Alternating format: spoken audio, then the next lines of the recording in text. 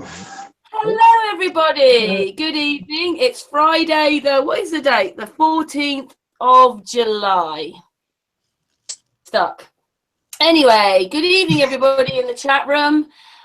Tonight, so far, I've obviously D. Hello, how's it going? We obviously have Series and a member who hasn't been with us for a little bit. Oh my goodness, I always do it. I needed Frankie. My feed's going. Right. So, and we also have Wilson from Canada. Hello, everybody. Hey. Haven't seen you for a little bit, Wilson. Yeah, my internet's been gone at the house, so I've kind of been incognito. So Missed you, Wilson. Yeah, I miss you too. I'm pretty good with it though. Like a lot of people bring up some that pertaining to flat Earth that kind of bother me, and all so far lead into the fact that there is no one right answer for, and this conclusive behavior that everything is it really actually means exactly what we're saying is the opposite of where I thought things were going. And you have the flat Earth Christians, and you have the society, you have the the domers, like you have all these different factions of people, and I believe I mentioned this to you. It was pretty crazy. All of these things. People wonder where and Illuminati and all these groups come from. It happens exactly like this. There's tons of people who don't quite know what we're getting into. Factions start raising up, withdrawn from the other factions, and they become secrets. So this place is evil, that place is evil, just like religion having all these different kinds of denominations. Now we have the Flat Earth Society, and it has denominations. It has segregated groups, splinter cells, and larger cells. Like, it's a bit too much. I couldn't value what it was that I was seeing because I didn't know what it was I was seeing. I was seeing way too much segregation. It was supposed to bring society together as a whole. Anyway. That was the idea, was to bring us all together, really, wasn't it? Think about it. If I'd just like to say that Wilson, don't you, Wilson? You have a few topics you love talking about. So what do you want to talk about today? The floor is all yours, Wilson. I want to talk about this thing with, why am I getting feedback of my own voice? Yeah. We're live. Like, I'm hearing my own voice. I'm not sure, and I'm not hearing. It does that occasionally. What do you want to talk about today, Wilson? To me, everything pertains, because everything pretty much will cycles through the same stuff that came from the same place. I spoke about what Santos Bonacci was speaking about years ago, about the Vatican, about the unification of religions, about how Constantine put this together because of the pagan worship creating wars between their people, and it was ripping his city apart. The need for this. It has become it's become a leviathan in behavior that people instantly validate what it is that they believe is old ways of thinking. And I keep saying, I love saying that. Like, once upon a time, great story, that speak differently, had strong intent, You couldn't just say things, say something like, hey, how you doing? You intended something when you spoke. If you seen somebody you knew and there was familiarity, you spoke with intent. And now our words are very frivolous, a theoretical way of thinking about every single thing that there is. And you have people looking at you and saying, well, well, let's go back before it all started. The Earth is 98 million miles away from the sun, and I know that the sun is a nuclear fission, and that protons split, and there's helium, and you got all these things going on. And I have to say, how did you scoop out a piece of the sun so that you could tell me that you physically knew all these things? Just like somebody telling me dome above me. And I'm like, have you seen it? Have you touched it? Have you felt it? Did you try and stick your tongue to it like on a pole in wintertime? You know, do you know that that's real? Stick to what's real. And what's real to me, I can see we still live in a Roman Empire ever since it took place. The word Roma doesn't come from an actual empire itself. It was a gypsy word, like people or a town that move the place. But then it became something. It came from that. Right now, yeah, a very powerful one. And Constantine came up with something very, very big. He created and a means to create more ownership thing that was rising around him. And they were the Hebrews. There was somebody before them. Mentioning to people, this is all neo history. When you look at the Sumerians, when you look at the actual barbarians, these people, you have to wonder, why were they so scattered? Why is it we have these megalithic structures, these massive cities that could last thousands and thousands of years? Now we live in a disposable age. Ever since we've been downgraded, right? Electricity at one point to oil to electricity. I can go and come up with a theory and say, well, you know, at one point there was probably these great masters, and if we go by the infinite plane society, we could say that they left and went to, you know, whatever landmass is out there, and that, oh, okay, so now the leaders of the world are gatekeepers in Antarctica, and they're keeping us from blah, blah, blah. But none of it makes any sense. Great society out there, and if there's people doing these things, then they're not going to care about the leaders that are here. They put their own gate up, and they put their own technology there, and they'd say, no, you can't come over, I'm sorry. It's going to happen. Or they just bomb us. I mean, you know, they shouldn't care about it. But there is actual history that shows we were a highly intelligent race of people. Making things that are impossible to make, and then somewhere along the line, read Latin. We couldn't read Greek, Hebrew. We came up with another language. The medieval times, apparently, we got stupid, and we're too stupid to build anything. And now we're living in over-glorified huts made of wood. So what exactly is it that this superiority behavior, what is it human beings are actually doing? Everything we discuss and consider is all theoretical this and theoretical that. Oh, somebody's saying, well, the moon is not, the sun is not physical, the moon is not physical. Well, if you're going to prove to me that NASA never been to the moon, how can you prove to me that the moon is not physical? They know what it is. If you've never touched it, it is. It's like looking at something and saying, well, I know that whale's skin is mushy and it's like slime and it's gross. And then you go up and you touch it and like, wow, it's not actually like that. Theoretical, and then there's the real. When you lay your hands, you know what that is.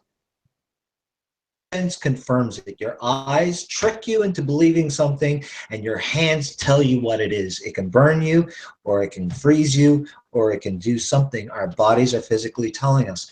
I hear a lot of theory, but I don't hear anything real. What I hear is a lot of people talking in a factional talk, segregated behavior, saying, I want to believe this 100%, I want to believe that 100%, instead of what should have happened in the first place.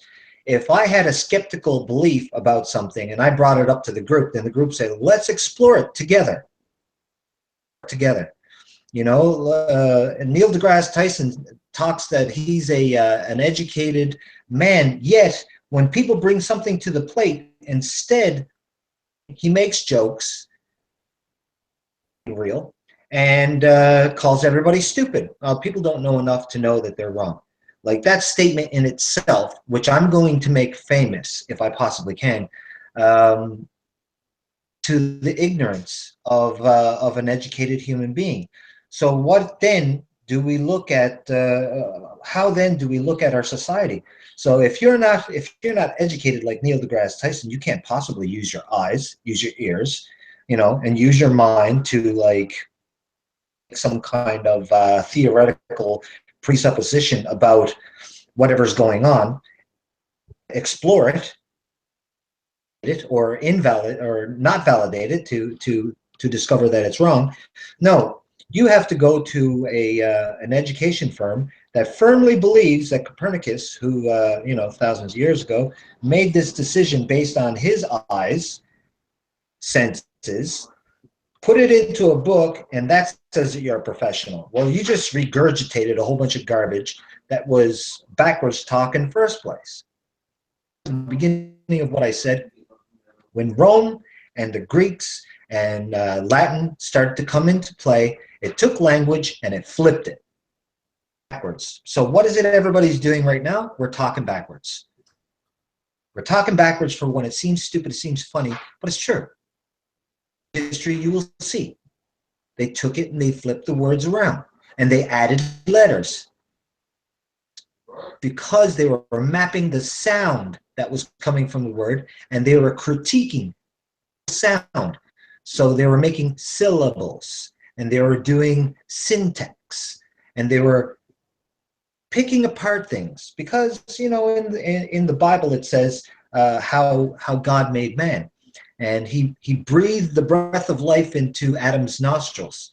So right there, the Bible's telling you God's doing. So if you take apart what it is that God made, then you can figure out how God did it. Oh, you have science. Science comes from religion. Faith comes from this belief that you have to believe in something that you can't see, you can't know. And if you don't go along with it, so in my opinion, factions, the thing is the Illuminati, the Masons, the denominations of the church happening right in front of our eyes, and everybody's obtuse. Like, listen, seeing how these things come about in the first place. Things that happen in our life, they happen out of innocent intent. But even the road, like they say, the road to hell is paved with good intentions. Serious and old saying, and it has a meaning. That's when you speak with intent. Your intent of your words have meaning. I'm warning you, but I'm giving you the choice to still make the choice that you're going to make. So my words and my speaking to you has intent that I'm giving you the benefit of something that I know, but I'm not telling you that you're wrong. You're wrong to make that choice. But I am telling you that the information is there for you to actually follow up, and you can come with me, like you can come to me on my island and we can see what that means. And if you want to go back to your island and figure stuff out on your own, then you're more than welcome to do that. But don't forget that my island's over here and I'm here for you in that same context. So I don't know. I was happy to get away from the internet for a while because I couldn't handle another arrogant behavior from another Christian flat earther, or somebody who says that the dome is 100% true, or this is 100% true, because I don't like that whole 100% stuff. I mean, 100% that the Earth was a globe, and that the moon is 250,000 miles away. They believed that for 500 years. They were 100% on that. If something can be disproven so big, then is it not true that more things can be disproven? And shouldn't people just stay in a constant state of skeptical behavior and think, I'm not going to believe this, then I'm adamant on this idea and I'm no longer learning? Guys, you got to feel around your tank. Your fish tank has your fish tank, if it's enclosed, then look for the corners and look for the edges and show me it's there because you believe it's there. Be honest with you, like, but that's just my belief. I can't prove it. There's any dome or anything like that. I believe in buoyancy, density, and water. When I'm looking at dynamics work, that these things come into play. You have this large sun that's producing lots of heat, and the heat is boiling the water over so much time. We're living in the environment, so we're obviously used to these temperatures. If there was a creature, like there are creatures that live in Antarctica, little worms that live in the ice, you put them in a small amount of heat, they die right away. Goes for us. We live in this environment, we're used to this environment, but we don't know what the environment is. Negative space, which is a space that has no water. So if you're in a space that has no water, then you can't breathe and you can't operate. Living in a water environment, whether the water density is large or the water density is not so large, it's the state in which we live in. Everything is made from that. And really watch these things. I was watching a video on this guy using a vacuum to vibrate some salt on a little piece of plastic. And once he removed all of the atmosphere from the area, my brain went on fire because that salt wasn't moving. And I was like, now every molecule of water is vibrating and doing something. So each droplet of water has a memory to do something. Once it's hit by a vibration of sound generated by that vibration, and does all the same thing pattern around the water. It's something hitting it, but it's something that's moving around with it in dense atmosphere, and it's affecting the molecules of water around it. That sound is only produced because there's water around to help produce it. I mean, we have to start looking at things a little bit differently than, we were taught years ago, that sounds are echoes that bounce off walls and everything like that. Off walls is because the walls are too dense for the water to pass through. They're hard surfaces. Now, all these things pertain. And when I talk about that, into this language and stuff, well, you need to use sound to make language, don't you? Sense. You do? Every bit of it. Any kind of language, vibration, because we move via vibration. Your cells vibrate specific ways. Like you take a cell strand, use testosterone or estrogen to a cell strand, and the cell strand will actually bend and move. That happens in your body on a microscopic level. Your body. If you look this up, you'll find it. Basically, everybody thinks that your genetics, your DNA, does everything. Your DNA is just a reproductive system. Your cell structures. What causes a chemical Mm, different chemicals and different stuff vibrate at different levels.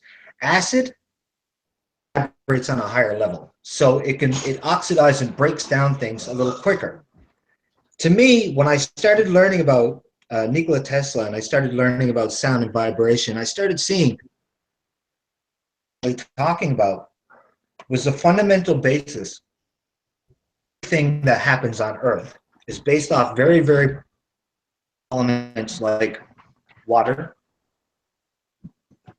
and movement. Without the two, you can't have nothing.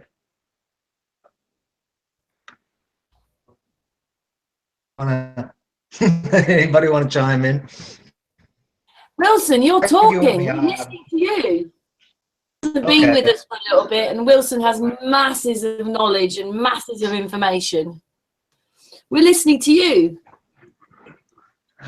The thing that I feel about information is that even though I put something out there, I'm skeptical of even the things that I say, because just because I think something today doesn't mean that it's going to be 100%.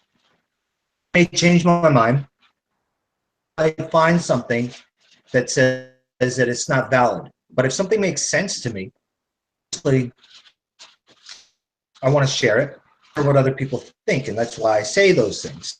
I don't say it because I believe this 100% and I'm right. I say it because I want to hear what somebody else says.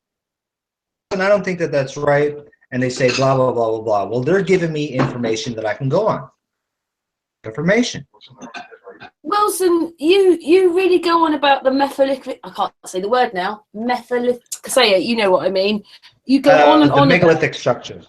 That's it. Methylic structures. I can't say it. Yeah, you go on and on about those. Talk about them, because I find all that really fascinating. And you love talking about that. Talk a bit about that, though. A long time ago, our people were making megalithic structures. They were making stones that were inwards about 100,000 tons. Now, we have nothing today of these things. Nothing. There isn't a crane on Earth that could lift one of these rocks.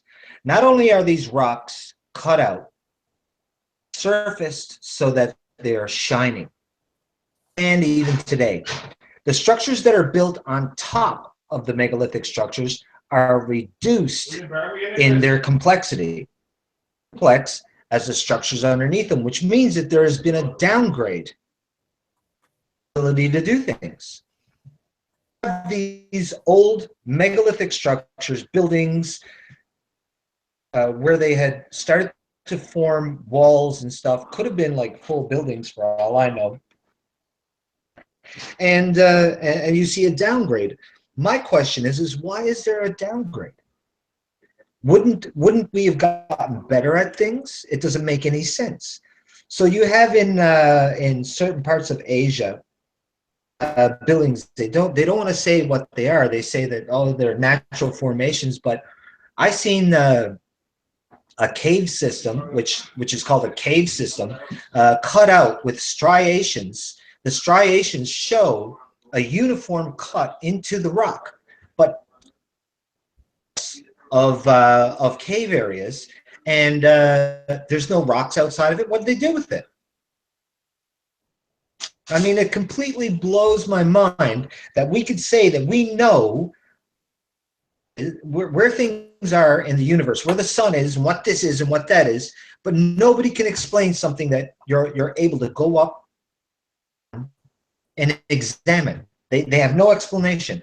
And if you look at the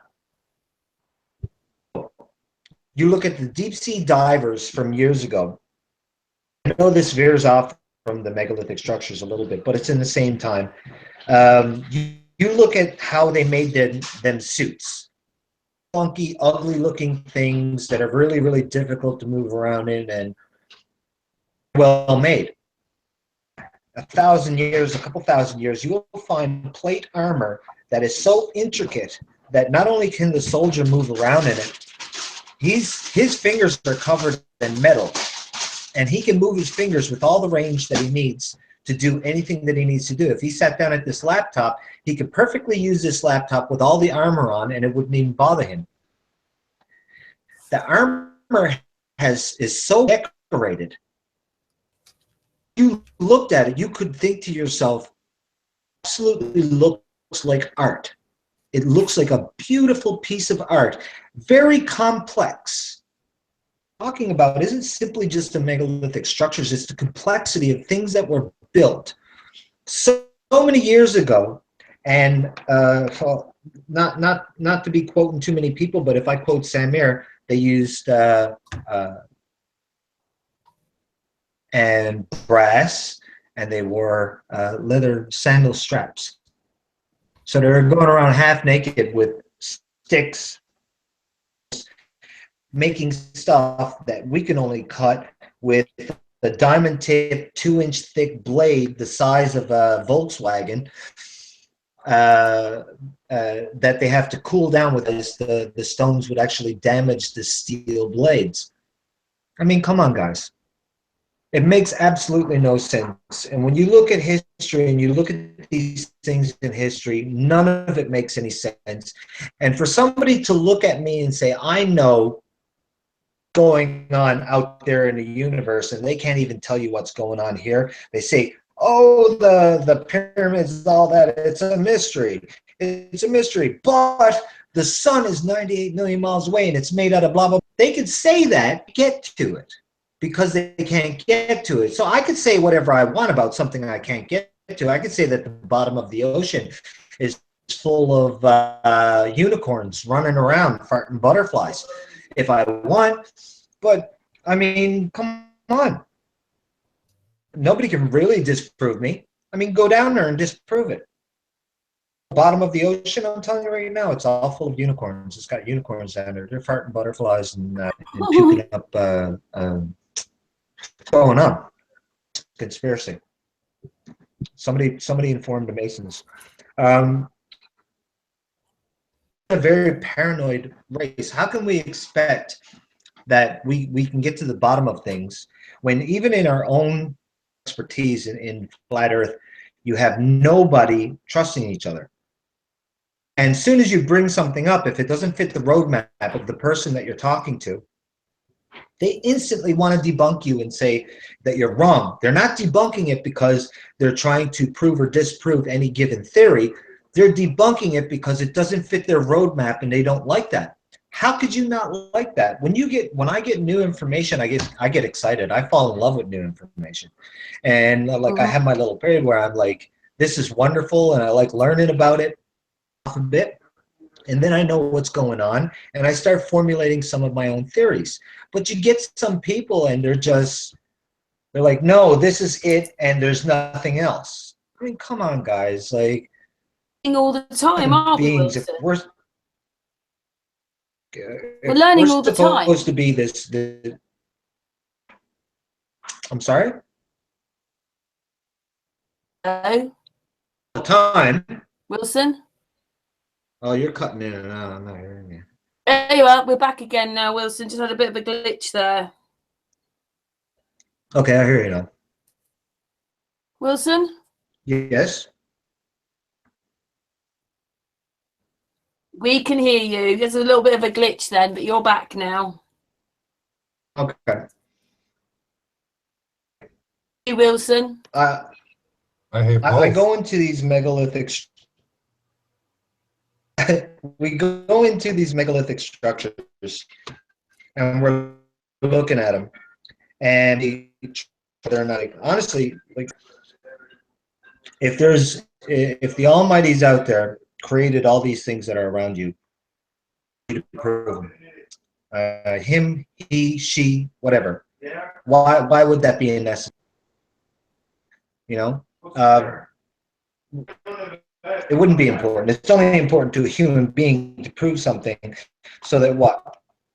So that we could stop hurting each other, or so that we can prove that we're good, or we can prove that. Shouldn't we be doing everything we can to experience as much as we can, work together, and do what it is that we say that we are? We're humans. We take a moral high ground and we behave this way. And then you have somebody like, I hear from Christians all the time.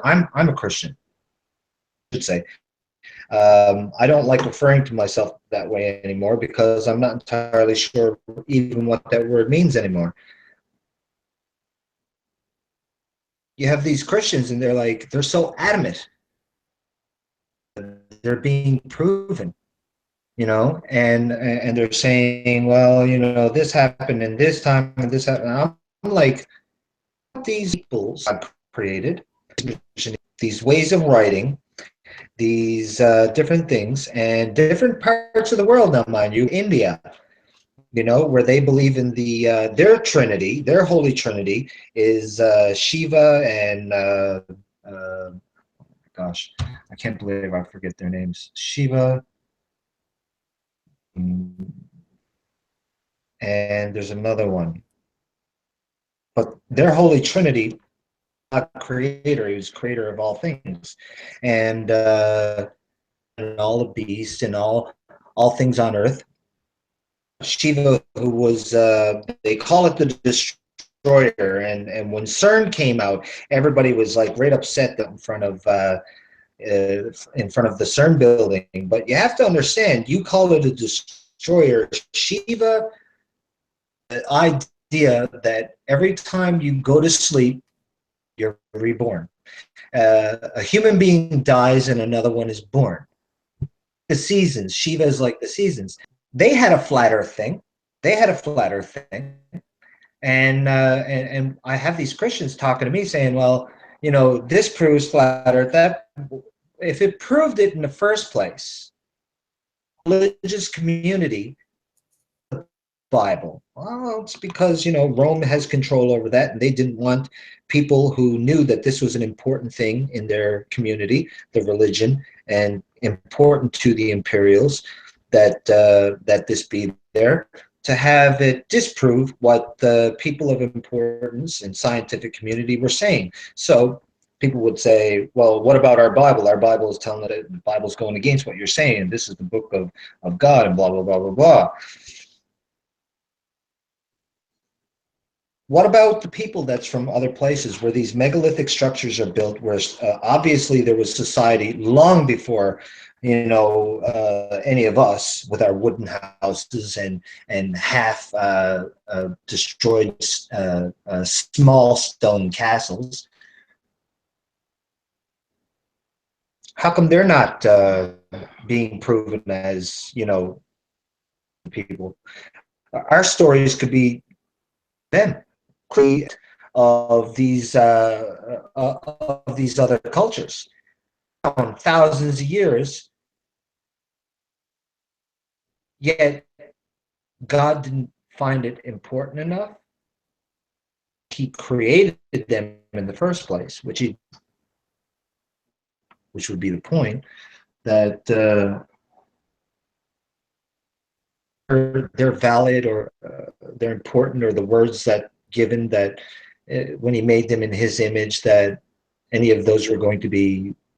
No, later on, the Christians are the true followers, and that there's this segregated part where people, you have to be Israelites or whatever.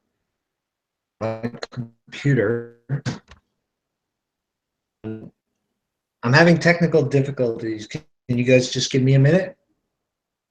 Yeah, sure.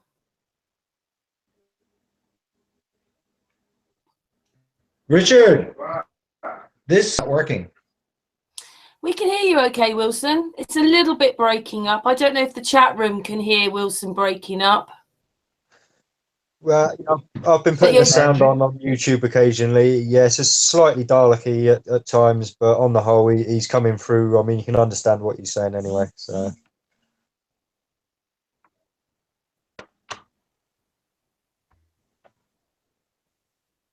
Okay, that's good. What's that tech? Yeah, you might want to mute him for a minute.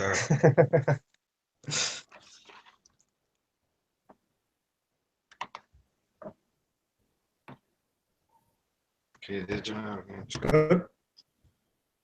Dun dun dun dun dun dun dun dun dun dun dun. Dun, dun. Is it all right good now? Yeah, when you see it's going dark, just move the cord or something, or do something with it. Might pop back on again too. I gotta take. Okay. I got get some more glue and glue that thing on. Okay. Wilson, we've got 36 That's my brother, people. everybody. Wilson, there's 36 people listening. Okay, so we have these people out there, they're listening right now, and I want them to be skeptical. I want them to think to themselves, because mostly I want people to think to themselves. I want people to suggest may be wrong. I might be giving the wrong answer, but I'm really not trying to give an answer. I'm trying to create a valid forum for discussion. People are validating pieces of paper and books. None of us were around to read none of them, but a rich history of structures and things that were created, and we say they were just, some of them were mythology. Like, come on, in Greece there's statues. So they're going to create statues of things that did not exist, or, you know, really such powerful stories, so beautiful that they wanted to make a pretty piece of art that was probably very difficult to make. This is mythology. It's more likely that Zeus and Artemis and Hermes and all these people actually existed at one point than it is that even the character of Jesus. And I say the character of Jesus because originally his name is Yeshua, and we knew things differently. But those other characters, they go back so far to when it was apparently metal tools or didn't have any kind of technology. So it would have been very difficult to make these structures and statues, and therefore it would have been extremely important to do so. Why make things out of it? Could have just or a picture or a painting or whatever. Like, they did have those things at that time too, things smaller, but there are statues that are just massive, and I mean, these things is so powerful that when you look at it, you see this lifelike looking statue, and you think to yourself, this beside it, this powerful entity that you're looking at, somebody decided to make this thing, but it was never real. That was never here. It's because we adapt this word with God and gods and these entities and say, well, that invalidates my God. It's not your God. You don't get to own God. God gets to own everybody else. That's how it actually works. So let's take away the word God, and we say that these people were very powerful people. Maybe they were the Nephilim. You know, anything. That's all conjecture. One thing I know for sure is that these statues, and there's no statues built of a all-powerful one God there in the universe. And then later on, it seems to me that there's an abundance of contractual behavior. I believe Santos Bonacci talked about it, that in 1455 certification. So we're seeing a lot of this, you know, things that we believe today come into play. Like you see in popular culture, the devil talking about making a contract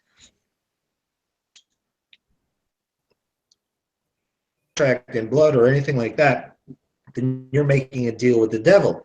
But these are still recent, very recent things that we know of. We're putting all this belief and faith in stuff based on the same problem in the first place. I mean, these Romans and these Greeks and the Latin. And I'm saying as a problem, as in it was new and we lost a portion of history. And that for me is a problem, because they call Hebrew a dead language.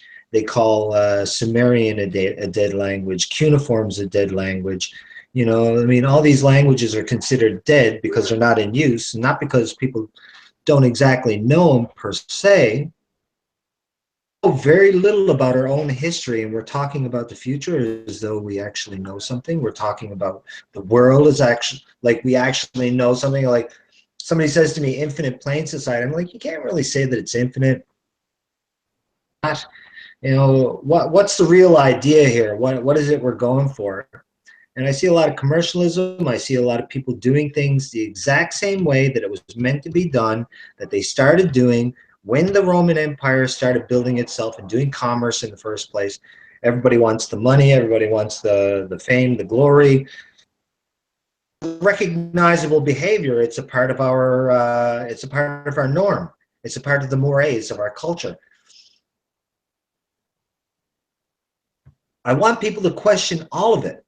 Question what I say if you want. Like, I'm just, you know, about things that I've seen, things that I've read and stuff that I put together. Question what I say. Question what everybody says. Just keep questioning. Don't make a person your hero. Don't make anyone of you. Like, we're all equal. And if we're all equal, then I'll say something and you say, well, maybe that's not right. So let's talk about it. And then we talk about it and we're like, well, we figured out that there's actually no unicorns down there, Wilson. So on that one. That's cool. So at least I know there's no unicorns down at the bottom of the ocean. Took the time and the effort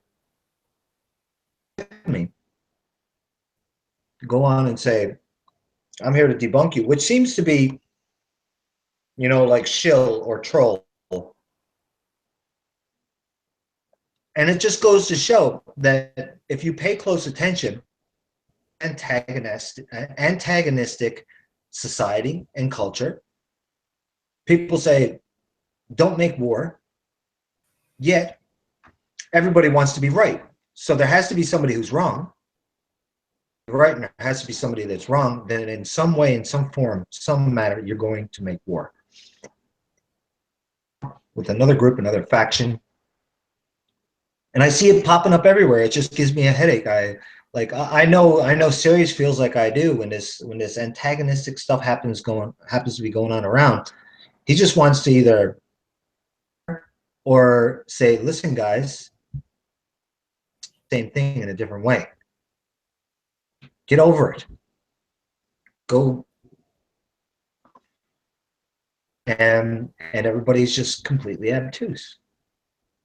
This is it. Like, here's a great example. Let's say I like Taekwondo and D likes karate. Me, well, karate's better than Taekwondo. And I'm like, no, Taekwondo's better than karate. And then Bruce Lee breaks out of the ether and says, and a punch is a punch.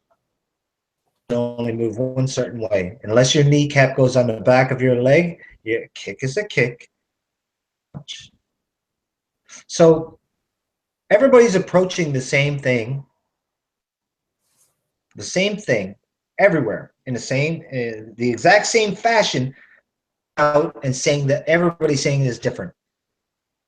Guys, the room is the same color for everybody. It's the same color for everybody. If you look around, you're going to see that it's the same color for everybody. So you can call it black, you can call it purple, and somebody else can call it green. It's still the same thing that everybody's looking at. Never disprove that. It is what it is. You know, we can talk about it, discuss it, and we can all feel out this environment together to a conclusion. Those megalithic structures and language, evidence of what took place. When you look at changed since those structures were made, think to yourself, being such a great, powerful culture, nobody's really sitting and looking at some of these things. I'm talking some beautiful rock. I'm talking castles. Well, if you take the account of the Bible, there was a great flood. Illusion, and, you know, obviously completely cover the planet because we're here. but water did rise. To certain parts of Asia, you'll find ruins in underneath the water, about 200 feet or so. And if you consider 200 feet of extra water on ocean, then that's a lot of water. And somebody talks about the heavens, the opening up and blah, blah, blah. These are just words of description. Or like, people are going way too often, they're taking it way too literally. If I say that the fire had burst out of the bellowing creature, and I'm, you know, and somebody else took me literally, where's the bellowing creature? That thing to, is it some kind of animal? Speculation. So the words are not telling us things are. They're giving us a roundabout description to figure things out for ourselves. So people turn to these ancient words and they say, "Oh no, no, no, no! That means that there was this monster here, or this thing over there, and this is exactly what has nothing to do with that." And then another person says, "No, no, no, no, no! Wait, it's metaphorical," and blah blah blah blah blah. And then we're not really getting down to it, are we?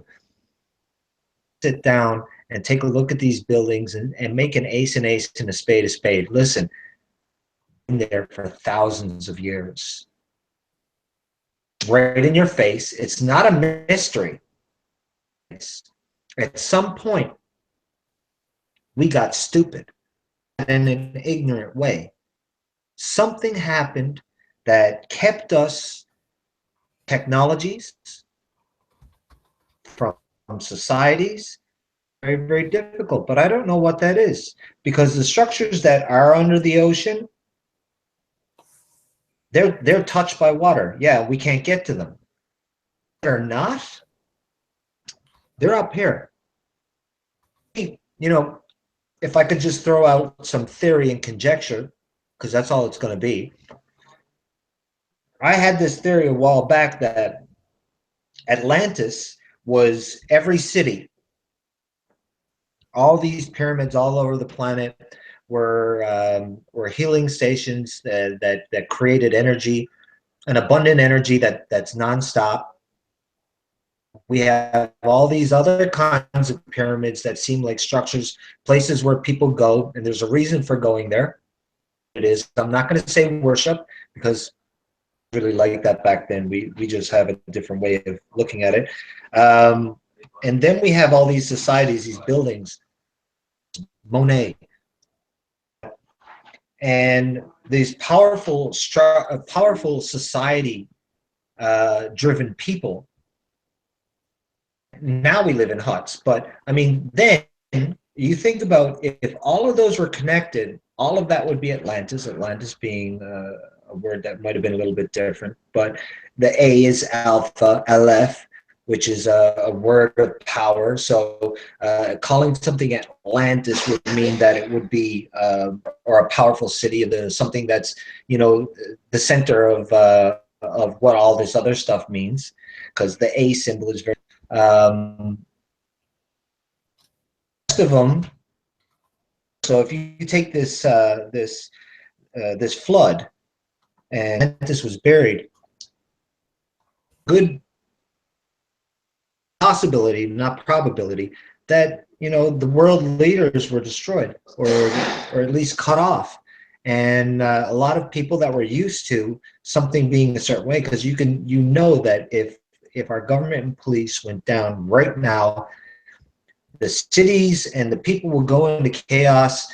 There would be violence, there would be looting, there would be all kinds of horrible things, and right. So you'd have a lot of people doing a lot of horrible stuff, and a new society would spring up from that. And I would shudder to think what would happen if that actually happened, and we had a society full of people with no laws and no ways of keeping control over behavior and stuff like that. So if this happened at one point in history, these very, very powerful leaders, or the connection between state, and it created such an anarchy that we actually started destroying each other and started destroying our own cultures.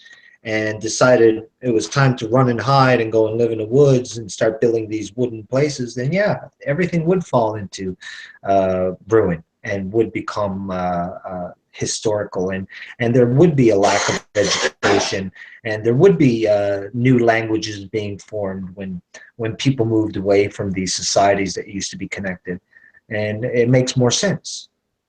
You were telling me about the electricity. There's so many different ways that you can look at what possibly happened, but again, it's all just really conjecture. It doesn't actually mean that it's all true, right? Well, we are a bit in the dark about our past, aren't we? Very much so. I believe that. There's no history books. There's no history books to what really happened. They destroyed it, didn't they? Well, not too long ago, it was actually in the time of Leonardo da Vinci. There were book burnings, but what people don't understand, they were rewriting these books so that it matched what we're trying to do. When they burned the books, they were burning portions of history that they didn't want in it. And these book burnings became a very, very big thing. I often wondered the significance to have in Newfoundland. It was called Bonfire Night. It has to do, one, with the Great Fire. There was a fire like 500 years ago. Another one in the exact same place about 20 years ago or so. One night out of the year, burning a whole bunch of stuff from houses that was no good anymore. Bonfires, and we catch these bonfires everywhere. The language bonfire being good fire, bon being French for good, or if you say bonbon candy, I guess, I don't know. So you think about what significance that have, and it can have more than one significance. I mean, some people have to understand when they hear about Newfoundland, where I'm from, in Canada, Newfoundland is actually 500 years old. We're an extremely old city. This is a very old city.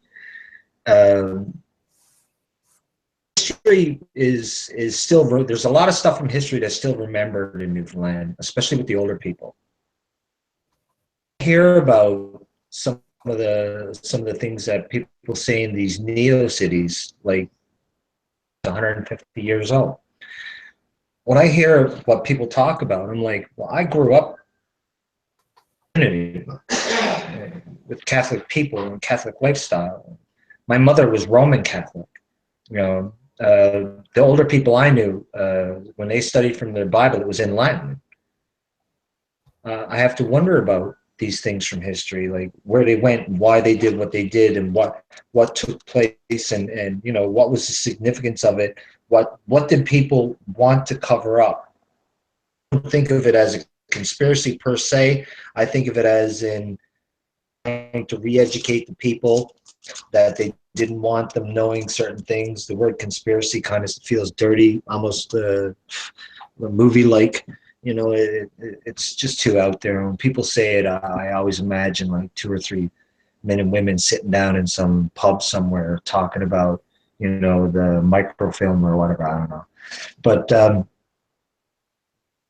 these portions in history in the time of Leonardo da Vinci, where they were burning books, they were trying to put a new agenda in place to say, you know, this is actually what life is like. History. We don't know. We don't know what was going on. And here we are, like, you know, years later, and everybody's arguing about these same things, less information. Do if we actually had all the information, like, It's like in the street, barking over a bone.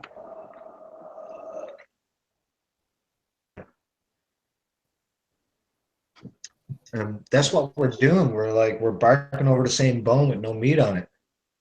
We know the value of it. We don't know what's going on.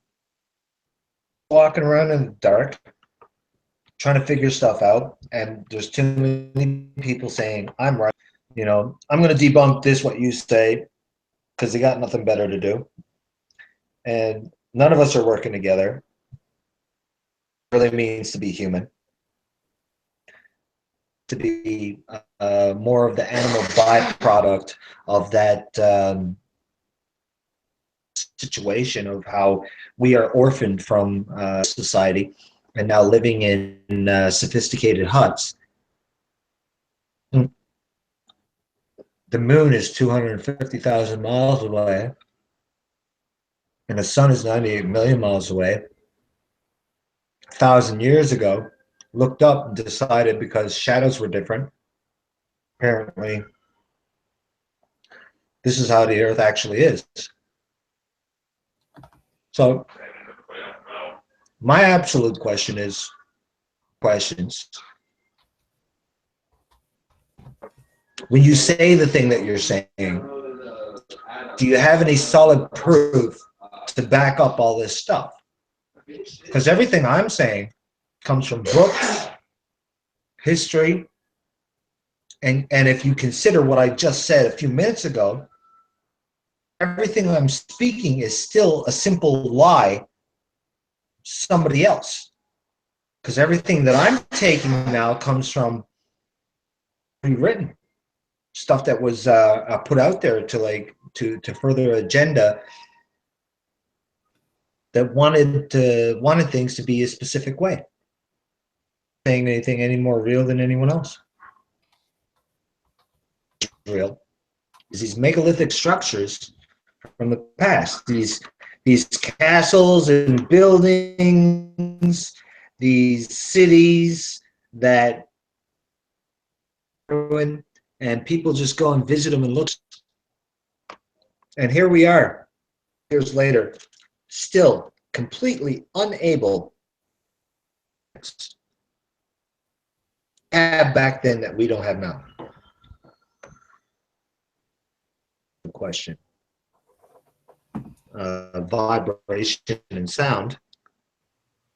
You can use acoustic levitation to move objects. Sorry, series? I guess you have I'm sorry? internet interference because he's breaking up here. Series, what are you saying? He's breaking up. I don't think they hear it quite like that. I think they hear him much better than we do. Yeah. Carry on, Wilson. You're just breaking up a little bit on the R panel, Wilson. Breaking up on the YouTube channel because... Yeah, but I'm not sure if it's just my panel you're breaking up. Dee, what does Wilson sound like in the chat room? Yeah, again, it breaks up every now and then, but there's not much we can do about it, really. I mean, it's probably, we're getting most of what you're saying anyway, so it's just the end of the occasional word or sentence that gets cut off sometimes. So. Okay. Okay. Carry on, Wilson. I was really excited. Everything was going to coincide with anything that I believe, because I don't really believe too much. I believe that water's wet, you know. I believe that I'm going to die someday. Other than that, I leave things pretty open. But when I seen that people were starting to talk about, I was very excited, because it's the first time I seen groups of people in society be skeptical given to them. Because even as a child, I used to on things like we had a science fair, and we had to go to this place, and they were telling us what we would weigh on these other planets. And I said to my teacher, I said, very cool. I said, when did we go there? And she said, we were never there. How did we know how much we weigh there? Well, because they know the size of the planet. And I said, why does the size make it different? That affects gravity. Keep asking questions until my teacher tells me to shut up. And I realized at a young age that who were older feeding off of the same stuff, and they didn't have answers. The way of asking more questions. Everything actually stays kind of like a mystery. Like when you go to want to create control, so they ask a question, they answer a question by asking a question. You get pissed off at your psychologist saying, well, what do you think about it? And then you ask them a question, well, you know, we're not here to talk about my life, your life. How does that make you feel? You know, they're switching over the control. They're taking control of the situation. So, yeah, teachers that start asking you questions, and since you're the student and you don't have an answer, is going to shut you up.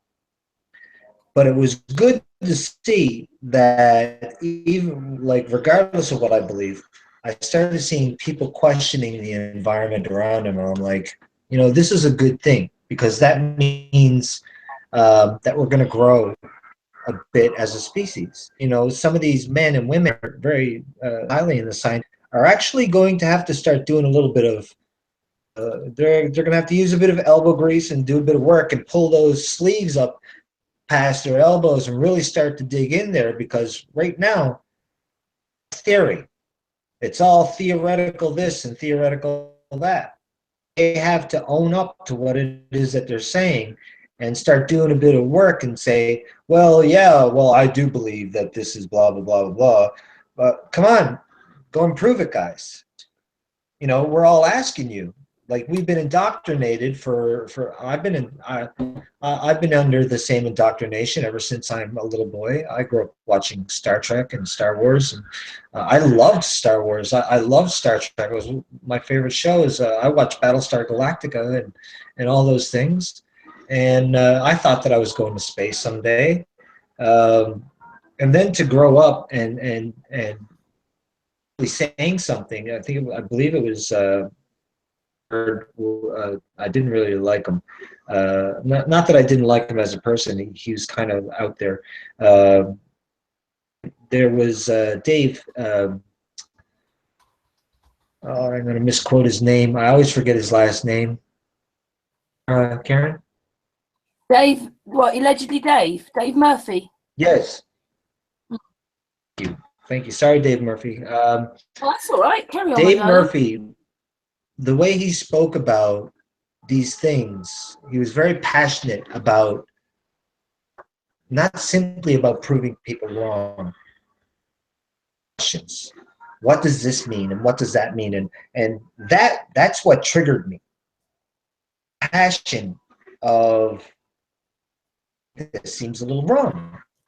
And I need to ask this question. And I believe there was a part where he asked the pilot about the gyro, and I thought that was really, really cool. So he went on to talk to this pilot about the gyro and started asking questions and find out there's no electronics. It's just a gyro, and it does exactly what it's supposed to do. Other people doing little experiments, and I'm like, and I don't mean to belittle it by saying little experiments. I mean just, you know, they're within their community. You know, they're not a worldwide experiment, but then became these very large and very powerful things that people are now talking about. And then you have tear the walls down of what it is that we're doing. But everybody thinks it's a good thing that they put up a sign out on the billboard saying research flat earth. But I mean, this right now is in its infancy. We should be like getting our chops up and saying, well, we're keeping an eye on this and keeping an eye on that.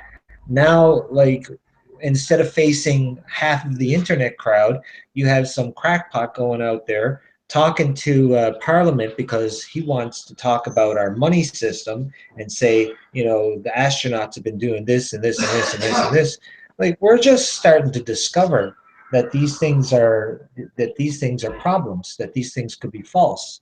And I say could be because I believe people go on way too often and they're calling NASA liars. If it ever came down to it, they could prove what it is that they're saying.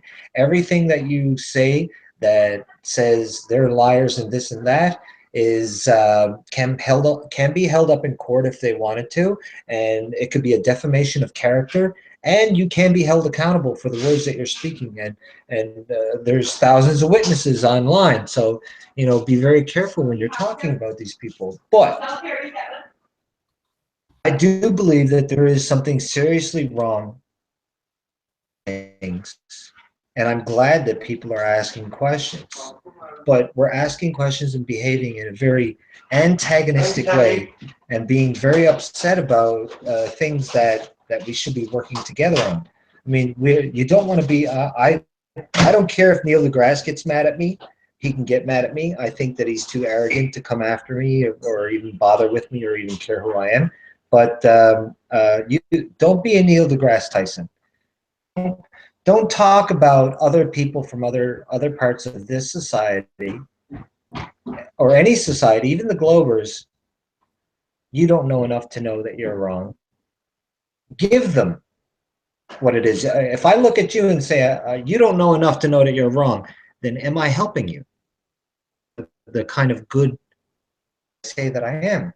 No, I'm being kind of arrogant. I'm like, oh, look what I know, and you're just stupid. Like, feed the information, give it out there. And if somebody laughs at you, they laugh at you. Big deal. Just say it anyway. Dave was no anybody was doing this. There was something wrong. I believe he was doing a homework thing with his daughter about gravity, and he did the math for whether or not the same thing would work on a building, and he said something was off. Into things, and the more he looked into things, the more he started to figure out. So he kind of figured out stuff on his own. And you got a lot of people out there saying, well, you know, I'm absolutely right, and this guy over there, they're absolutely wrong, and this is what's going on, and you're just, you know, like we got this whole kind of genre going on where people are constantly trying to prove, debunk, or have a problem with other human beings. Why? Ways to be these suspicious, antagonistic, this Roman society. And I'm not putting down the Roman society itself.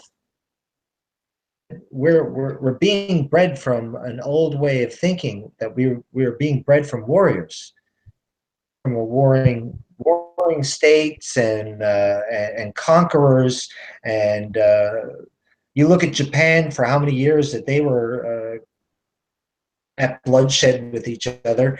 And you have to think, once upon a time, very antagonistic creatures trying to kill each other all the time. And now, say, oh, well, you know, there's all this stuff happening in the world and everything is so horrible, is because they forget, you know, once there was a lot of actual horrible things happening in the world where people were destroying, ripping other people apart, shooting people, cutting people in half with swords and stuff like that. That's not happening right now. So we're still fighting a war, but it's a psychological war. Beings not fighting a war, being harmful to each other. Questions, and it's okay for you to do that. So Neil deGrasse Tyson speaks up and says that people don't know anything, and I'm like, what did you say to me today, Wilson? What the actual words he used? And you didn't like the words he used. It wasn't so much the words; it's what he's implying about human beings. I don't care who you are. Well, I'll give you an example. My brother, he doesn't know much about certain things that I know, but he can build a computer. He took the laptop I'm using now, he rebuilt this. I'm a linguistics guy about just about anything, but I couldn't rebuild this computer. Now, my brother could take this computer apart, haul everything out, and put it back together, and it'll work perfectly. And if I took this thing apart, I would just be looking at it, and I'd be like, I broke the computer. I have to go find my brother. Now, to sit down and do what I'm doing right now, he wouldn't be able to do it because his vocabulary is different than mine. You people, everybody has their own genius. Is for technical and physical things, and that's our differences. I look around and I think to myself, everybody has a genius that they can contribute. What that is, and not believe that you have to like do this and this and this, like the A, B, and C to know what it is. You only need the A, B, and C, like these structured school systems, to show you how to use structure in doing your scientific research and data and how to like get things done. But not everything that's written down is adamant. They're guidelines. They're guidelines to show you and how to do it in a structured way. Like, for instance, I can go and I'd be looking around the house for a container to do something, and then somebody comes along and says, why don't you just use a measuring cup? I'm like, oh, that's a good idea. Something structured to do it. They gave me guidelines to which to do my experiment, whatever that may have been. The schools do the same thing. Now you have people in the flat earth saying schools are brainwashing people and this is doing that. Like, it's not really what it was meant to be in the first place. It was meant to give structure. It was meant to give guidelines. It was meant to help people to do the things that they need to do.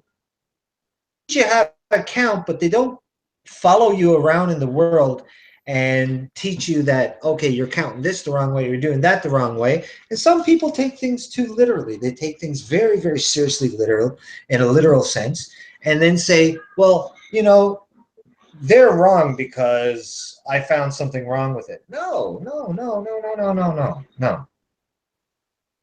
I'm sorry to say that it's stupid, but it's stupid.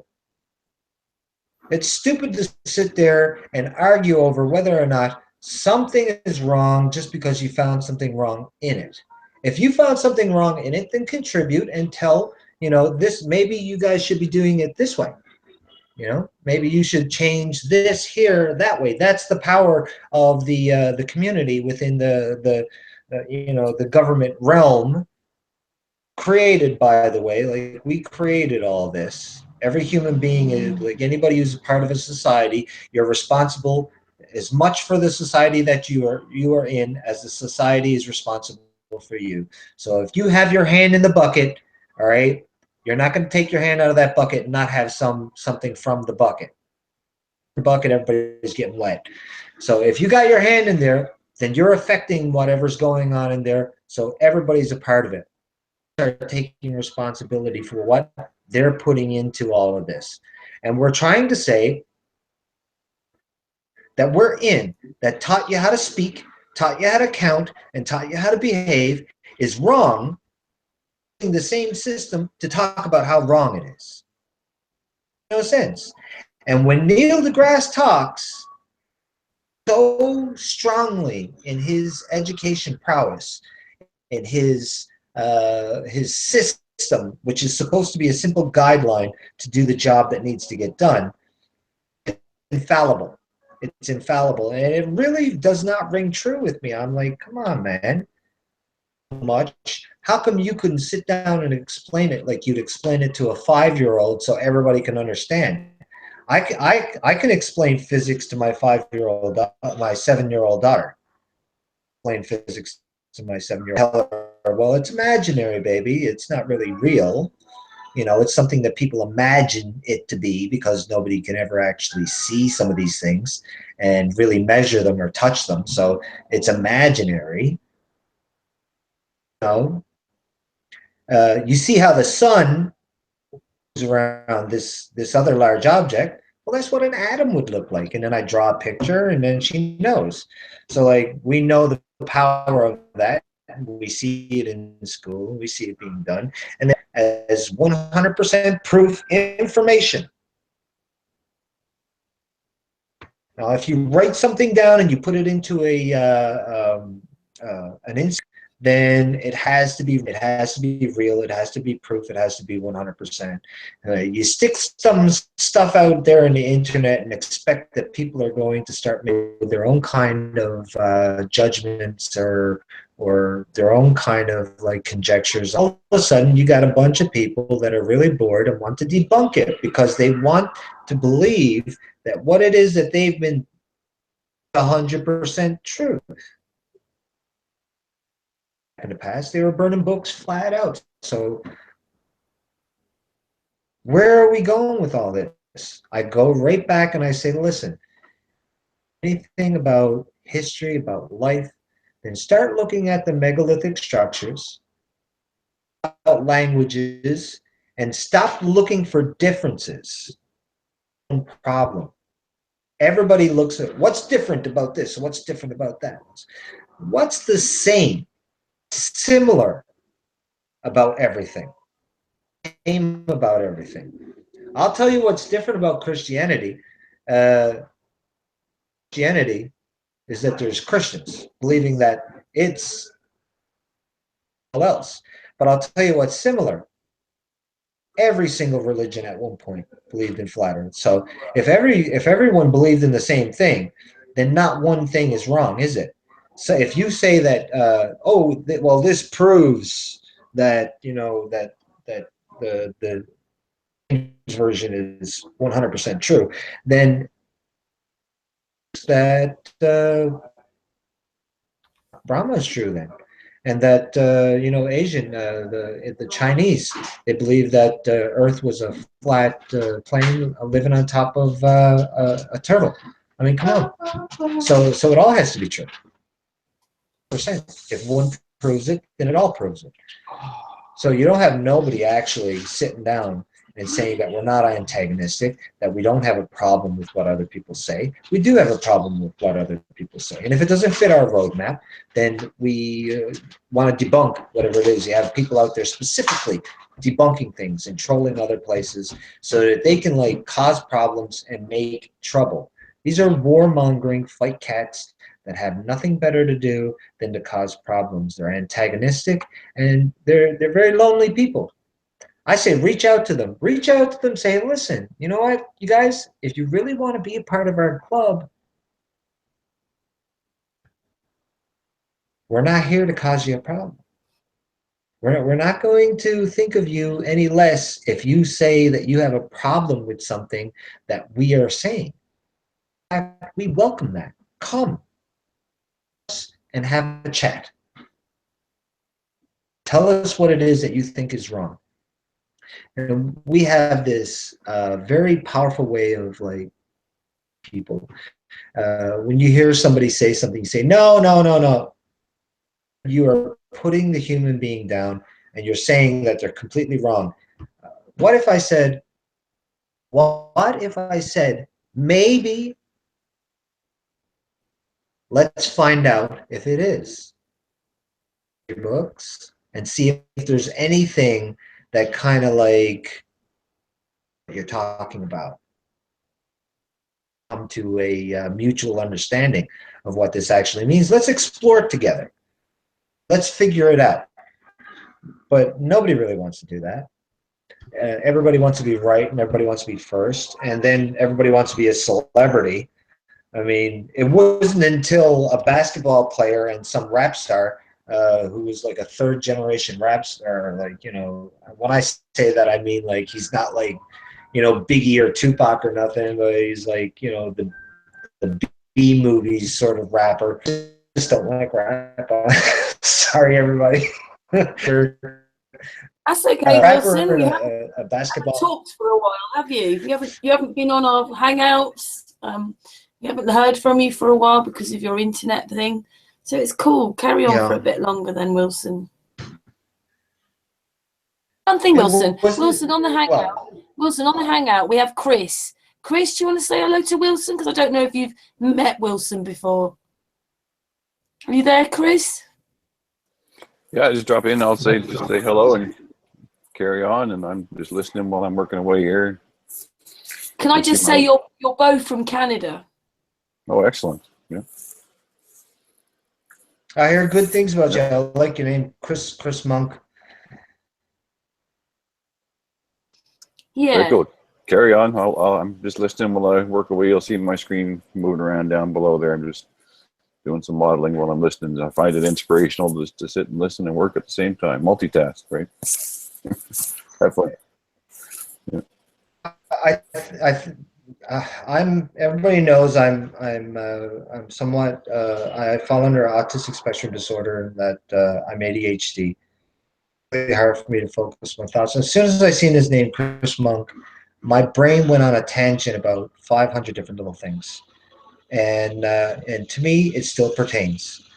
You know, if you walked into a monastery in some monastery and you asked them about these problems, I believe, uh, not really strongly, but I believe a very simple answer would come out.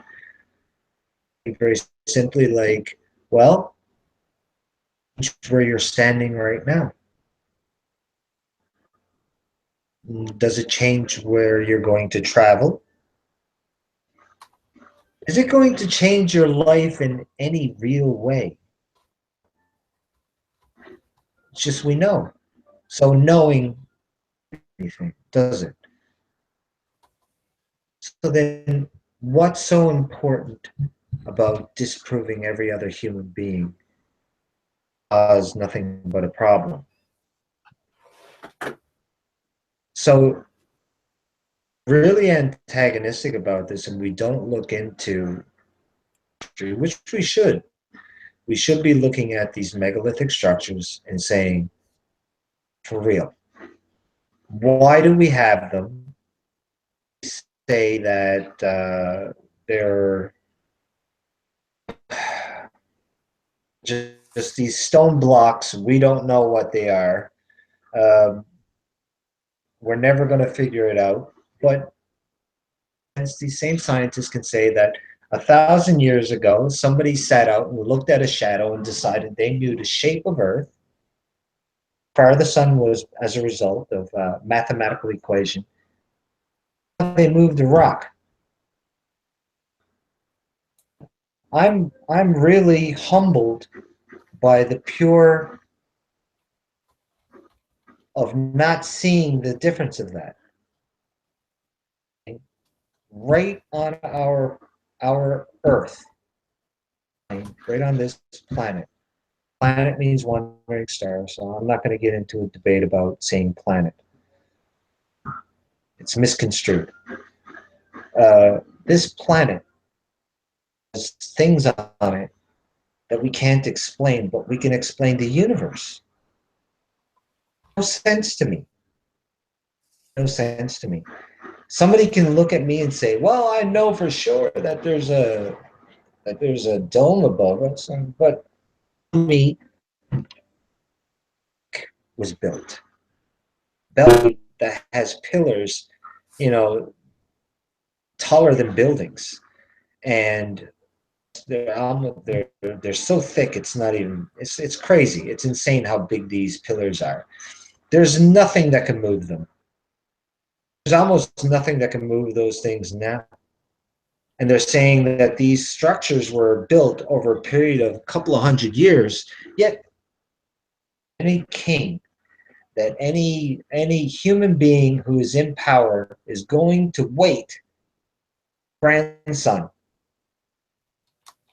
in that castle, that building, that structure that they're making. Does that make any sense to anybody? None of these things that I hear about in history, and I know an archaeologist, he lives right next to me, and I knew that he was too mainstream and he felt that the information was so adamant because when I was speaking with him, down things that I was saying, and I said, did you look into any of these things? He said, no. How do you know that that Dr. Samir is wrong from Bosnia? These people are wrong. They're actually out there doing the footwork, doing the legwork, doing the study things, and bringing stuff to the plate, you're telling me that something you learned from a book, right, and that man is wrong. That makes no sense. Went and an ultrasound machine to one of the to the Bosnian pyramid. It makes a distinctive sound frequency that shoots straight up. That sound frequency generates kinetic energy and is an intrinsic field thing that can affect and change and do things and create energy, then we know that the pyramid is doing something specific. So there was a reason for these pyramids. They weren't just structures to be pretty. They weren't just some things that were put out there, you know, down of worship in. They had a real value. There was a man, I believe in the 1850s or 1950s, somewhere around there, somewhere in the past, he made a machine that was very similar to the ultrasound machine, and it killed. He killed pathogens using a frequency. And people are going, okay, is it a specific frequency? It doesn't really matter. A specific frequency out there? Yeah, it does matter. It matters that there's a specific frequency that could be killing pathogens, and there's all these structures that are made in the past. A constant frequency up, unknown, which I today still believe is mostly water. What does it do? Energy sends it right back down again. It makes it twice as powerful. I believe that when those pyramids were all in fine working order, that people were healing themselves. Stuff about in the Bible or in other kinds of books where there's human beings that was living so long because they were probably very important. Everybody was considered important, and they used these machines on a daily basis. And it didn't matter that it took 200 years to build them. Maybe a human being lived for 300 years.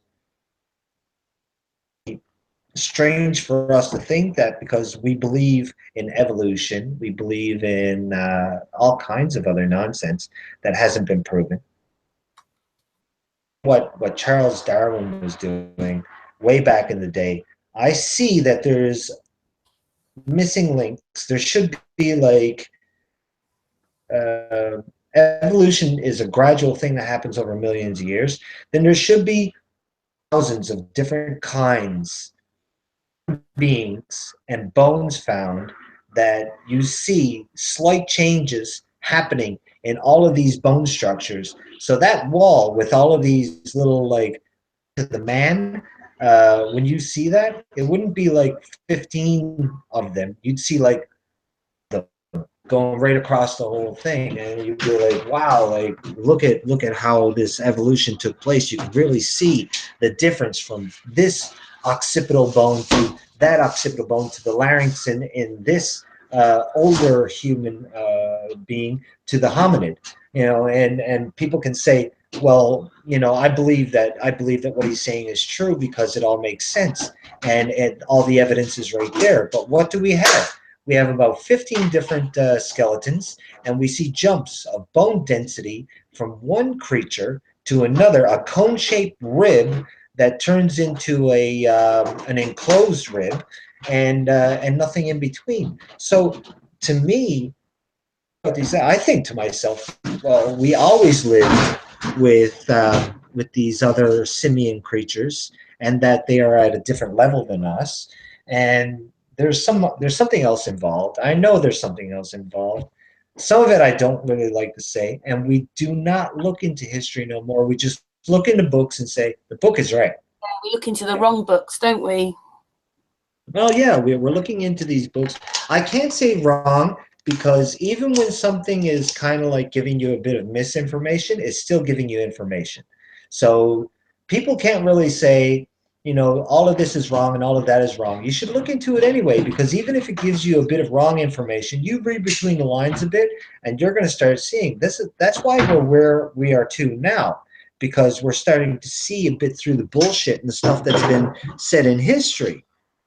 Like actually use our senses and go out there and do experiments and actually take a look at the world. So you have a lot of people that are learning and saying, well, I don't think that it's actually like you said in the book. It might be similar. It led you in the right direction. It still gave you a point of perspective to go off of, even if the perspective was wrong. Anybody who Glober, when you were a Glober, you could teach yourself to believe what you were looking at was real. So when you start really actually looking at it, you start saying, but there really isn't no curvature on the horizon line. And no matter how far up we send things, and things have gone up thousands and thousands of feet. I believe 130,000, something like that, was actually the highest. I'm not sure. Somebody can actually, correct me on that. I don't care. But so far, all you see is this wide, flat plane, and the perspective gets, so insignificant and tiny. You can't say that you know for sure how far that even goes. It might go on forever. Who knows? But means what? It means that we know we're given is not correct. There was a lie put there. If nobody lied in the first place, or wrote it down, or made it into a book, or if nobody made the circular math of 8 inches per square mile, or whatever I think it is 8 inches, then there would be nothing for us to actually work off of. So the information was put out there. It gave us something to work off, and then we can actually disprove using their own method. The method was still solid and sound, even if it pertained to something that we were still able to use the exact same method that was put out there that worked very, very properly to disprove what it was that we were being told in the first place. Wilson. Hmm. I was texting Santos. Santos is listening in. Oh, that's awesome. That's so awesome. When I first started learning about some of these things, that I found Santos Bonacci's videos, and I think it was his oldest videos. I didn't even know that he was the age that he was. I thought he was actually my age. I'm 40. I don't think he's that much older than me. But he had brown hair, curly hair, and I think he mentioned he was dyslexic, and he was having trouble getting out what he was trying to say. But I could hear what he was saying was important. And when he started talking about the Phoenicians and about the Vatican, when he started talking about how people perceive freedom and the laws and what a person actually means, to me that was like that was groundbreaking and powerful. I was like, this guy is onto something big. And as I started to progress through a lot of his videos and watch him, and I believe, I'm not 100% sure, but he was talking about Santos Bonacci, all this other stuff. So I was already skeptical. I was so full of anxiety about the world. It's not even funny. And I have to thank Santos for a bit of that, because when he started teaching about these old societies and what the persona means, my anxiety kind of started dropping off pretty quick. My hands used to shake like a leaf. And these guys, Dave Murphy and Santos Bonacci, they saved my life. Go from being the type of man whose hand shakes and feels kind of uncomfortable to the type of man, I'm a man. I bleed, I breathe, and what I say means something. And all these rules and stuff are just on paper. They're not a truth or a reality. Adamant. They're dead ledgers, and they're filings. They're not even real. It's what we call magic. What's actually magic in this world? The contract, I call contracts magic. And don't with Disney princesses and stuff. I don't mean like bippity boppity boop, the pumpkin into a chariot. What I mean is, if you believe that it is proper for another human being to come and kidnap you because they think that you did something to go against a contract, a written word, then that's pretty magical. Allowed to happen. I'm a human male, a human man. I live and I breathe. I am substantial upon the earth. And what Flat Earth says is that we are all substantial upon the earth. You can't leave it. If you can't leave it and this is all there is, it a little bit better. It a hell of a lot better. Things in a different way. We're still living up to that Roman Empire Arminius behavior. Like, we are all like Arminius. Arminius was taught by the Roman Empire. He went back to the Germanic town, which was holding its own and not becoming a part of the Roman Empire. And then he taught the people in the Germanic town how to defeat them. But he used the tactics of the Roman Empire to teach these people. So he still brought the idea of Rome to the Germanic people, and the integration, it happened. Just like that. And it's said to be a win for the Germanic people, but it wasn't. That was the death of barbarians. Things flipped and went into another direction. After this, you have a king who realizes that the sword is not doing its job like it used to do. We need peace here. We need things to be different. Christianity's on the rise, apparently. Nobody knows what the proof is of that, but the Hebrews were talking about one God and one religion and one faith. And the segregation was something that Constantine could see as being, a very big problem, segregating his people. So he brought everybody together under the one religion. He created the idea of the Roman Catholic Church and Christianity. This is where the Vatican comes from. Later on in life, we see kind of conquering behavior with the Vatican when they created the convocation, when they created Romanus Artifex, when they pontifex, I believe. No, artifex is somebody who puts things together. Pontifex, I believe.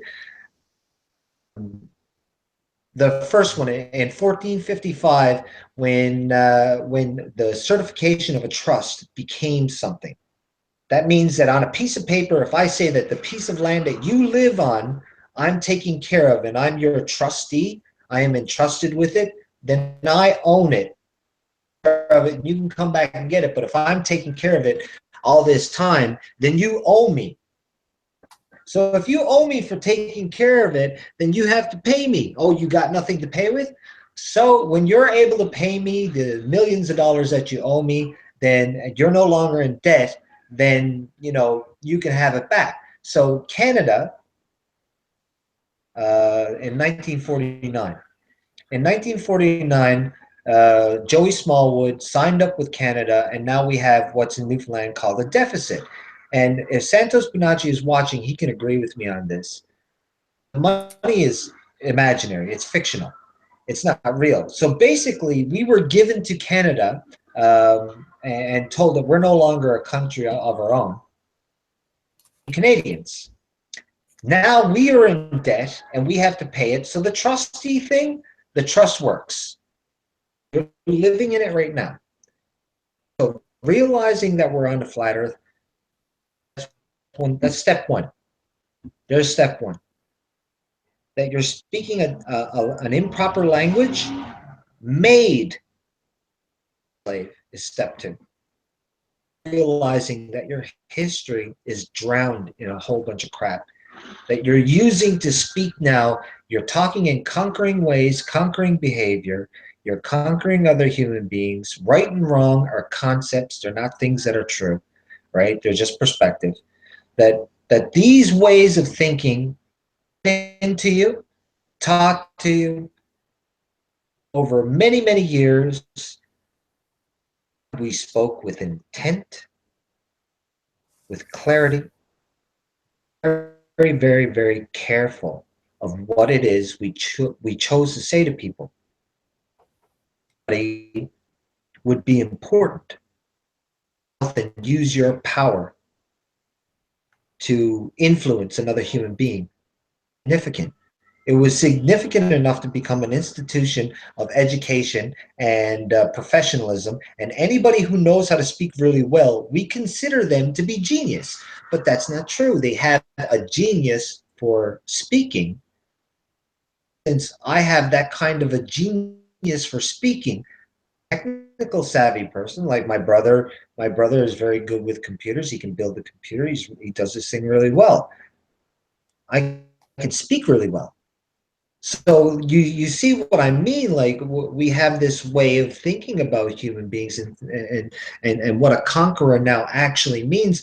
The one that would be the winner in the group many years ago would be the man who's the strongest with the battle axe. Who's the strongest with the battle axe? He's a vulgar macho jerk, and nobody wants anything to do with him. So the dynamic changes over time, and the idea of how to conquer things. But it takes on new forms. It takes on new ways, and as a people, we don't know how to find a new way of approaching problems and approaching the life that we've been dealt, and it's not a fair deal. So about history, tell me. It's a little bit hard though, isn't it, Wilson? When you realise it's so different, though, isn't it? Started to realize that how everything around me is kind of a fiction. Around me is like the old quote when they say the world is a play and we all play a part. We all play a part. Realize how true that is. We are persons. Piece of paper. It's a persona. It means actor. It's an old Latin word for an actor, somebody who personifies something or someone else. Persons, because human beings act very fakely. We fakely is not a word. I'm sorry, everybody, but we act in a very fake way, saying, "Okay, I believe that I am a electrical engineer." Anybody can really do that. I believe that I'm a carpenter. I went to school and I learned blah, blah, blah, and all this stuff. And once upon a time, that was a trade that was passed down through father and son, and it was something that was simply done in a family.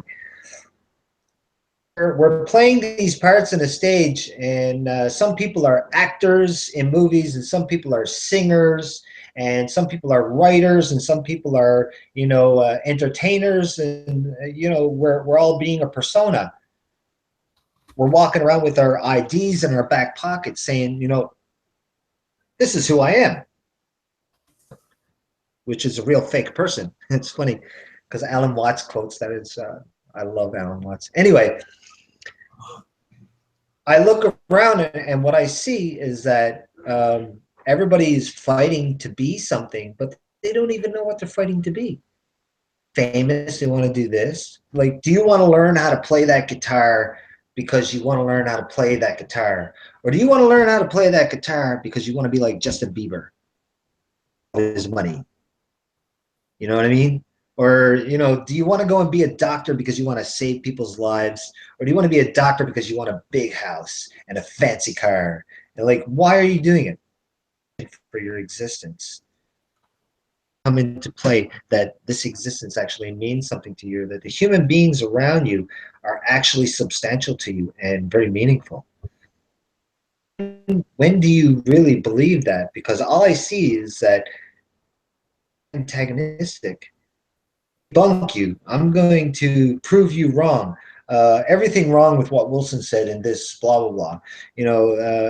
Which doesn't matter to me. Like you can go and do that all you want. You can critique every single word and try and say that I'm wrong about this and I'm wrong about that, and I use words wrong in certain contexts to talking about, and it made absolutely no sense.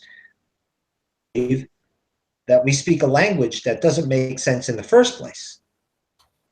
What anybody debunks, critiques, and does, just walking around groaning and moaning and talking about theoretical things that actually have no bearing in reality. giant stone that somebody created a long time ago to create a structure. That's in your face. It's there. Your grandfather was there. It was there when your great great great great grandmother was pregnant on your great great great great grandfather. It was there. And it's been there. It's going to be there, and it's staying there. Flash in a pan saying that we know what this is and we know what that is. And what's the significance of it? Significance is it? Oh, well, it's going to make us free. How is it going to make you free? What's the pillar of freedom?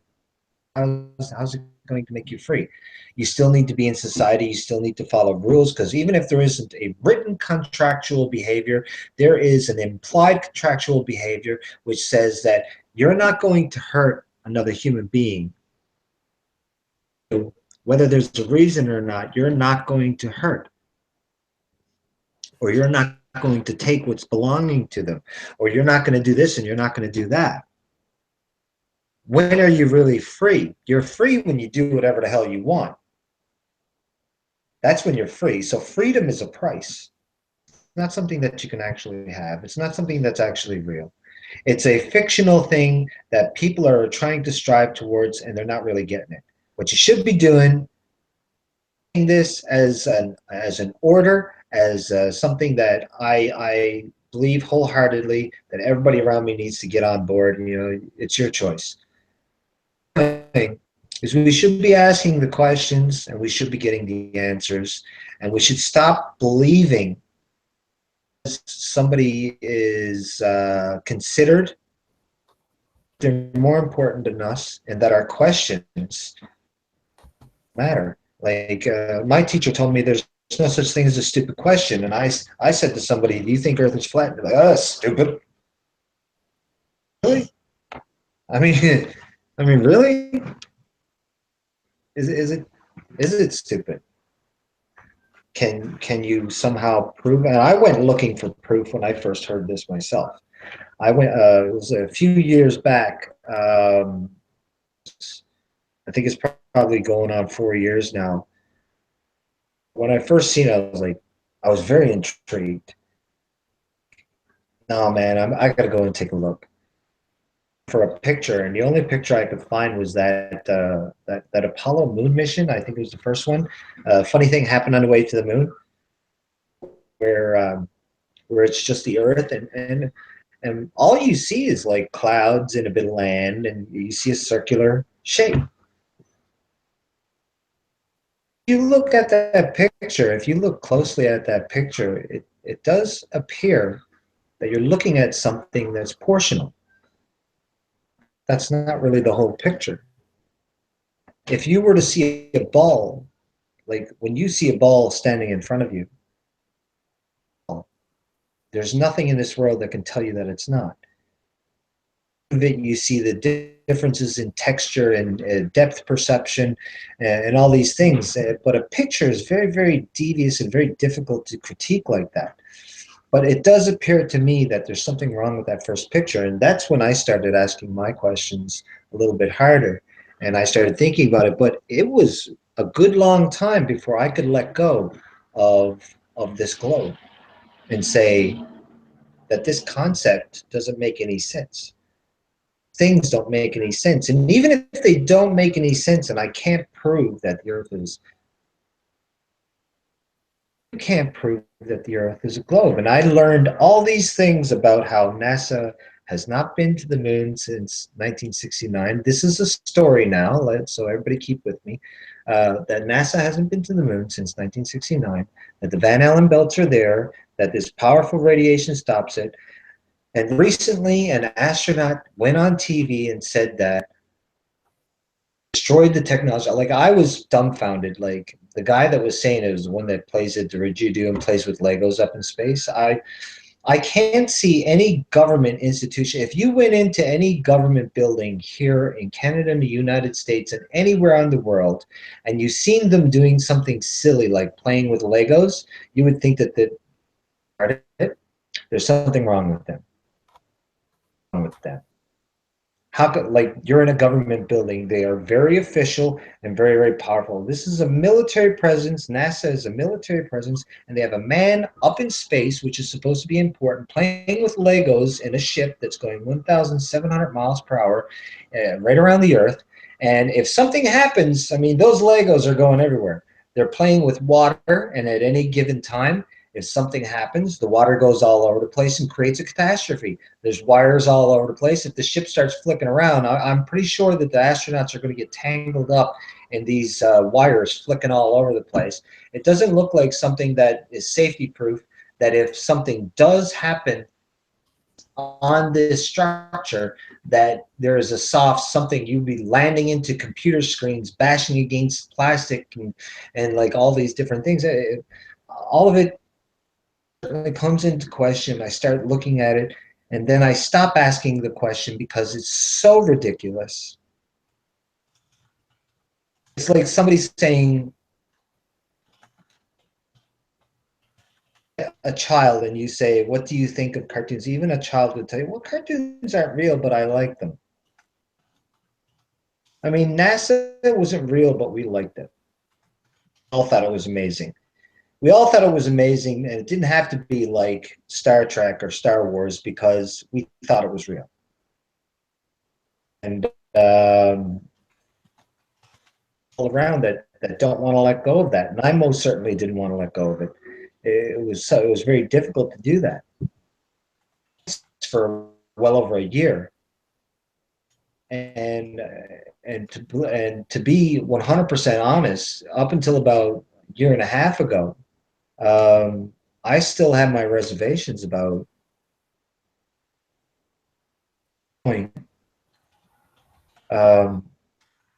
whether I could say that Earth is complete flat, if it has a dome or not, or if it's infinite.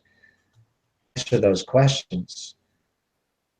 I'll tell you this: there isn't a human being alive that I live on a spinning globe, and I'm not out to convince anybody else anymore.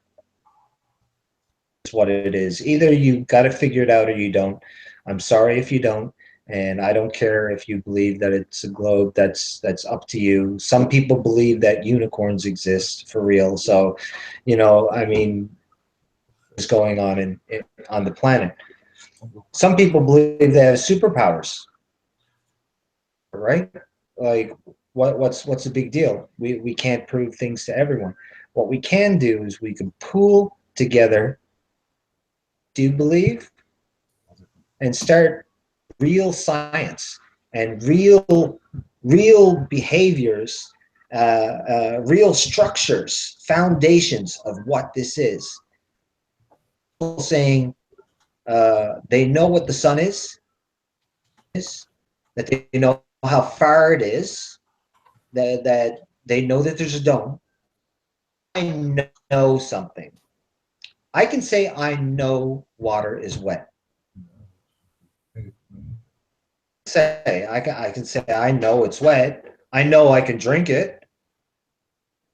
Into ice. There's a dome. I never seen it. I never felt it. I never stuck my tongue to it. What? You know, no. I've never been close enough to the sun to tell you, or to touch it and tell you, hey man, that it's actually really hot. I mean, we know that it's hot. Why? Because we're standing underneath it. Like the burner in the oven, if you close the oven and let it go for a while, it builds up heat. There it is, building up heat and it's building up heat.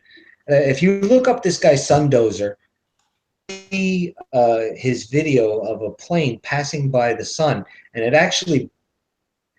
And I was considering the idea light bulb. Some people, if they never knew how a light bulb was made, they might think that the filament in a light bulb is a little round thing. You look up at a light bulb, all you see is light. But if you look at the filament itself is a spring-like thing that goes from one piece of metal to the other, and it gets hot and it puts off this light. And the light is traveling in every direction, creating a spherical shape of luminous energy. And it would cause you to assume itself would have to have something inside of it that's shaped like a little ball. So when you look up at the sun, you could say, oh, that whole sun is a solid object.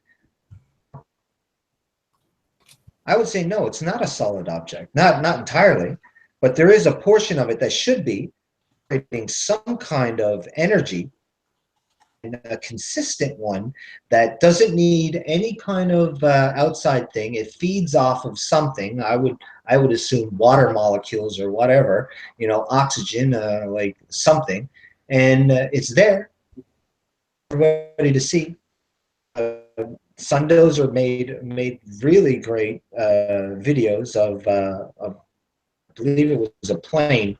You see the plane passing right across the sun, and the sun actually it's being dozed and cut, and it goes flat in one of the portions. That's my brother, by the way. Goes in one of the portions. He was just passing by. Yeah, I know that you're at your brother's house, aren't you? Yeah. So, like, I mean, my brother's place, his stuff. How far away from where you live does he live then, Wilson? Well, if I drive, it's about half an hour, maybe a bit longer. You can get here in about, it depends on which way you take, because Newfoundland is still really old school. We have like old roads and old ways. I wish I could tell people more about it, but Newfoundland is very different than a lot of other places. I've been to other places in Canada. Other places in Canada is not like Newfoundland. Newfoundland is very different. Newfoundland would be more like the UK or Ireland or whatever. Like, this place is very old. We have a lot of people who still, even till today, live in the old ways. My mom was like a Viking. You know, she was very ring finger size 14. She's got legs on her larger than mine, and my legs are pretty thick. She never slouched. You know, she wasn't afraid of anybody. She's like a Viking in a field, you know, with a battle axe, pretty much while tearing down soldiers like they're nothing. But this is Newfoundland, and Newfoundland is still in a very old way, just like Holland, old. They even Can I ask something, Wilson? Chris, how far away from Newfoundland are you then? Oh, I'm just in Fredericton, New Brunswick, so we're not too far off. And my first wife was Newfoundlander as well, and about similar structure. Yeah, I'm really sorry, buddy. I'm really, really sorry. No, she's all good, but so we're not. That was my first wife, not the second either. Yeah. Yeah, no, we're not too far apart, Fredericton. Yeah, so about whereabouts in Newfoundland are you? I live in St. John's, but my family, my mother's family's from St. Anthony. Yeah. If you don't mind me asking, what was your wife's name? Actually, can I ask something? I know that Wilson was talking about something, but Chris, would you show Wilson those bits about the arcing and all the electric and what happened to us? I think Wilson would really like to see that. From what she told me, that was actually very interesting, because one of my theories was, like, I go on the theory of sound, the resonation of frequencies, that frequencies create kinetic energy, and kinetic energy has a discharge of electricity that we call an arc. The arcing, the light electricity that we see coming from the kinetic energy, that's a discharge. So when you look up and you see like lightning coming from the sky, it's a discharge of kinetic energy. So if you take the idea that all the pyramids on Earth were sending up a frequency, the frequency would generate a field, intrinsic sound, and a lot of vibration, any large arcing of the electricity, this is something that would actually be the cause of it. Probably why they stopped using the pyramids so long ago in the first place. Everybody who's wearing gold, all these pharaohs and whatever, gold is an excellent conductor of electricity. It's one of the main things they use. You like fry the shit out of them. Storms and Chris, is it possible for you to show Wilson that bit about what you were showing us with the arcing and how it all happened? I don't know, it was a couple hundred or I'm something. just going to set up to share a window here, and I'll get it up here. Yeah, Wilson, I think you'll really like to see this. Good video. I like to take a look at it. No, it's his work. It's not actually a video. He's just going to show you stuff. I should have fucking rolled this man when I was up there. Oh! Hey, Richard. Richard, we're live. I'm alive, too. No, I'm live on like YouTube. It's recorded and it's live on YouTube, so hundreds of people, maybe thousands of people will see this. Sorry, Richard. I pity them. I pity them. I pity the fool. Oh, that nice Just wait. thing. That rival going, is it? Sorry, what did you say, Dean? How many of my friends here are actually from? Brotherly rivalry, you know what it gets like. I mean, I've got a couple of brothers myself, so. Oh yeah.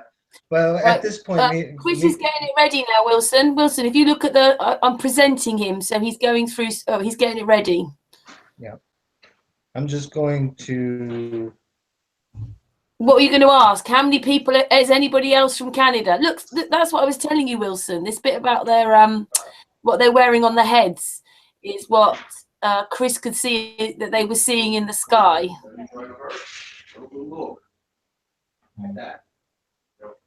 You know something? You're muted. That makes a lot. You're muted. That makes a Chris. lot of sense. Somebody else was talking about how the craters on the moon all have a look as though they have an electrical discharge, and that's what would happen to something that has a lot of arcing onto it. It has perfect little balls, or sorry, not balls, craters, all in circles going, in a perfect line right up from the craters. There's no diagonal cuts, same sort of thing. And we're seeing this all over Earth too. So it kind of makes sense that happening because of the pyramids and what I said with these intrinsic sound fields and the discharge of electricity, that if the buildup of electricity was so powerful, then it's enough to drive you out. So much chaos in the world, like a lot of these things starting to make a lot of sense. It's actually insane.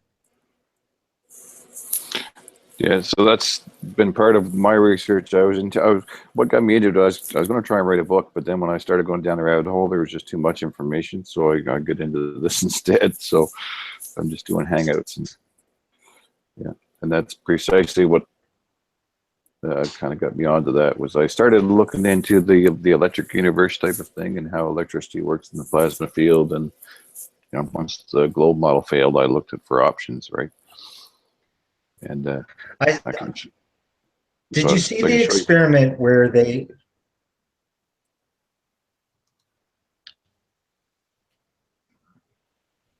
Sorry, who's talking? Which one of you is going to talk? You can go right ahead. Go on then, Chris. Yeah, so I'll just explain the circuit and kind of how it's going on. Is when the moon or any other celestial object arc strikes out to the Earth, which has happened in the past and caused the cataclysms. So there'd be the moon would be like the third point, and then a grounding point between the moon as a dielectric, and the ground would be a positive or negative depending on the situation of charge. So like this is Yeah. the entire city of Rome. So you know the history of the Nero and the fall of Rome. So north of Rome is a negative point where there's a perfect circular lake, a giant hole, sinkhole. And south of Rome is the positive point where the mountains and iron were raised up out of the ground, right? And you can see the swirling where the lightning and all that actually pulled iron ores out of the ground and created the mountain ranges. Well, essentially Rome would have been on fire with electricity, you know, snakes of lightning running across the ground, people running for their lives. And so what happens is the earth ends up being a resistor in the iron, and the dielectric salt water is a battery. So it's just a battery. And once it connects with the, you know, the particles and the charges in the air to ground, then it becomes a live circuit. I think it's absolutely beautiful. It's awesome. Yeah. Awesome. So that's how it's all kind of coming. What's your like puzzle? I've been thinking about these things for a long time, and I'm like, why? And you basically put another piece in that puzzle, and it makes sense to the things that I've been looking at. Why would they be creating the things that they're creating, and why would they stop using the pyramids way back then? Because the Bosnian pyramid has portions that were stones put in them, and you could tell that the stones put in them and cut them off. Yeah. The pyramids themselves. Well, the pyramids too, they were functioning water hammer jets, like, or water hammer pumps, right? Water pumps. And they had a slam rock in them, so you know you can make a water hammer, so it doesn't require electricity. It was just a water hammer pump. Mm-hmm. And it uses air pressure, it bounces back and forth. You'll hear them on farms, right? They go thump, thump, thump, thump. You hear them going all day long. Yeah. And that's exactly how they were set up. But they were also, because the salt came in from the Nile, right? They were pulling power from them too, because they had DC power, not AC, but they had DC power off the copper lugs that were found in the King's Chamber, below the King's Chamber in this. So you can see where they connected the two wires. Right, they would plug them right in there, saturate them in the battery, and I mean, they had these are huge copper lugs that are right into the stone, right, 20-ton stone, and they had a slide stone that would take the pressure, right, because the air would come in here when the water came in and filled the gap and down below, and then it would go slam, right. And this stone would just go thump, right? Take the back pressure, because to keep the pyramid from blowing apart. Because in a water pump that size, you're talking millions and millions of pounds of pressure. You know what's amazing? In a water hammer. The fact that when you think about that device that they created, and it's huge, right? Like, this thing is huge. Yeah. And you're talking about how it would have blown the pyramid apart, and this is what they came up with. At one point, so the rock something would happened the to blow rock the pyramid the apart. rock would have went flying up, and then the air fly up the top, right? It's like what you hear, you know, flip flop, and then it would have been immense. It would have shook the ground every time it pumped water, right? So it disproves It's that amazing. Pyramids took hundreds of years to make, because they had to have been making pyramids and realized that when they did this, a pyramid blew apart, and then they had to make it in a different way. So they had to re-engineer how it was that they were doing what they were doing. Yes, that, you know, we weren't building pyramids a couple hundred years. You know, it had to be within a certain lifetime, a certain amount of time, so that they could perfect them. And the things you're talking about is pretty epic. Once they're in operation too, right? Yeah. Once they're in operation too, I mean, you start exposing them to shock waves and exposing them to salt, and the rock will start to degrade like any structure, right? It's because you're setting up an ionic catalyst, right? It's cathodic start to occur, and, you know. There's some other history there we found too that was very interesting. Yeah. It's Was beautiful. So when you look at the ancient Sumerian, and other. This I think was might be a little bit later-ish.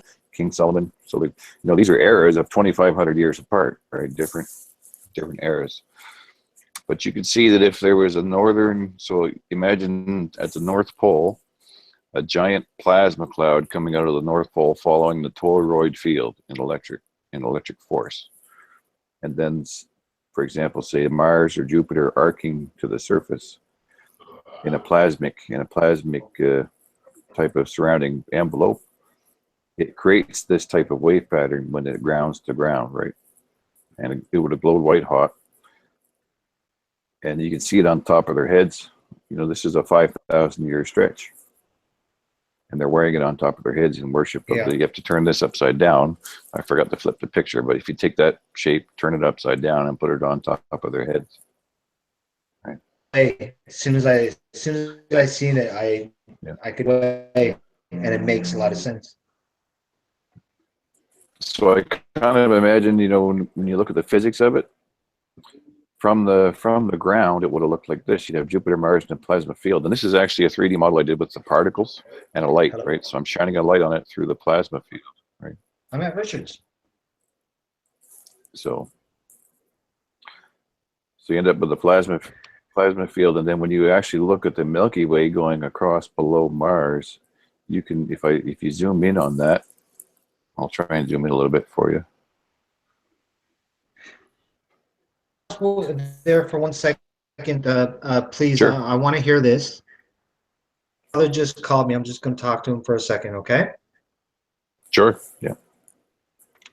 Hello? Yeah, we can come back to that. Where are you two? Oh. So how you doing, Karen? Here, who else is on there? Me and Yeah, how's it going? Oh, I'm okay. You all right there, Chris? I'm doing well. Yeah, liking the images so far. So this whole electric thing is so much more interesting to me than the giant tree theory. Yeah, we can come back to this picture too. It's I was going to zoom in on that a little bit. Hey, you would wonder what then the counterpart of what is it? Devil's Mount, or was it? Devil's Tower. It's the same thing. Yeah, there's a counterpart. It's about 12 or 24 kilometers away, and there's another strike that's the other pole is in. I can't remember the name of the town, but it's clear as day. It's a crater. Right there's a crater with 3 or 4 rings, and it's the opposite. I can show you that. You can actually look at that one on Google Earth. Just go on Google Earth and hit Devil's Tower, and then look to the southwest, and you'll see the other crater. So this here would be if you're standing somewhere near underneath of what would be the tree of life plasma field type of thing, looking up, and then that would just be, this is the way the plasma distributes light in the cross, right? You would see that from the ground in a magnetic field. This would be Jupiter, Saturn before it had the rings, and Mars. And then if you line it up right with the Milky Way, you can see the 2 eyes and the black crest on the falcon, and the wings with the beak. Right, and there's actually an eye right there, the 2 falcon eyes. So that's where I come from as far as to the conclusion that this is what you're looking at in the sky, right? So they're just weaved its way into belief systems, and as this is interesting too, because the Eye of Horus, if you look at what plasma fields will do, like the aurora will spin around in that, so a lot of these shapes, I think, were just derived from that,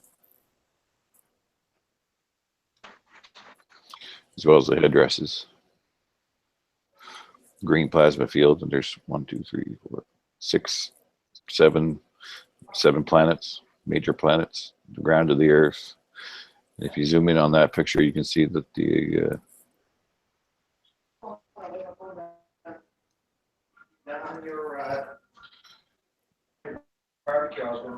So imagine this is the seventh.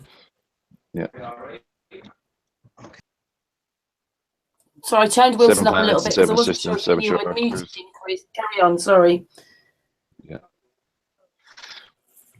And this again would be the Jupiter sort of below, or Saturn with the Mars in the center of it, showing the plasma field and the blue sky with the green grass. There's the arc and the stars and the bolts.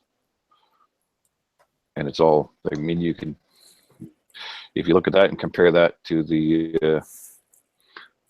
it'd be the vaulted heaven flat earth map in scripture, right? It's the same picture. So this would be the ground, right? And the vaults with the stars and the layers and the, Yeah. And this is out of South America, somewhere, the Incan Mayan. So how old do you reckon that is then, Chris? I think this is a reconstruction based on artifacts of it, and it's just based on drawings and pictures and paintings and things that were found. But this culture would have been, oh, I have to look it up to be certain, but it's somewhere between 4,000 to 12,000 years that they were during this period. But if you look at the Sumerian, let's see if I can find a picture of that. But there's a Sumerian one where there's a Sumerian god pointing at the arch in stone, and there's also 7 circles. And that's, the other way out, way far away.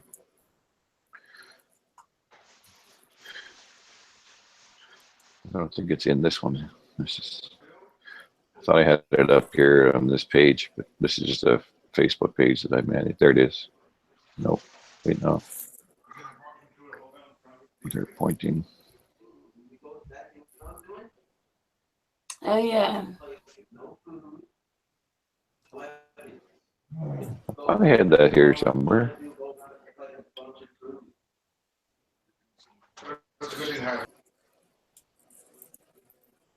And that's the stone spheres that formed in the dust cloud. A lightning strike forms a sphere that drops to the ground. Positive, you get a solid sphere. If it was a negative hit, you get a hollow one. And then later on, the cultures would come along and either carve faces, of what they thought were the gods in the skies, right? Destroying them or attacking them, battling wars. They carved them into the stone. So a stone of this size would eventually become a head like this. They just carved it because there's no bodies with these. They're just round heads everywhere. The Olmec. Now we're kind of getting into Graham Hancock's territory, but the Olmec heads were recarved sphere stones. Sometimes positive and sometimes not so positive, right? So somebody was angry, right? I never thought about some of those carvings coming from the big, spheres. Yeah. And it would make sense because when you look at the stone, you can see that the stone has been fused, like the way that it looks like something that had been fused. So yeah, it's a giant gobstopper. And some of these things are like 25, 30 ton. Yeah.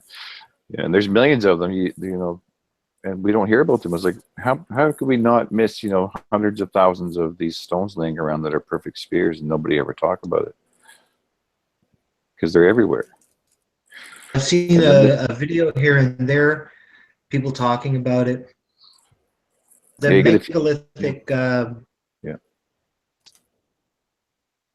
I think I know where you're going too.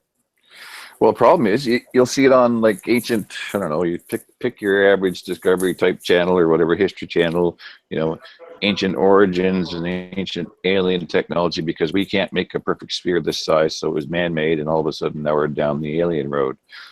But really it's just a lightning strike in a dust cloud created 12,000 years ago. And the same forces were involved that melted down this was an entire city that held, hundreds of thousands of people underground, that was melted down from above and created these capstones, and then just burnt all this out. You can see how it's black to to white, So the heat came from above, blew it apart, and then sucked part of it back up into the sky and left the remains behind, because some of these rooms are, you can't get to these without a helicopter. You know, this one's going right through the top of it. There's no stairs into it, no way in, no way out. Right, so it's pretty common sense that that's what happened. It's just common sense science, right? And this is, I was discussing the charges involved. So positive creates this, you know, creates a solid center. Negative creates a void, right?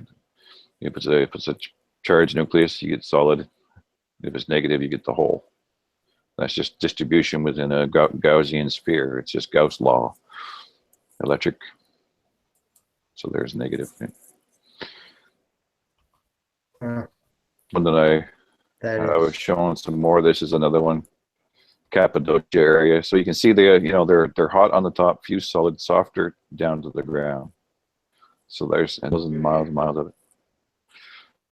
So it ties into not only scripture but the ancient history too, right? A little bit of scripture as far as, I think there was, I can't remember the exact story, but the giants of old destroyed some 40 to 60 cities.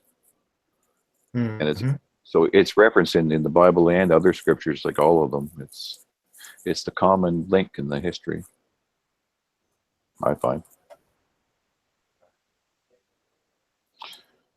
Some of them I was measuring, I went to Google Earth. Once you can Google Earth and say, okay, well, there's the negative strike. This is the whole thing across it. Cappadocia, this is the actual place I was just showing you. There's a center spot, and it swirls around in this toroidal fashion. And the overall width was 700 miles. And it happened in an instant, just whack, right? Done. Yeah. Right? You could just imagine.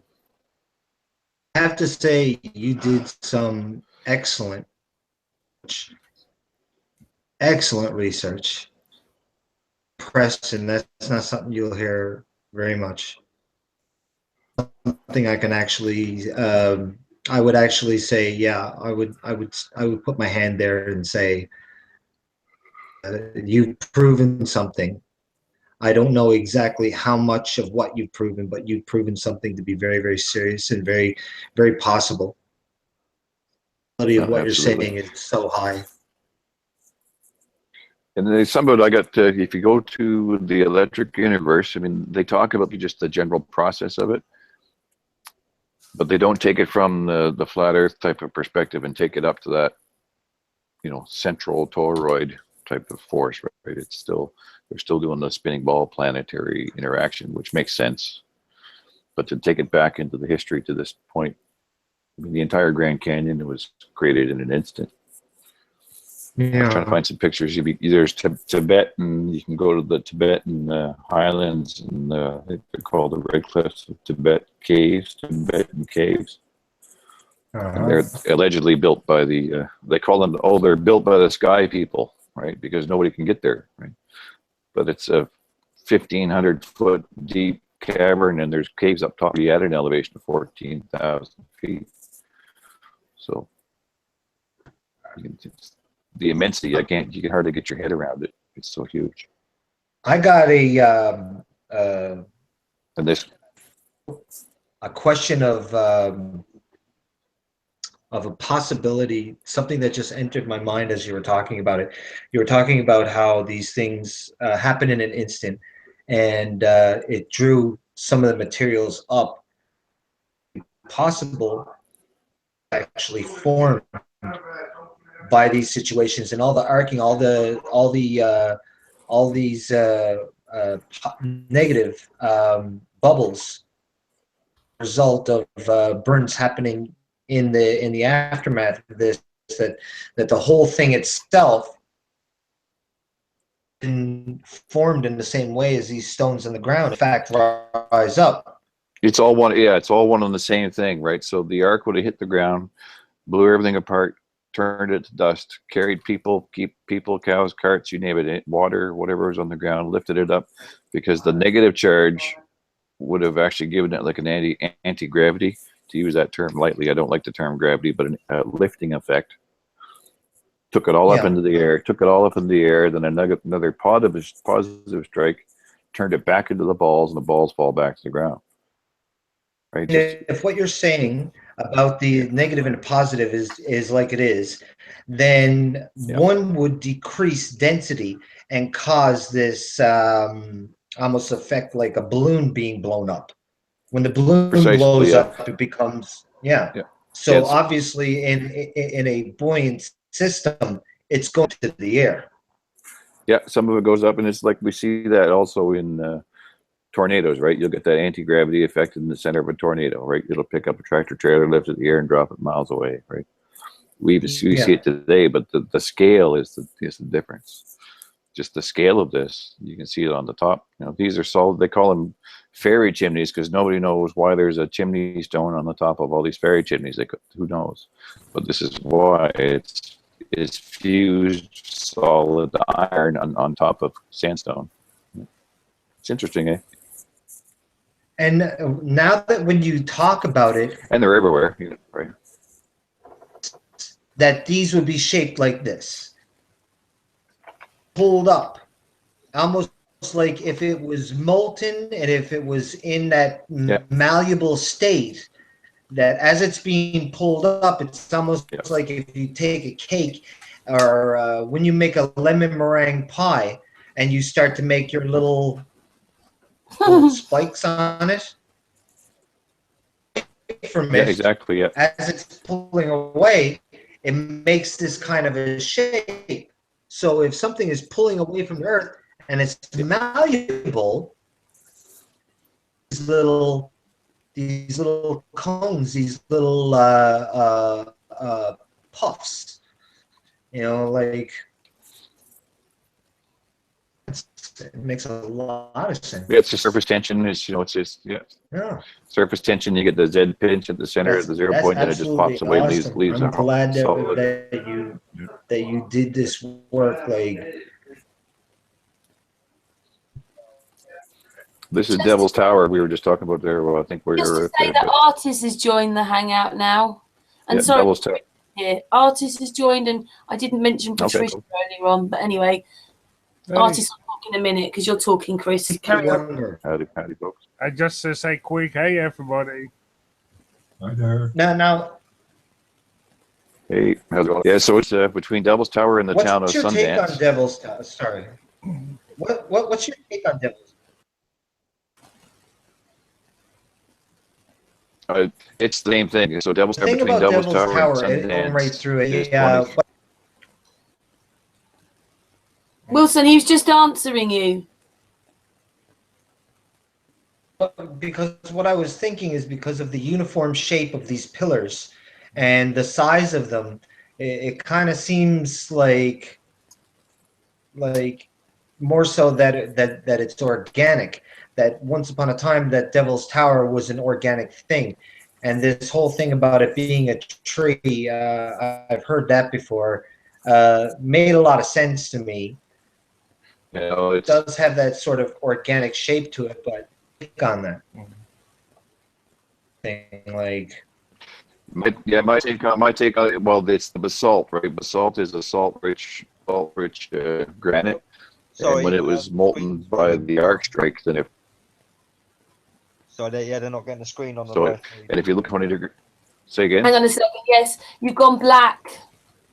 You've gone black. You just when you make crystals. Wilson, wait a minute, Wilson. Chris, present yourself again. Sorry, Wilson. Hang on a sec. You've got to present yourself again, Chris. Thanks, Dee. Right, we'll bring her up there. Always got to have something, haven't we? Thanks, Tone Overdrive. I hadn't noticed. Yeah, so between Devil's Tower and Sundance, it's 23 kilometers. It's just your icon at the moment, Chris. Okay.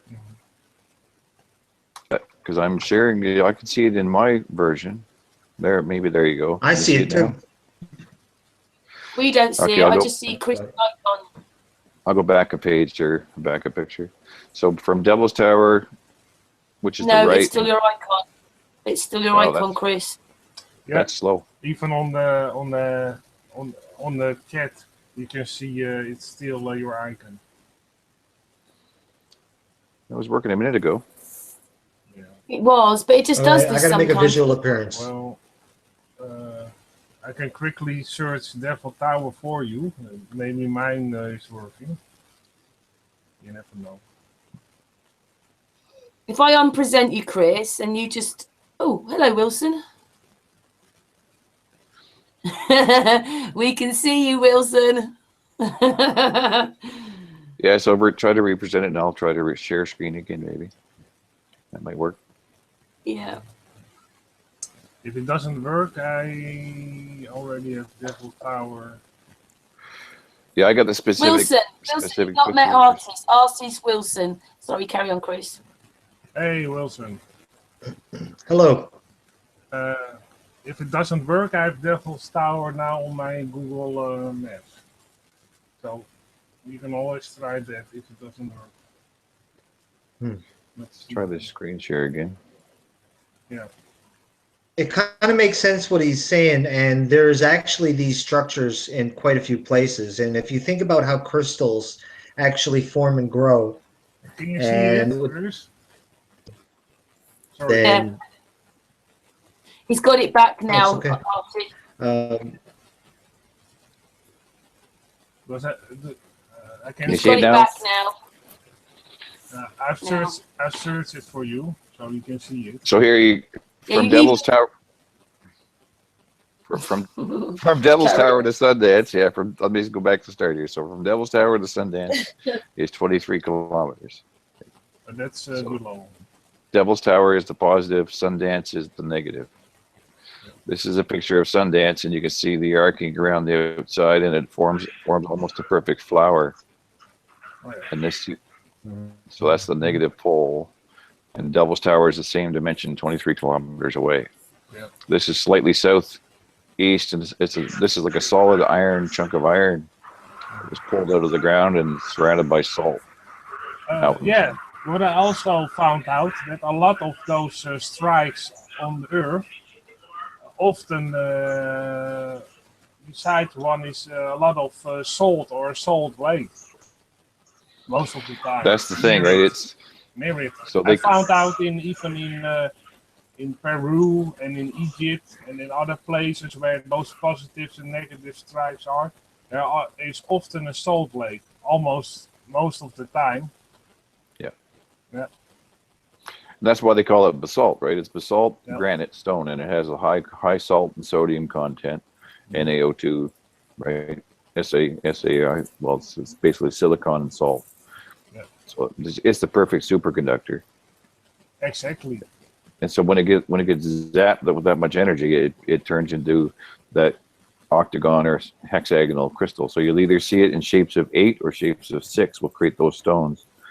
So then the Incas and the Mayans and other cultures, they grabbed those stones like a Devil's Tower and built walls out of them, right, to protect themselves from what just tried to destroy them. So they just, and they would be naturally layered. So they stacked them up to try to build structures and carvings. And, Now, often you have what my philosophy is, you have a civilization before those strikes, in my opinion.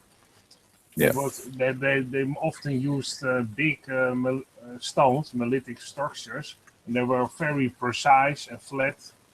And after those positive and negative strikes, there was a change in the civilization, and they built with smaller stones and often also repaired the old structures, even in Egypt, in Peru, in Bolivia. They repaired those older structures with smaller stones. So for me, it's very clear that in my philosophy, you have a time period before those positive and negative strikes, and you have a time after those positive and negative strikes.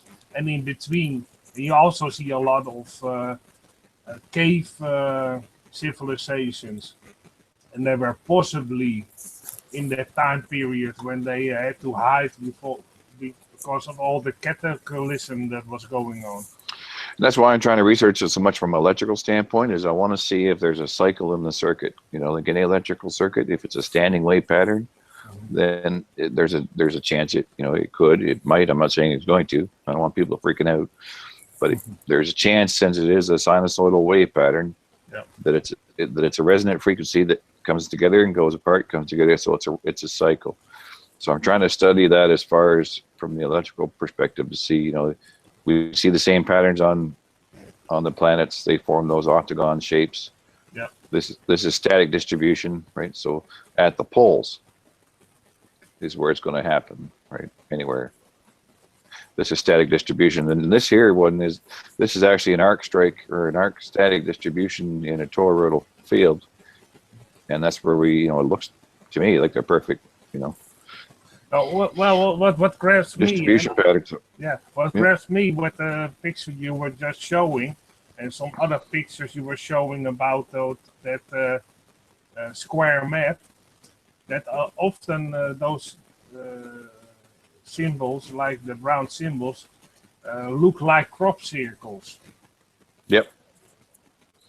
A lot of exactly. crop circles. And what I also I did an experiment with those crop circles, and I put them in Photoshop and made them exactly without any distortion.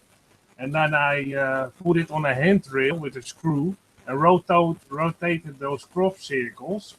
And often you see that because of the structure of the crop circles, the outside rim moves with the speed of the drill. And I have a hand drill, so you can regulate the speed very precisely.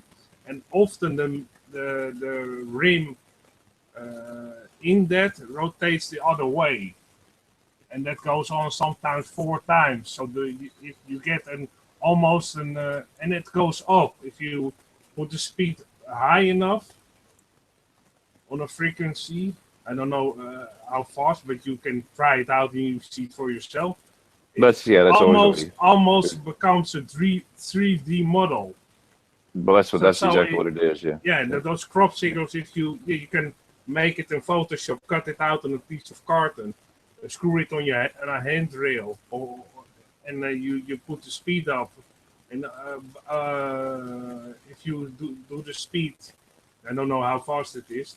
You can see the change, and then the middle disc rotates the other way, and after a time it becomes a 3D model. It lifts up. You can see it, and that's very interesting because what you are now showing is also some kind of 3D model. And in my vision, this looks a lot like a 3D model when you rotate some crop circles with the handrail in different kinds of speed. So that's what I found out, and I forgot about it till I saw your presentation yesterday, and then I thought, wait a second, that looks a lot like crop circles. So maybe they are telling us how to use it with the information they give us with crop circles. Yeah, I was going to say, I'm pretty sure I've heard Nazim Haramin talking about that. Mm-hmm. That the crop circles seem to coincide with what he's working on. Yeah. Indeed. So it all fits together. It's still a mystery who actually makes them, huh? It's still a mystery. You have some philosophies about it, who makes them, and yeah, it's not proven who makes them or what makes them. It is all speculation.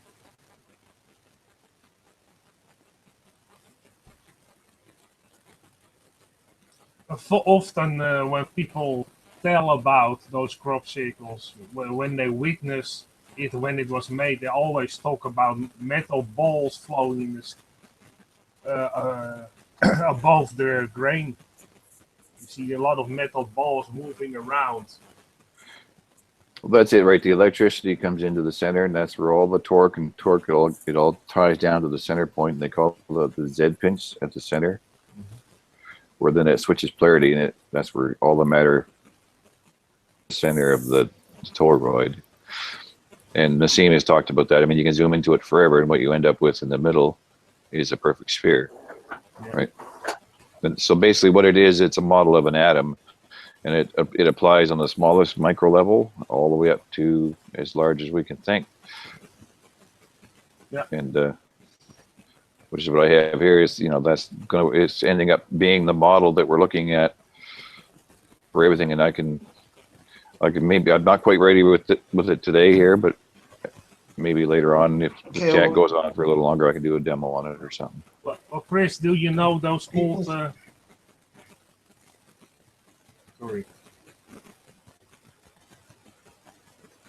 I thought somebody was Who's saying talking something. there? I thought that somebody was. All right. Yeah, I think it was Wilson. Wilson, what were you going to say? So are we talking entities? I'm sorry, let's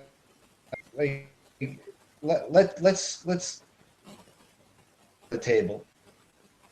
Highly advanced civilization, and instead of giving us a message through some means that would make sense if they could pay attention, observe us, they in a very conspicuous way, an inconspicuous way, and throw it on a field, figure it out. That's guessing that it's possible that somebody's going to come along and look at it, going to know what a message. They couldn't send a text message, so something on the field. Is it not even a low pressure system caused by charge through any kind of storm can some kind of a barometric pressure and create these same things? Because weather does some pretty strange things. Electronic fields confuse plants. It confuse minerals. It can do different things. You have any? There is a discharge, and oh man, from the cutting device, plasma, a small plasma charge, and fuse anything. You can cut anything. Things right apart. Is it just me, or is he breaking up a bit sometimes? He is breaking up a little bit, but I think the chat room hears him better than we do. You're just breaking up a little bit, Wilson. Yeah. Don't talk too fast. What I'm saying is I can't go on alien conjecture because it makes alien race would be so cloak and dagger, leave cryptic messages in around that would have to be figured out, and possibly it's in wheat fields, like in a field could have been cut, nobody'd even notice. Like if it's message, it leaves something a little more solid and within technology, or like filtration or whatever. Well, what the point is? Yeah, if you make an you send a picture to civilization, it's more easy to understand by that other civilization what it is. Because if you write it in some kind of language that we don't understand, it takes forever to decipher. And I think there's if anything would be a natural cause by plasma ball lightning and a charge distribution as it grounded to a wet field in the morning by a lightning strike, potentially could do the similar type of thing. So I mean, if it can form stone balls and flowers, it can form crop circles too, right? Well, you've all already seen those videos when you resonate south on a flat platter with sand on it, and the different kind of vibration gives a pattern on the sand. So if you Right. can pinpoint that very specifically, you can Right. change it in some sort of graphic picture to send to people on Earth or who does Yeah, it. the solfeggio frequencies in sand, right, or water or waves on the ocean, Mhm. right? If you have an electric connection between ground and a wet surface and the air above, and it's sustained long enough and stable enough, and it wouldn't take very long, No. right? At those types of energy levels, I mean, crop circles could, happen in a snap and be amazing patterns, just like these toroid. Like that's what I'm zooming in on here in the model, right? This is the working model. So it's a toroidal field. You get the flower life. It depends on how you look at it. So if the charge was traveling, say, on an east-west on the horizontal z-axis, well, then you get snaky patterns. You'll get all kinds of fabulous designs, right? Yeah, you And if can it hap- make all kinds of designs with all Yeah. kinds of frequency sounds, and you Yeah. explained it in a great way that you can make that in an instant. Right. So if Our pattern is yeah, exactly. all I was going to say is that we know that the flower pattern is charged from electrons. That if you looked at the Large Hadron Collider, electrons and that comes from a flower pattern in a similar way, a natural pattern that will happen as a result of a dispersing charge going to dissipate, any kind of electron that's going to dissipate. So when the expenditure of energy happens, it has a specific route. Mm-hmm. Thing that it does. So if it happened in an area where it's very small, but it's going to cause some kind of emotion, then it would cause these kinds of patterns. And like he said, you have a small plasma discharge. The electrons, as they disperse, they're going to create a pattern, and anything around it, it will affect it pattern. Now, obviously, it's not going to do a basket weave of the plant. Most certainly would cause a fusing, a bending of plants and which have minerals and materials in them that can very easily be manipulated by a high output of electrical energy with all the protons and ions within that field that is completely connected to it. So, like, my only concern is when we start to talk about they. I hear that a lot, and I'm not trying to Well, because I'm like, Yeah, I agree. Who The are only they? they there is called nature. That's the they that did all that stuff. Yeah. And what it is, we don't know for sure. It could be aliens. It could be human beings, even even it could be humans from another dimension are here right now at this moment and sending that message to us, or even it could be a message from the past sent to us today. It's just a lightning strike in a wet field. I don't think there's any alien. No, it doesn't have to be, but you can. It's a. It could be a possibility. You never know. Too easy to make it extraterrestrial here. Yeah, it's very easy to do that, and the chance of that being an extraterrestrial thing is very small. But we can't. Yeah, I think all that ET stuff, extraterrestrials, just that's been introduced into society to dumb us down and point us away from the truth, and it just distracts from the truth of what we're trying to get down to actually the physical reality of it, right? I don't buy into that stuff at all. I just can't go there. So. Well, I don't mean to disagree, but I'm just not going there. I can't do it. Well, I agree with you. I never saw an alien, and I never saw alien things. So, in my, but I don't. If I did, I'd warm up the barbecue probably and just might as well get ready. Yeah, indeed. If I saw an alien, I would ask him all kinds of questions to make sure I am on the right track, and If it could talk, I'd sit down and have a beer, and if it couldn't, then I'd warm up the barbecue. That's the way I kind of looked at that situation. Yeah, of course. Yeah. Make them feel at home and have if it's possible, have a nice conversation to get information we can use. But the chances of I never saw one, and all the alien things can easily be disproven, but I don't shut it out 100%.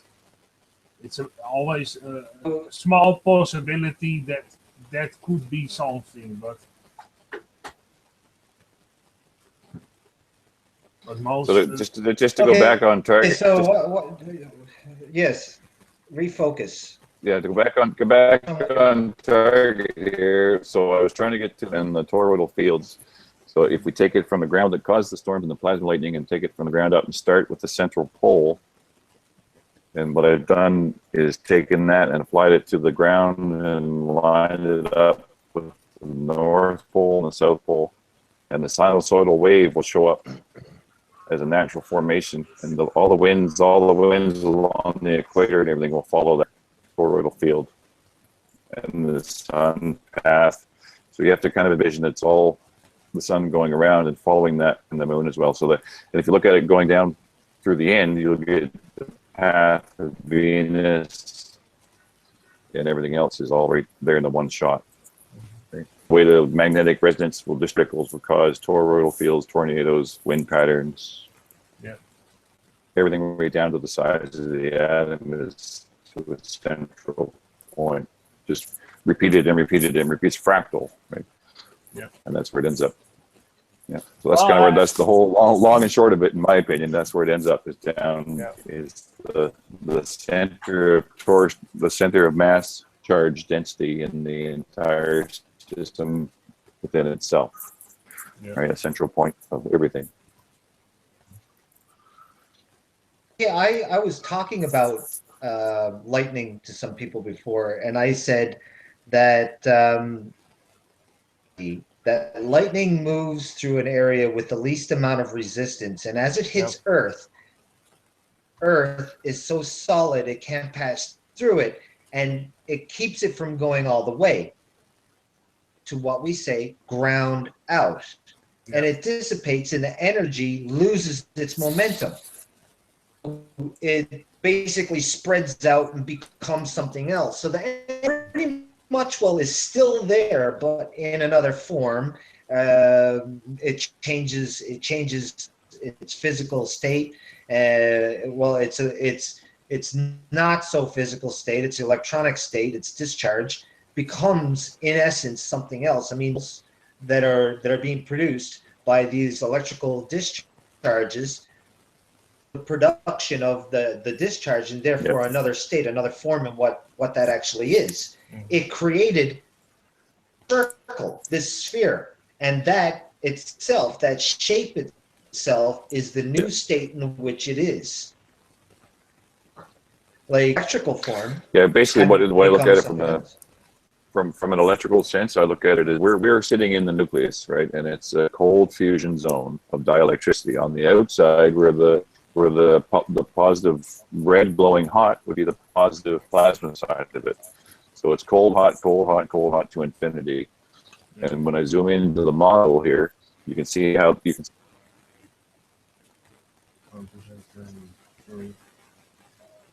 Oh no!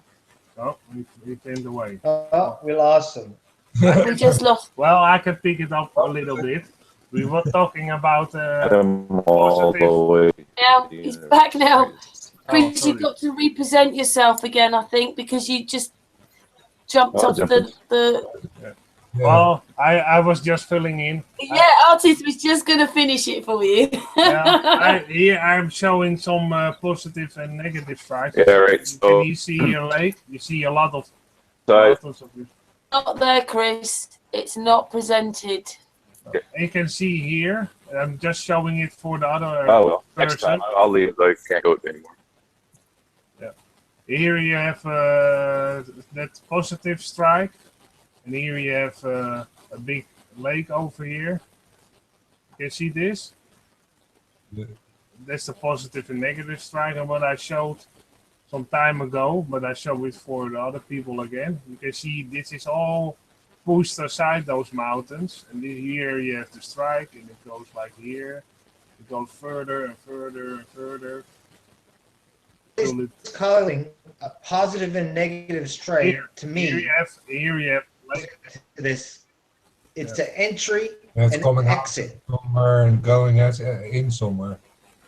Yeah, like it's making this circular pattern where it's trying to go. It's trying to go through it. It's trying to go through that area. So it's so powerful. Yeah, and you can. It's pretty cool. That's amazing. Yeah, because also you see here the salt lake Chris was talking about. Again, near that strike, you have a salt lake. Now a couple of them here. It actually, Chris, in the end, at the center, yeah, at the center of the atom, it creates like a toroidal force. You'll end up with a figure eight, the analemma, and the infinity, because it's measured in ohms. So it goes in one, tries to go at the other, and it just ends up going around in circles until it discharges again. So it'll build up enough charge and then hit again, right? Build up charge, hit again, because it's an open circuit. That's how open circuits do that, right? Yeah. You can see that's the physics behind it. So yeah, you can see I'm still representing. Yep. Yes, right. You can see here you have the salt lake, very clear, that white thing, and you can see here the whole pattern of the strike and all those points here. You can also see this mountain is pushed aside. You can see all those strikes over here. It's like, and you can see also craters here. So that's a crater. Here's your mountain. Here's a crater. And this is all in Bolivia and Peru. And as I also can tell, you have a lot of ancient sites here. The Top of the Ridge in Peru, you have Pumapunco in Bolivia. These are all very ancient sites in the world. And here you have more. And here you have more. And here also you have a strike here. It's also a very strange one with the mountain and then the crater. So a lot of times you can see a positive and negative strike. I show you another one if I can. This one I already showed. You have a lot of positive and negative strikes also in Egypt. I can zoom out very quick and go to Egypt. And also in Egypt you have a lot of this. You can see where it is. You go to Egypt. It's almost on the same. You can see here. You have all these ancient signs in Peru and Bolivia, and if you go to Egypt, it's almost at the same horizontal. You can see here you have so look for a minute. Sorry for that. Here you have another positive. Who brought the beach ball? You can see the whole ground here. You have another one, a positive. You can see the disformed here. Also, you have a hole over here. You have a mountain over here. Here you have another mountain with a crater in it. Very clear. So those are all positive and negative strikes. And this one goes all the way over here, and here it stops, and you have a high mountain again, like Chris mentioned. You have a lot of craters in between. You can follow the track all the way to the river over here. And most of the times, when you zoom out, here you have the pyramids of Meru nearby. And if you go a little bit higher, you have all the other pyramids. Very clear. Here you have Chris pointed this one out for me, so I'm very thankful for him for that. You can see also a lot of positive and negative strikes. And they're all very near ancient civilizations, as you can see. Almost all the time. And what I also found out... You might wonder, on purpose? Well, maybe what I also found out, I found some ancient Egyptian... Yes, I was about to mention that. How many pyramids are near these areas? A lot. a lot. So and what all- I was saying about resonating frequencies coming up from these pyramids amp up and cause this to happen more quickly. Of course. What's his name was talking about? I can't believe Nikola Tesla. Yeah. Energy up, it comes down twice as powerful, 10 times. Yeah. So Well, the discharge coming. That's what we're seeing. Yeah. Something that already happens naturally anyway. what I think they caught that energy, they call it jet pillars in Egypt. You have those devices, they often holding it or having it as a statue erected, and I have the picture now. I just have to search for a moment for it, and you have those jet pillars. You can see them here. Those are shaped like this. Can you see this? 1 second. Yeah. Does it work or not? Yeah. There you go. There you go. Okay, thanks, Karen. You can see these are these are often called jet pillars. You have them also in small artifacts found all over Egypt, a lot of them. And you can see those almost bunny-shaped things on those pillars that look a lot of like energy containers.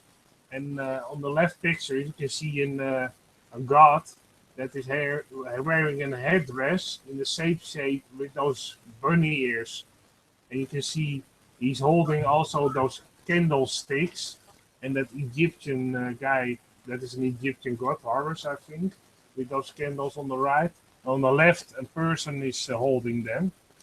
And you can see also, they first put on the left picture, they first put those jet pillar in place. And you can see a smaller person, so maybe there were giants that put them in place. And after that picture, it's like a comic book story. Often you can see that the jet pillars in place, but he's dressed up on the lower part like a person. He has a dress on and he had some bandages on his waist. And later on, you can see those pictures with Egyptian gods wearing those same headdresses as those jet pillars. So maybe they had some kind of devices put on those jet pillars, put on the ground to contain that energy that was coming back stronger, and they could change that in some kind of frequency or magnetic field, and those people with those headdresses on that look like those jet pillar, those bunny ears, what I'm talking about, could capture that energy so that they could somehow lift those big stones to make those big metallic structures. So that's what my philosophy I'm searching for, to find out how they did lift those big stones. And maybe they did it with those kind of energy containers with and they put the headdresses on to harness that energy, and then You can and use those sticks that they are holding. Also, on Coral Castle, there's a story. A guy built Coral Castle. He also used the same kind of cone devices to lift heavy stones. So maybe they did that in the Egypt times already. well. Yeah, I think in 90, if we looked at it from an electrical standpoint, I think 99% of the cases will find that the stones were formed right where they were, and the people just propped them up and carved them in place after the storm. Mm-hmm. There might be some where they moved, they quarried, they did quarry some and dragged them around, because there is evidence of that too. So it's a bit of both, but I think the majority of cases was where the stones are is where nature formed them, and that's where they were altered by humans after the fact. Yeah. Also use high frequencies to suspend things. Yeah. Acoustic levitation. I mean, you can vibrate a sound underneath a Yeah. large object and Yeah. move it. And I think, a lot of the stones were like the really big square ones. I mean, after the storm, you've got millions of these balls laying around on the ground. Yeah. And if you look at the tracks, the mud tracks that go through, they're solid stone, but there's mud tracks that went through all through northern Russia. So just imagine that all these balls are on the ground. What are you going to do with them? Well, they drug them around, and then in the process, they used them as natural wheels to put the big blocks on and just roll them on ball bearings. You wouldn't have to build a thing. You just would have propped the rock up on a stone and then dragged it for 100 miles Well, on the ball bearings. You get a natural ball bearing wheel. Yeah. Right. Hey, did you know something? This. Sorry to interrupt. Yeah, go ahead. You can see this a monolithic structure, very big stones in Russia, and you can see their ball went through and melted. I think it's melted. Maybe some people have another prediction. You can see that the ball was so strong that it melted through this monolithic structure. So, in some point of time, they were falling these balls from the sky. Yeah, they did. Yeah. And go ahead. Go ahead. This picture is, for me, this shows very clear that was happened. In Newfoundland, all the beaches, we have beach rock.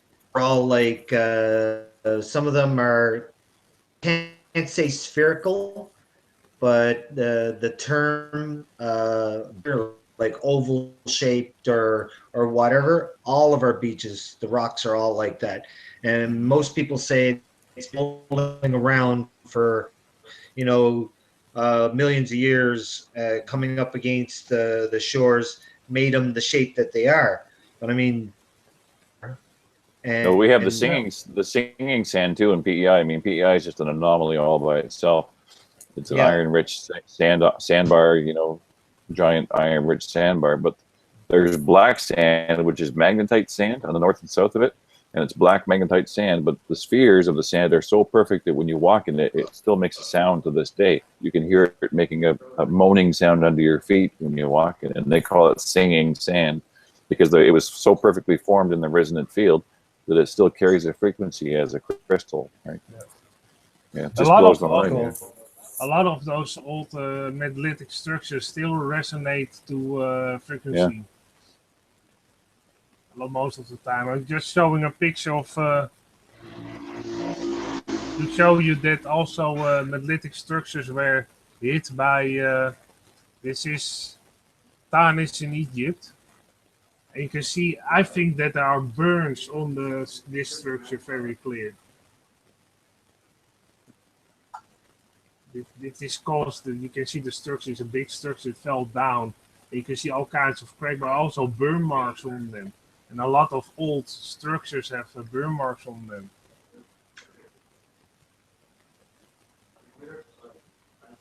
So I think this was also caused by some kind of electric storm that hit the site in a big way.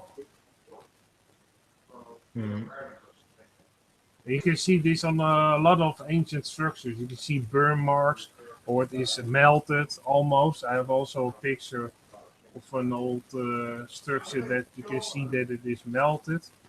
I have that in my melted structure map. Let's see if I can find the great picture of it. I'm just curious if anybody else there's an mountains said had lived to, and in the background there is which just happens to be the nose of a face that's carved into the mountain. Yeah. Now I know, yes, and obviously looking at these pictures, you can see some a large catastrophe of exactly what you're talking about happened, but still creating things, anything that we could do, like they made the size of mountains, faces. So it's not just carved in. What do you call it? It's also taking mountains and forming them into faces. How would they even know each side, so precise, so aesthetically pleasing. Yeah. We're talking some very seriously intelligent people in the past, and I believe what he said. If that happened, then there was a lot of smart people near that were killed very quickly. Yeah, that's what I think. Well, you also can see this melted structure. This was a big structure. I totally agree. I mean, Yeah. it's a totally different science. Like it's a natural science, and it's based on exactly what we're talking about. It's a vibratory resonant science, natural science. There wouldn't have been a whole lot of metallurgy required. It's just salt, water, battery, electricity, levitation, vibration. Right. So I mean, and I'm not discounting that the ancients did it. Right? Yeah. I think that sound is the key here. That it is seriously the key here. That if we work more closely with sound and how sound works, we can that could do a hell of a lot more than what we're doing right now. Yeah. Be able to cut materials and do things with materials. You wouldn't need a saw. You could just turn this device on and rub it across a stone, and it would take off residual pieces and leave a flat surface. Well, you already have videos on the internet. We use those. But he have a mobile smartphone. He puts the kind of frequency on his smartphone. He tapes his smartphone to a metal pipe. He puts the pipe on a big stone, and he drills only with the frequency straight through the stone, easily, in a couple of minutes. So this is a technology that you can use to cut stone frequency very easily. And if in that time they had the capability of using that, that made a lot of difference to cut very precise in the stone.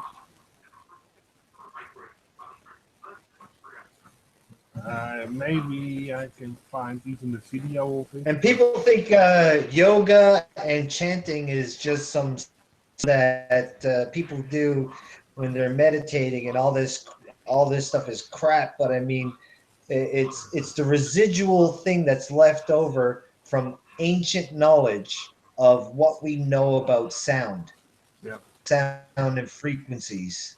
Like the lesser people that knew what was happening, they have a memory of it, and I don't know, like you could see it all throughout culture that like if something's popular, it's going to fit into a whole bunch of other things. So we see these shapes happening in the ground, and some people call it the Fibonacci code.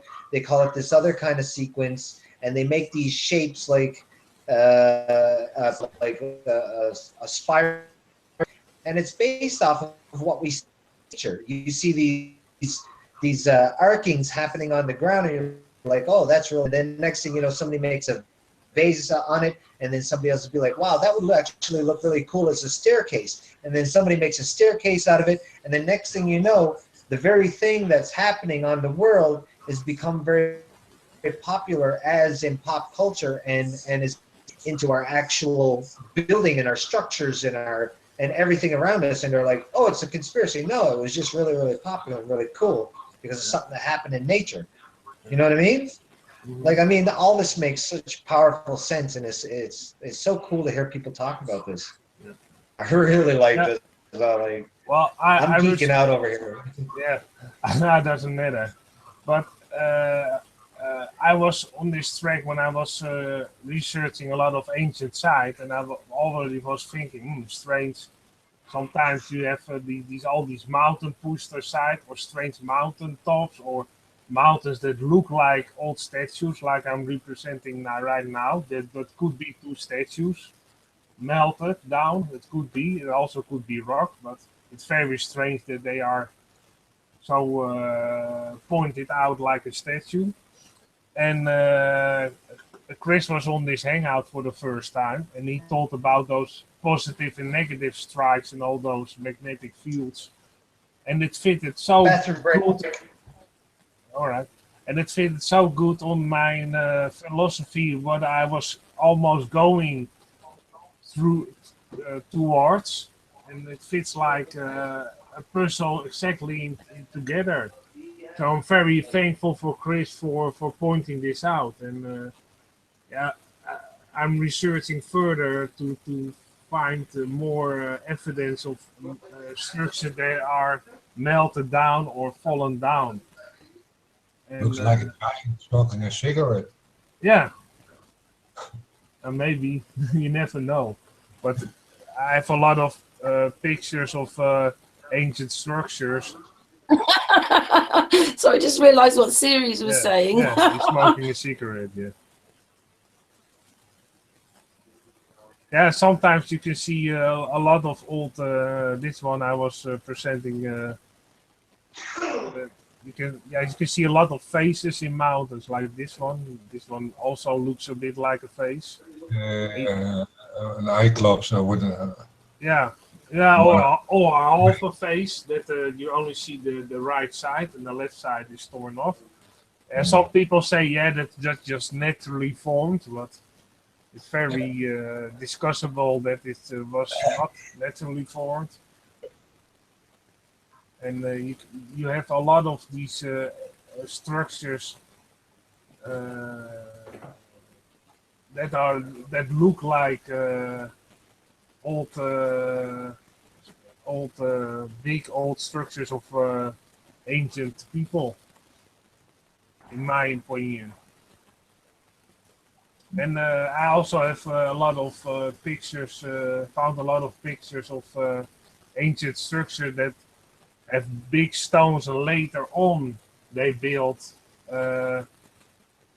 with smaller stones. A lot of examples for that I also found. And I can show you one very quick, if it works. Yeah, there you go. You probably all know this one.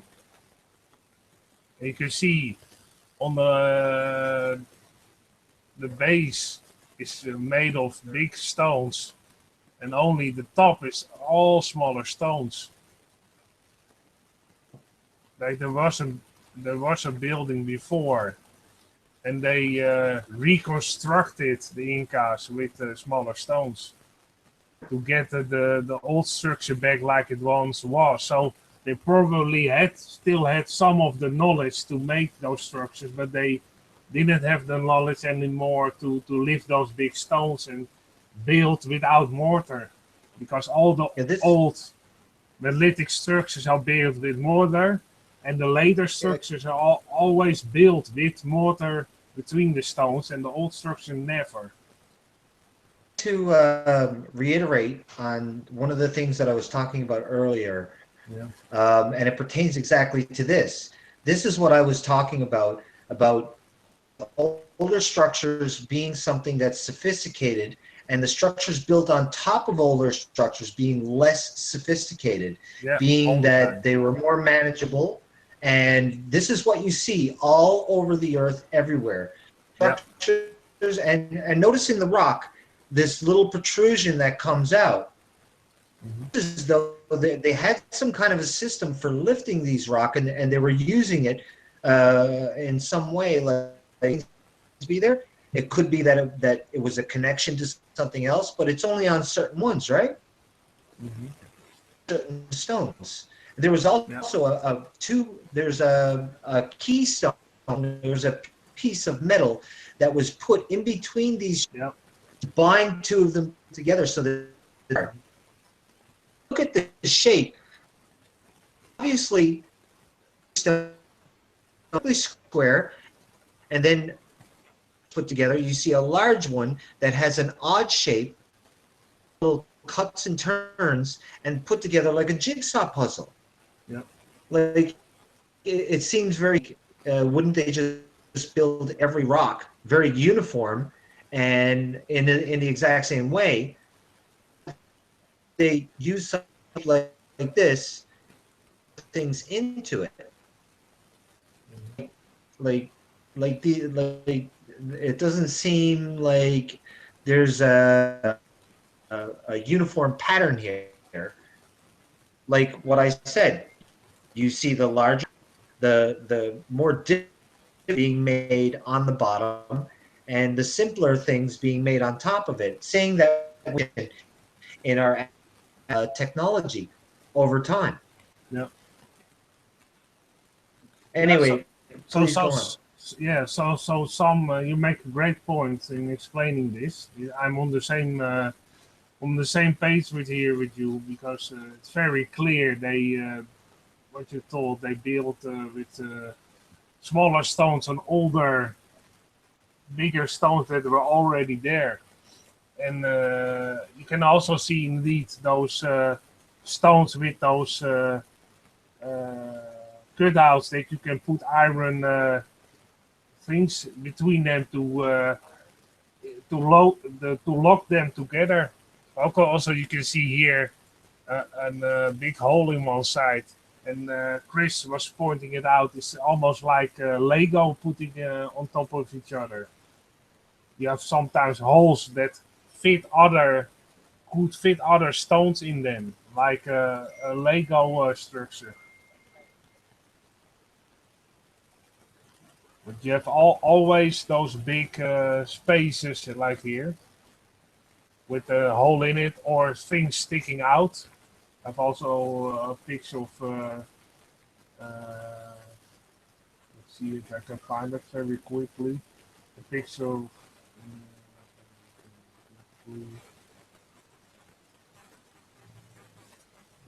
Oh, beautiful. I'm still representing it. You can see Well, also. this is Yeah. You can see the holes, and also above you can see those things sticking out. And another structure I showed, you can see there was a hole in it that could fit these stones in them, and they interlocked each other with each other. You can also see here this big wall, and around it and on top of it, you can see those smaller stones. now That were notice later. that the architecture you a cut on either side to fit these platforms, and there's all like that, and then next one piece in between it to these other. So you're seeing this very similar architecture and done the same way. It looks as though they cut this out. They made this very specific to have these holes there. Yeah. To have these holes there, and it's built. And the cornerstone, and I love that phrase. The core is this large chunk stone. Other pieces fit into it, making the structure very sound, and unable. Why are they not finished? All unfinished. You see so many of them. They're unfinished. Like they don't seem anywhere. Well, like they were going to be something. They were going to be something, and because something happened, they stopped building for some reason. And the later civilization built with smaller stones and lesser capability of moving those bigger stones and interlocking them. But they were trying to finish. This is in Machu Picchu, Peru, by the way. And you can see another thing. And then you pointed out very clearly that they were finishing those older structures because they were not finished, or they were partly destroyed, and they were trying to finish it like it should be finished. Okay, so if we look at this structure here, and I don't know, but if we look at this structure here, we notice something very specific. They all fit in very uniform, and you see the structure in behind very chaotic. You know, you have one or two of the large rocks, but then you have all these other rocks that look like if you leaned against it really, really hard, it would fall over. But the other ones are fit together. You could tell that there was something done here, something very specific done here, and they weren't being still what they were doing. They knew that this way of making this structure was sound. Yeah, of course, and it was sound, and those bigger stones, like you can see here now, are without any mortar between them, and those other structures are with mortar. So because otherwise, like you pointed out, they weren't strong enough, so they have to use mortar between them. So they didn't have a way of cutting the stone. Have known how to cut the stone to fit them in place of each other. In cases, the cut is so fine and is so flat that you could barely fit a sheet of paper in between it. Yeah, indeed. They didn't do that with no brass tools. No. They were using a resonating frequency, like the man with the copper pipe cutting stone. So they were able to take materials and cut through granite, through limestone, through any kind of material, using a resonating frequency and create a nice soft and shape these stones and put them together. It is very simply put. So they had to be using the one same technology to do all these different things, a multifaceted technology using resonating frequencies to create acoustic levitation and move some of these rocks around. People can probably move them across the ground, but how did they get a 400,000, 200,000, 100,000 pound rock on top of another rock? Even on top of a mountain. They discovered in Russia, I believe, a big stone on top of a mountain, but was part of a monolithic structure. And I think it almost weighed 1,000 pounds. And you have to put it in that place and even get it up onto the mountain very, very high. It's highly improbable. They say it's highly improbable. Somebody was telling me that the pyramids were built because they were making concrete. They were making artificial rock, which makes sense. But undertaking, and they don't kind of blue.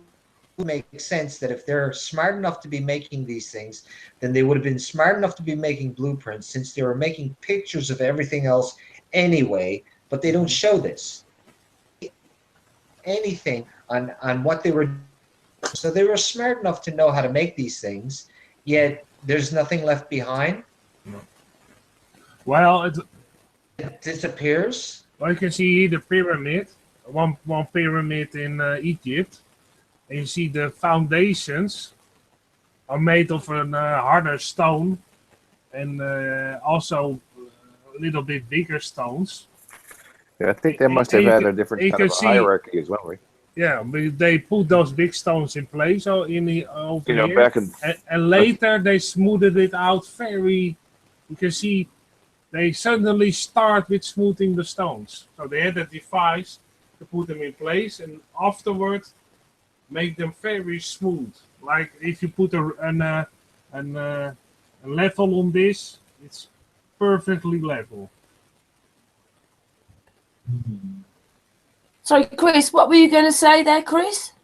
Yeah, sorry, Chris. Oh, I was going to when I looked into a lot of that, the Solomon books and things like that. It was a different culture as well, because Wilson mentioned the drawings and so forth. Back in those days, every man was a craftsman. You didn't need a drawing. Like it was different. There wasn't a hierarchical, like so and so owns the company, and then there's a bunch of employees, and the employees don't know what to do, so they all need drawings and instructions coming from the top down. Back in those days, every man knew his craft, and that was it. Right? There weren't any drawings required. You were expected to be an expert. Right? If you weren't an expert, then you didn't get the work. Right? That was the way it worked. Right? Yeah, indeed. So they're so for me, their level of intelligence, and not just on a social structural level, but on an individual basis, would just been a different league altogether. Also, you can see this structure. This is also in Peru, and you can see there's added on later, and in the distance you can see also added on later things with smaller stone. But just for the people who are now in the hangout. You can see on the lower part, a little bit on the right side and on the lower below, on the left side, for me it looks like melted rocks. But what do you think of it?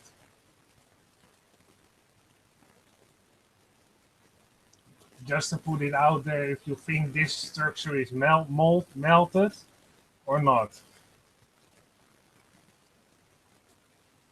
That's what it seemed like to me. In some of my research, when I was looking at these things, it looked as though structures were molten.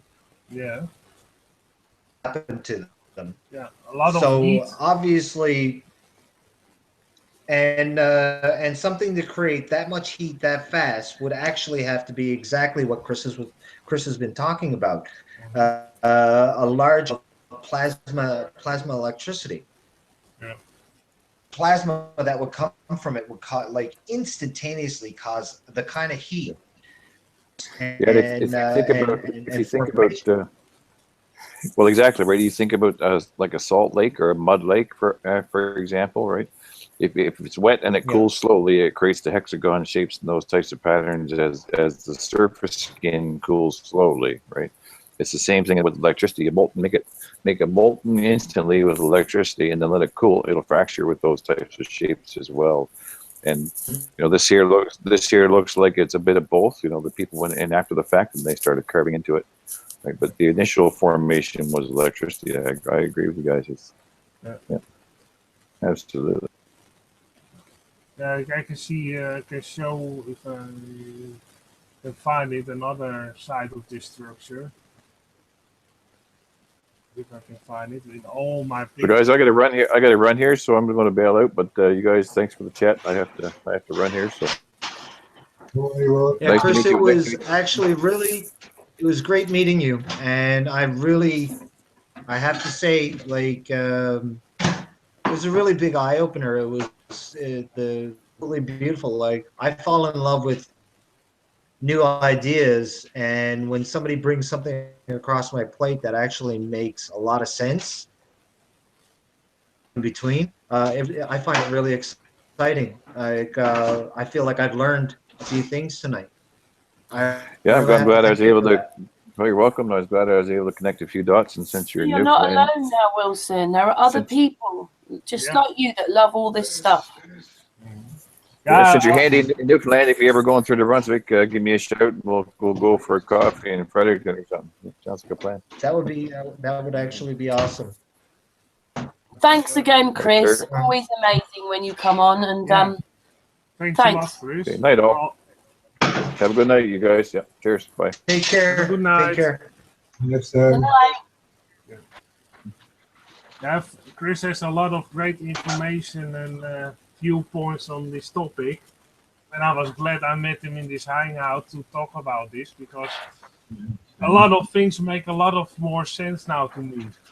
And it's often you think some things are like that, but you don't have backup, you don't have other people's to tell you that you're on the right track, and so it's very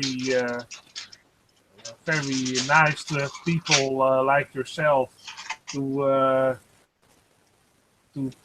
tell the same story, basically. I like when people back up what they say. It's good.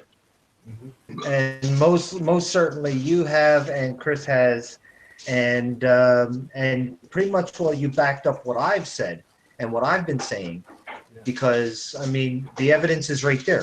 It's very clear. It's very, very clear. Right, it's right in front of your face. Mm-hmm. So what I'm saying about history and what I'm telling people, like, listen, guys, like, you can't just say I know this and this and this is happening in the world. A very ancient civilization, with great and powerful technologies, and we're trying to say that we're highly advanced now, and we know almost nothing about these megalithic structures.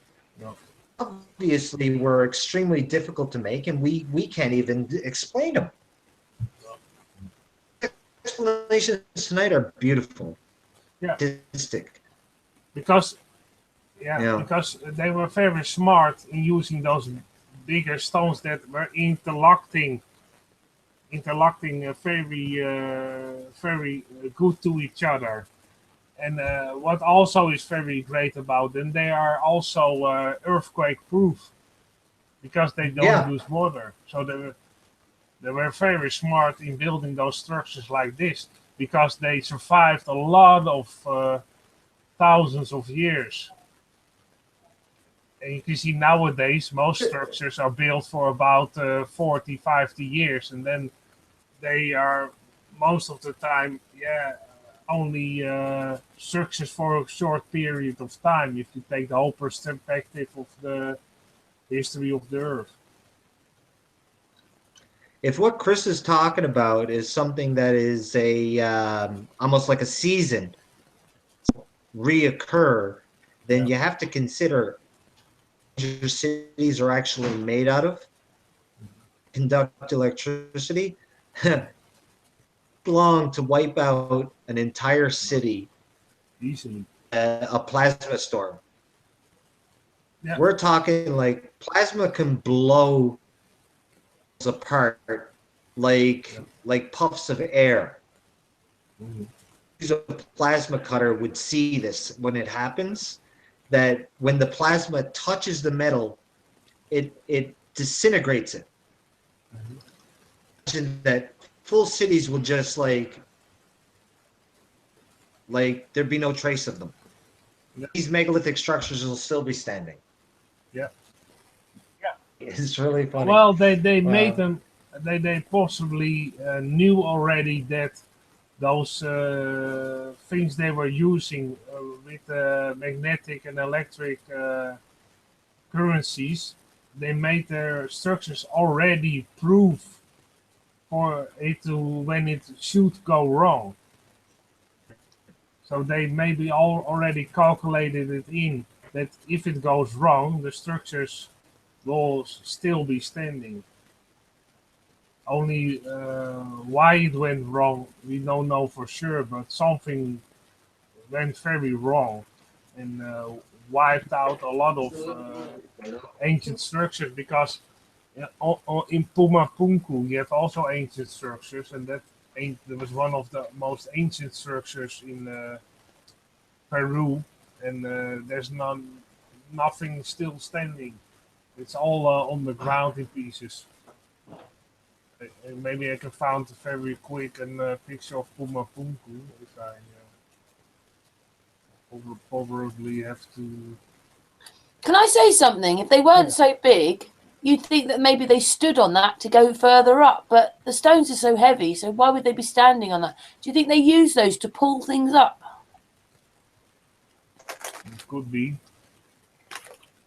But it's just conjecture to talk about it like that could be absolutely for any ever. But it wouldn't make sense for it simply to pull it up because every rock would be showing this same thing on it. So it did have some kind of purpose. Maybe it was a connection piece, some part of the design purpose. And you're absolutely right when asking that, like, what is that piece sticking out? Because you notice it on quite a few rocks. Some of them are round like that, and some of them are actually not octagonal, rectangular shaped, and you can tell that they're there for a reason. They're not just a mistake or something that was accidentally done. No. Now we see in this picture here shaped ones that I was talking about. On the bottom, one that has one, another one that has two. Form. They're put there. They have a reason and a purpose. Yeah. The reason. What is their purpose?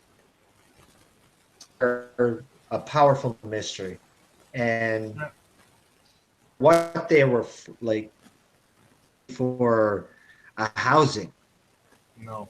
A part of a large scheme. Something important was being done here. Mm-hmm. And notice again, under we have a primitive rock being built on top of a technologically sound rock. Yeah.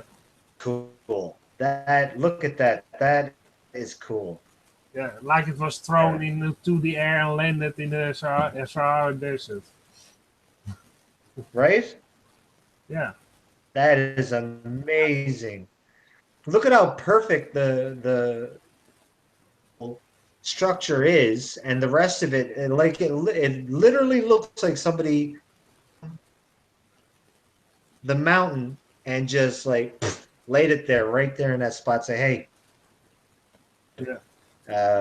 you know, it was just blown away or disintegrated or something happened there. But look at how perfect the shape, the staircase shape on either side on top, cut into the rock and made so well.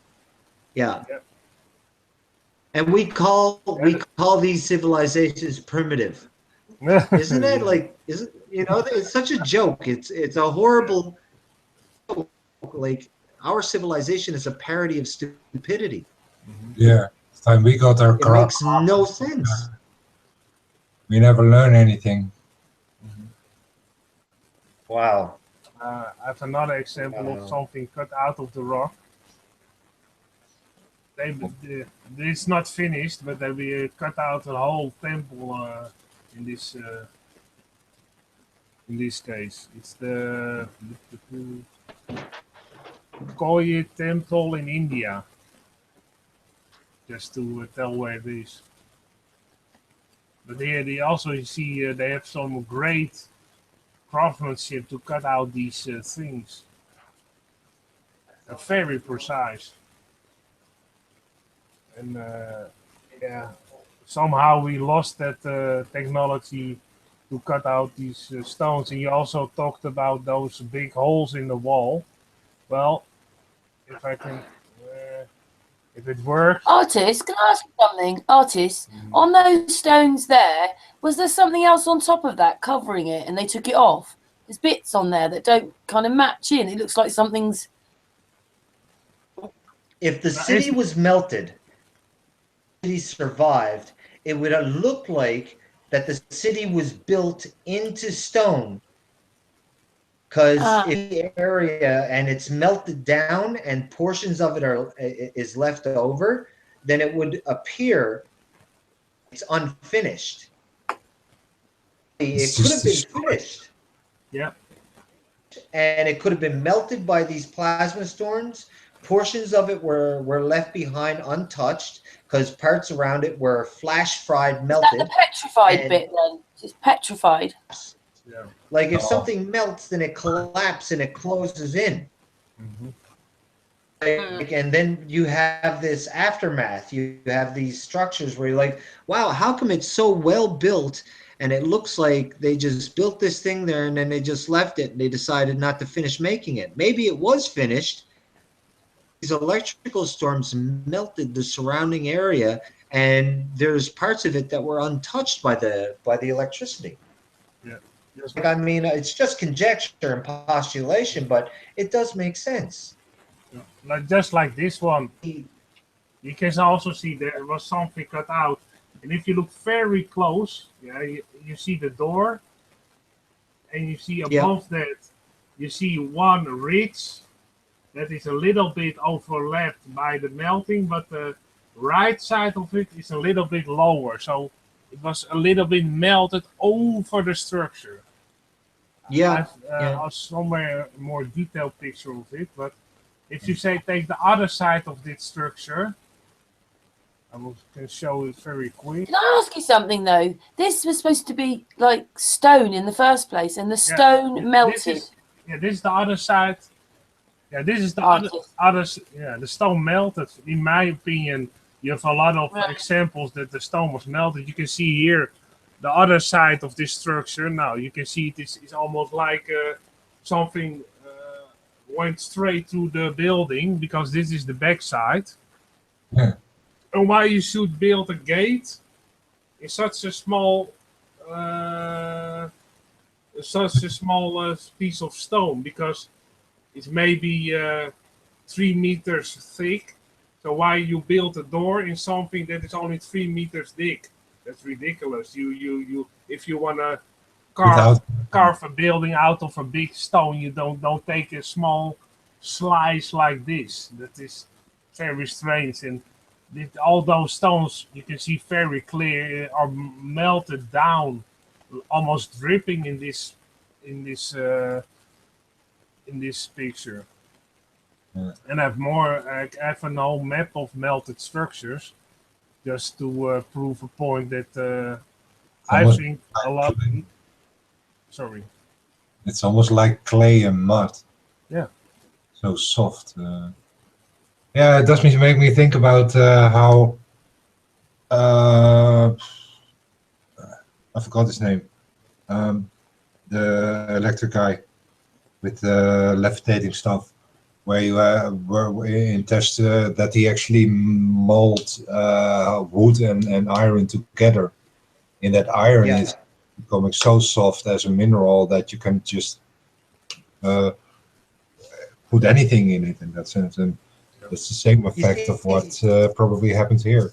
Yeah. And also, there's minerals in everything. There's minerals in everything. You have like a wooded and a stony area, and you have a plasma fusion in lava, which is going to be time consuming. This is instantaneous thing.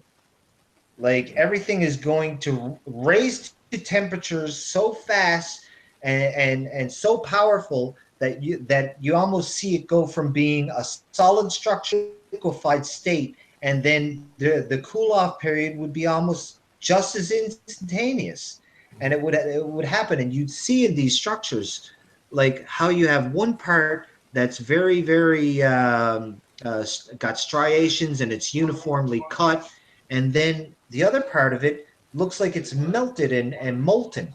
So like this actually makes a lot of sense. Well, theoretically, to look at it and say this is what would actually happen to it, and the minerals in everything, including wood, would cause this fusion, this melting situation. It would look like mud, organic. Yeah, just like the picture I'm showing now. Yes, yeah. Oh. The white, this would more than likely have some sulfate deposits in it. On top of it. And you see two different kinds of stone. We're seeing two different kinds of stone here. Yeah, it's the effect of heat on the original stone, it seems. Yeah. Cases you see where there's one stone inside of another stone. Like I have a structure not so far away from me where you see the large stones that are in the basilica. There would be another color of a different kind of stone inside of it. But somebody say to me that it's mud, that it used to be mud, and I say it can't be, because you see all these speckles going through the rock itself are uniform. Yep. Uniform speckling in the rock would not suggest that it would be mud, because there would be a lot of other kinds of things passing through it. And why would it be so uniform?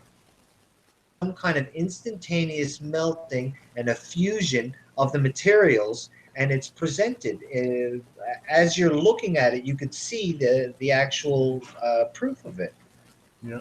Water would have a kind of chaotic to it, not so uniform, not so well preserved in its look. I got to take a picture of the rock and show you guys what I'm talking about. Right. But it's out in St. John's. It's away from me, but you'll see what I'm talking about. Mm-hmm. Anyway, go on. I'm sorry. Go ahead. No, it doesn't matter. You are explaining it in a great way, and I was just showing the pictures to prove your point any further. That you think like the same as I think it is. Exactly the same, and some people don't believe. Well, they're not melted rocks; they are just formed that way. But I don't believe that, because you have a lot of structure. There are you can see heat that they were struck by heat. You can see structures they were a little bit melted. They have some melt marks on it, and you have structures that are almost melted completely away. So I think that there are gradations in melting structures. I can show you another one. This one is almost melted down to the ground.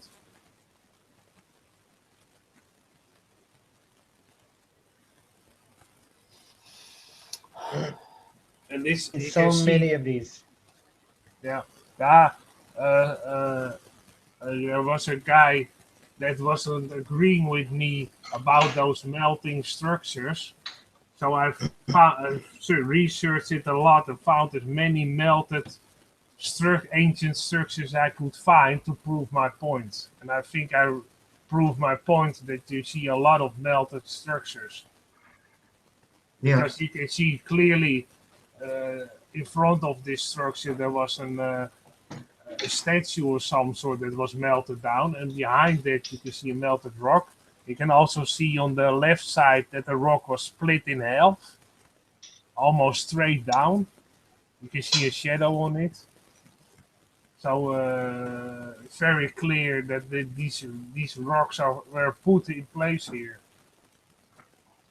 If I could just interject, you noticed that the little wall that's around the piece which you said is a statue was built. So if they were cutting this from a mountain piece, there wouldn't be any need to build this little structure in front of it, this little wall. They would just cut it from the mountain, and it would be shaped like it would be like all one piece. So you're seeing the same thing as it converges into this piece of rock in the back. And the rock structure kind of looks, very organic, as though it would have been something.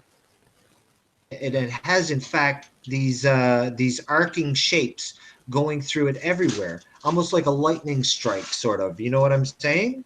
Yeah. And then, and it's like it's present. It's showing that it is present.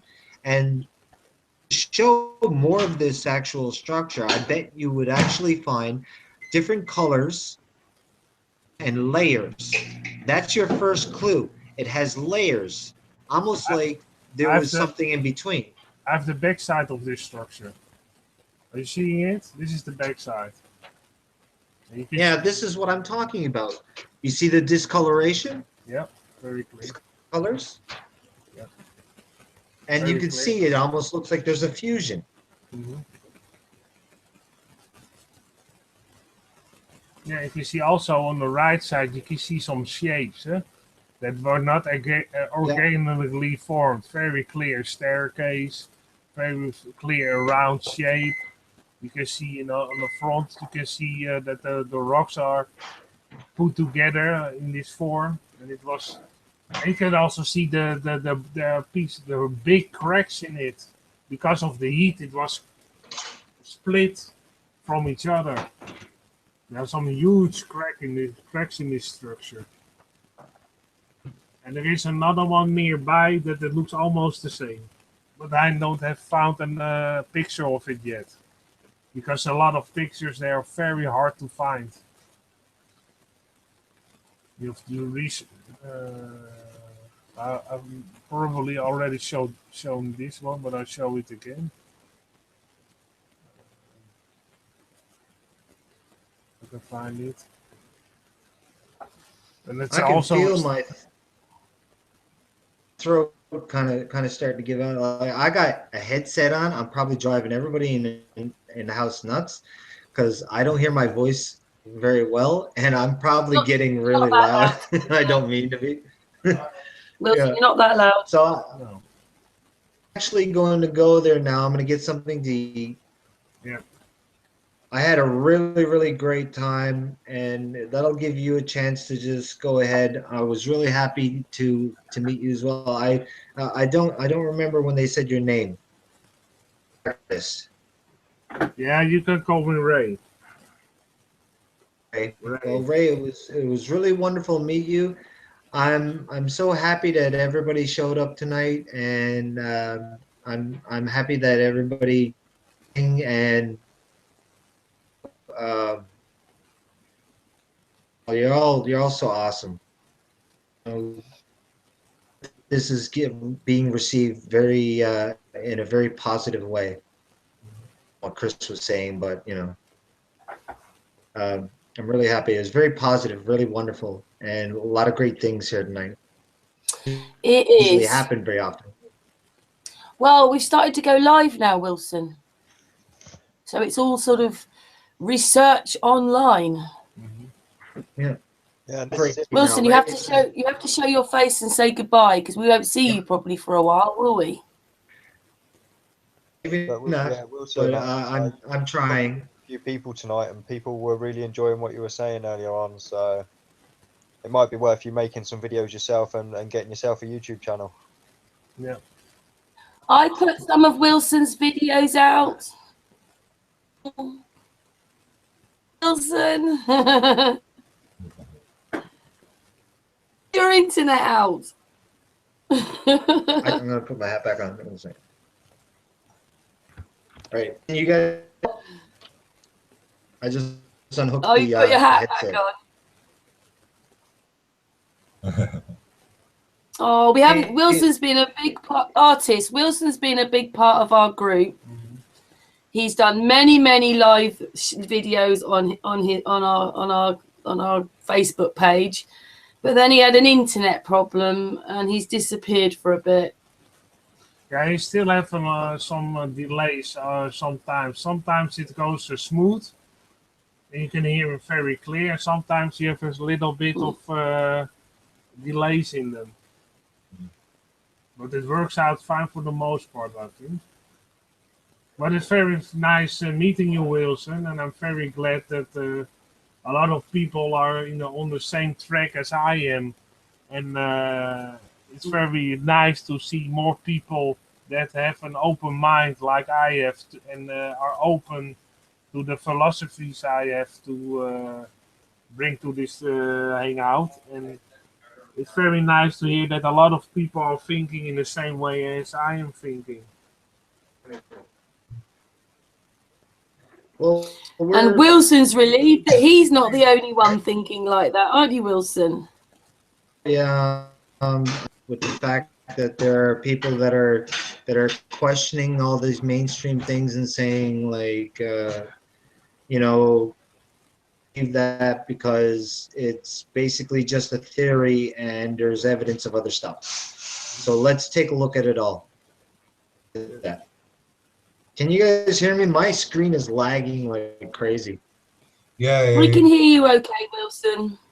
it's better as before. But Wilson, as you know, we're not going to see you for a while. You know what we have to do when we leave a hangout? What do we have to do nowadays? We have a hug. Hug for Wilson because we don't know when we're going to see him again. Hey. Hug me, Serge. Come on, buddy. Love It you, was great. Wilson. Loves the beard, man. Loves the beard. You guys got beards. We're like Duck We've all got beards. Even Artis has one. Yeah. Oh, does he? Yeah. I'm gonna have to grow a beard out. We'd be like the wise men. Yeah. Yeah. The wise guys. Oh, The wise bearded man. Yeah. Chris really sounds to me as though he must have a degree in. He does. And then. I think he has a degree in engineering, and he works a long time on engineering jobs. Bigger projects as well. Yeah. Yeah. So he must have the and degree. his was off the. Was amazing. Very rarely would you hear me say something about just like very impressed with the people I'm board with. Quite a few people, and he really wowed me. You're breaking up a little bit there now, Wilson. That with a lot of the theories that, and he really put. That was good. That was really good. Yeah, see what you've missed. You should reiterate and do another video talking about Samir with the Bosnian pyramids. This has a lot to do with it, and I know Ray, you might be interested in that guy Samir. He works with the Bosnian pyramid. He's talking about the pyramids that are all over, and there's apparently there's like 200 of them or more. Yeah. And the pyramids are all over the place. In China alone. Karen, that's there. Yeah. In China, you have pyramids. You have in America, you have pyramids. I'm gone. Yeah.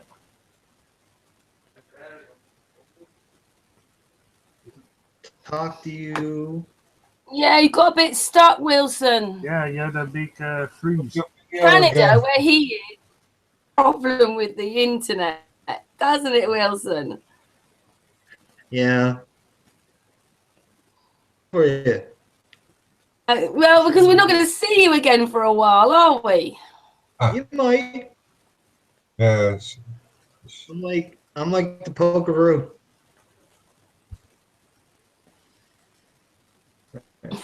Wilson! Excuse us, everybody. Oh, he's back again. Yeah. Oh, bye, Wilson. We love you.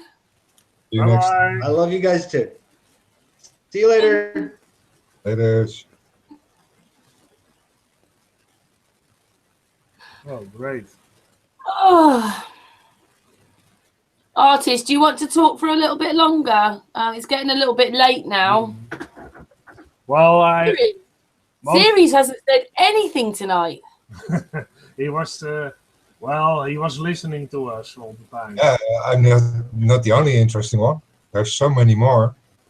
Yeah, I'm still researching. Probably even more, even too shy to actually come forward. But yeah, in time probably many will come more. Well, I'm researching a lot of things right now, and sometimes you see pictures of things that is a side branch of what you are researching, and it side branches again, and sometimes I'm up at 8 o'clock in the morning, and I research until it's dinner time. The whole day, because you see so many pictures of ancient structures, and sometimes you see pictures relating to that are also interesting, that I showed with those devices they used, and also probably used on their head to capture the electricity, maybe that were sent to them from the pyramids. And yeah, you see a lot of things related to each other that gives you a broader perspective of the things you are researching. And with people like Series and Chris and the guy that was just now on, Wilson, they have a lot of great information, and it all fits perfectly together. There are not a lot of things that don't fit in the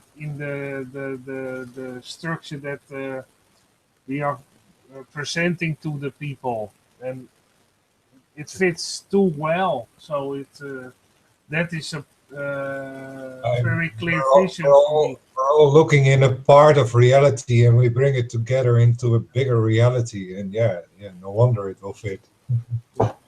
Well, it's very, very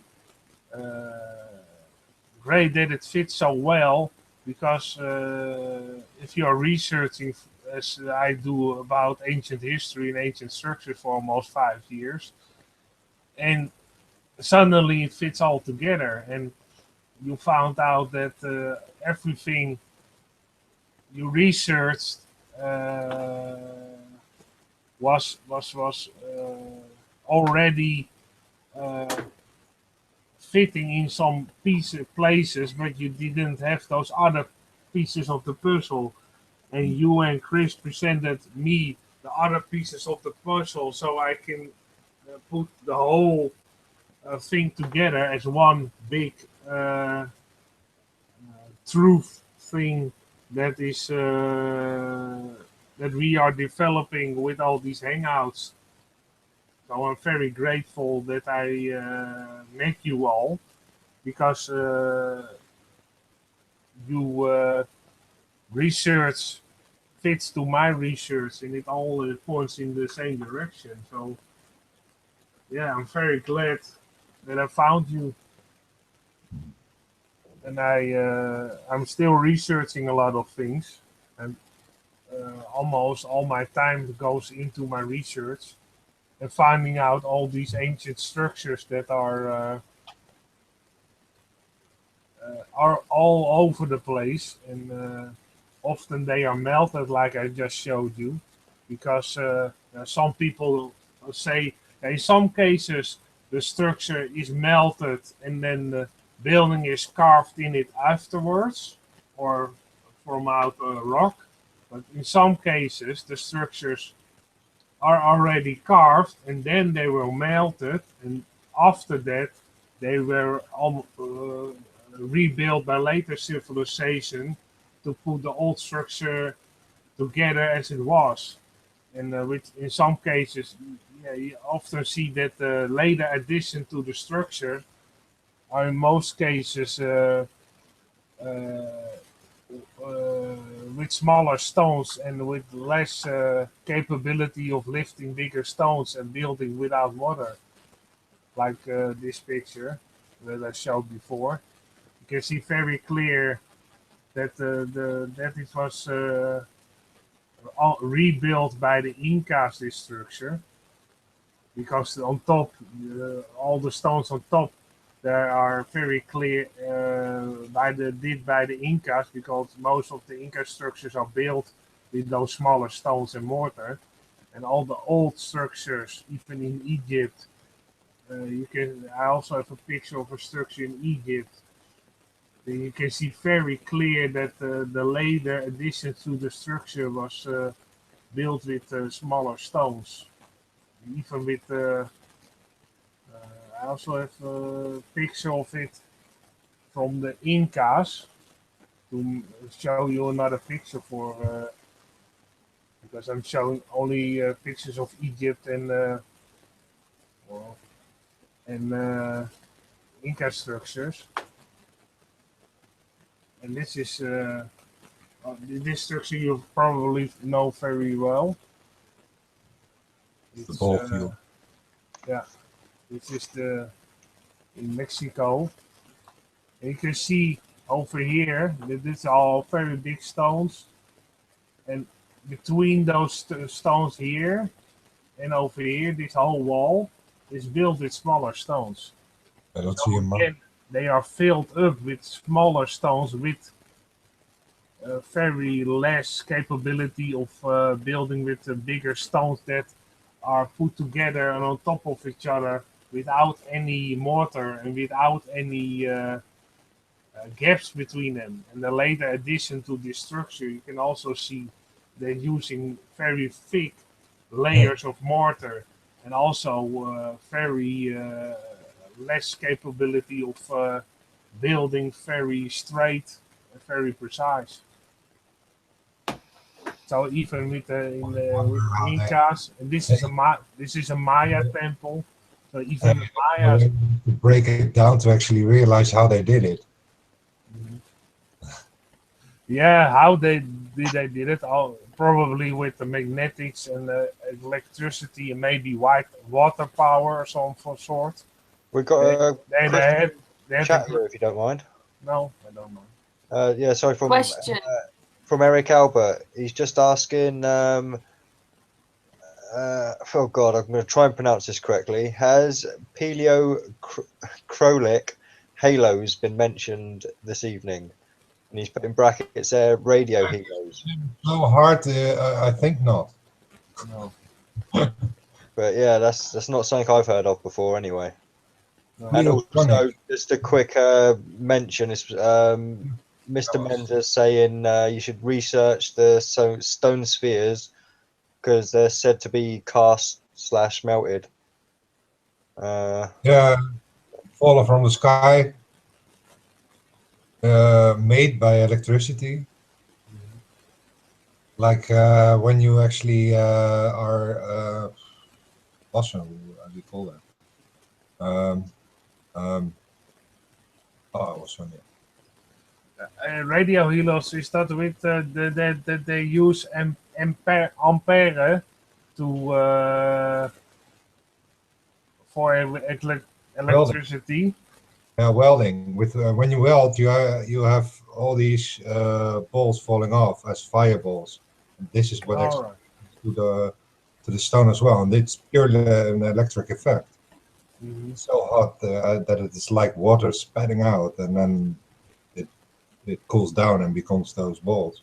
And then with the higher layers, some are actually completely tilted up between Mars and Earth, as they say. That particular asteroid belt could be part of the Earth, that it all came from the Earth and is just hanging there within the field because of the whole electromagnetic effect on this in each layer. And at some point they came down as well. Some fell down, others got up. Yeah, I'm not very good in electric things, so you have to. You explained it in a great way. I'm more into building and how things are built. Architecture. I'm more. I know more about that, but I don't know a lot about electricity. So that's where you come into play because you know a lot more about electricity as I do. Not that much, sadly. But, well, and enough to explain it better than me. If I had a better budget, then I could probably find out more. Yeah. Well, just to prove another point about that ancient structures were built. Well, I proved that point very clear, but if you see some, I've shown those big stones in Peru with those holes in them. If you go to the Temple of Khafre in Egypt, I'll show you the picture. This looks very much the same in my opinion. They're also interlocking stones, as you can see. Sometimes, like they're just one hole. Whole arc. And on this structure, there is also built. You can see that in the distance. If you see the man with that striped red and white, gray striped shirt, and you look further, you look up. You can see those stones are very small, like bricks in a wall. So on top of this structure, again, there was built with smaller stones. And these stones, I think, are from a very hard stone, almost like granite. And those stones that built on top of them were built with limestone. So limestone is very soft and very, very much more easier to carve into, as those granite pillars that are shown here. And also, these structures are also very level and straight. And if you put a level on it, that is, and you can measure it, it's almost 1 point off that of being perfectly straight. And that percentage off of this structure is probably caused by the weathering of the stones.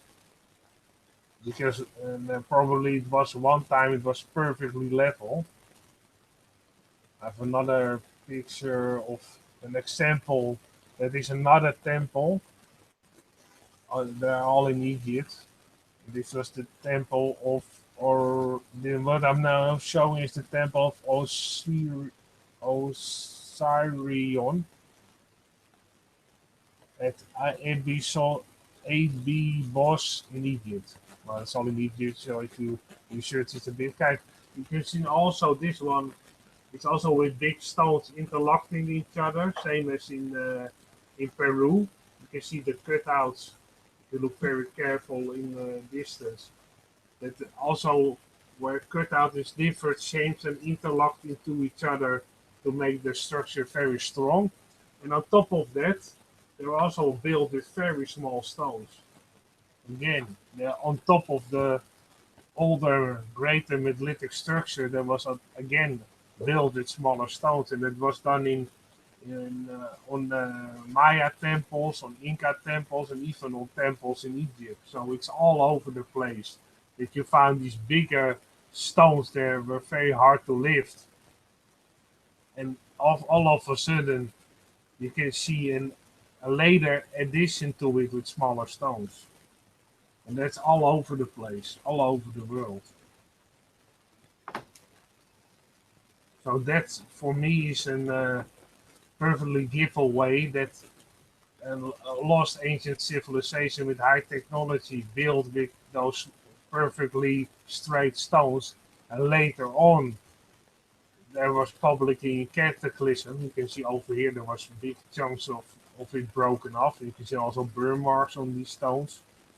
And after that, they tried to repair the old structure with smaller stones.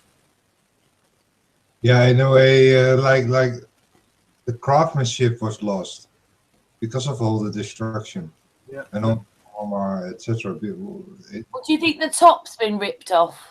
Well, the top is being ripped off, and a lot of pieces where, well, these stones, you can see also burn marks then, but you also see very breaks in them that are not possibly caused by a lot of heat.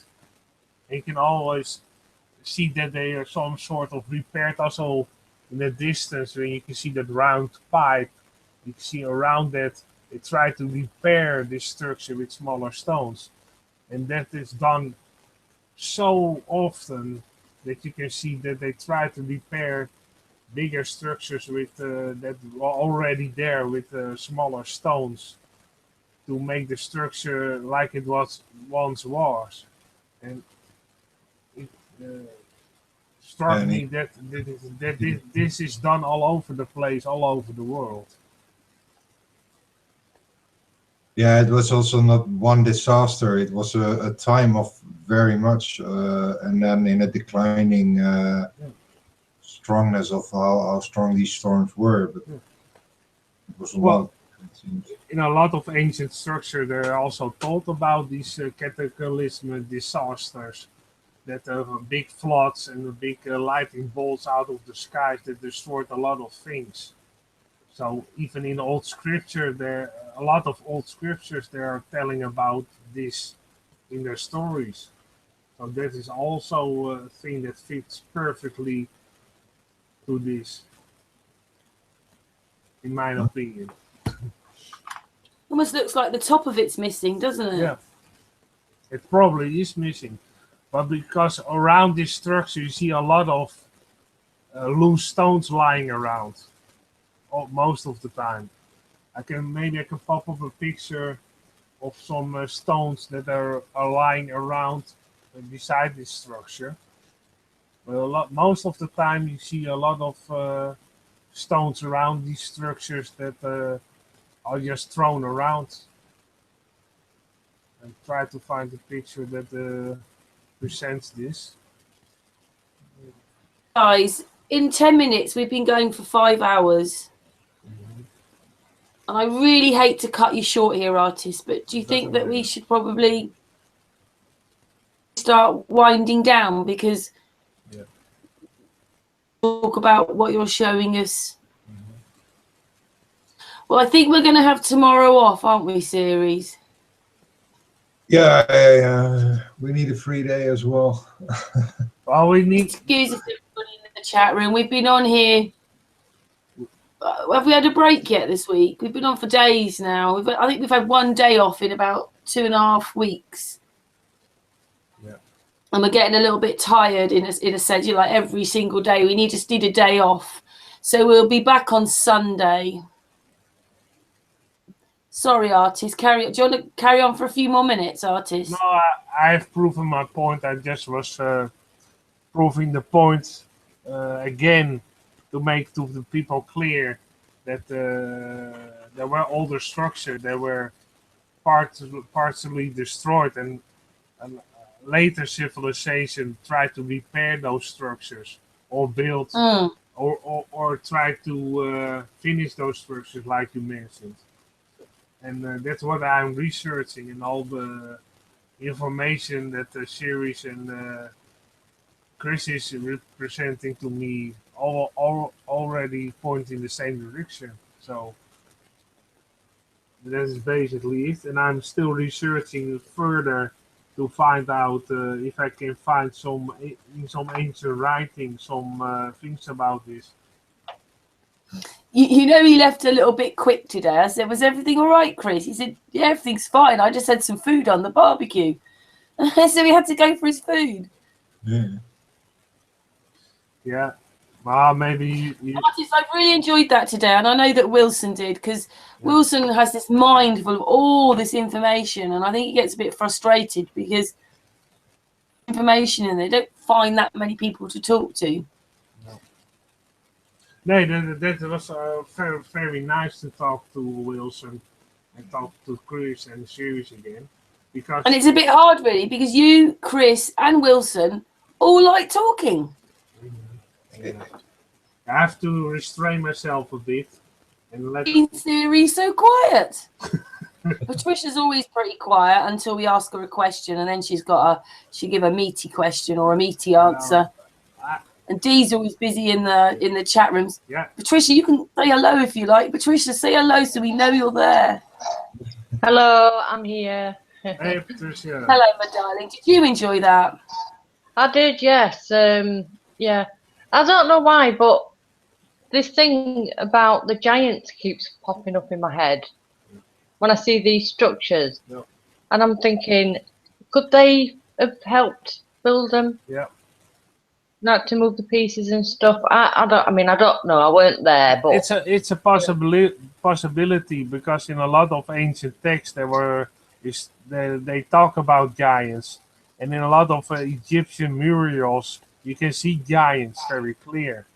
They're even in the pyramids, aren't they? Really, because they've got bigger beings in there with smaller beings.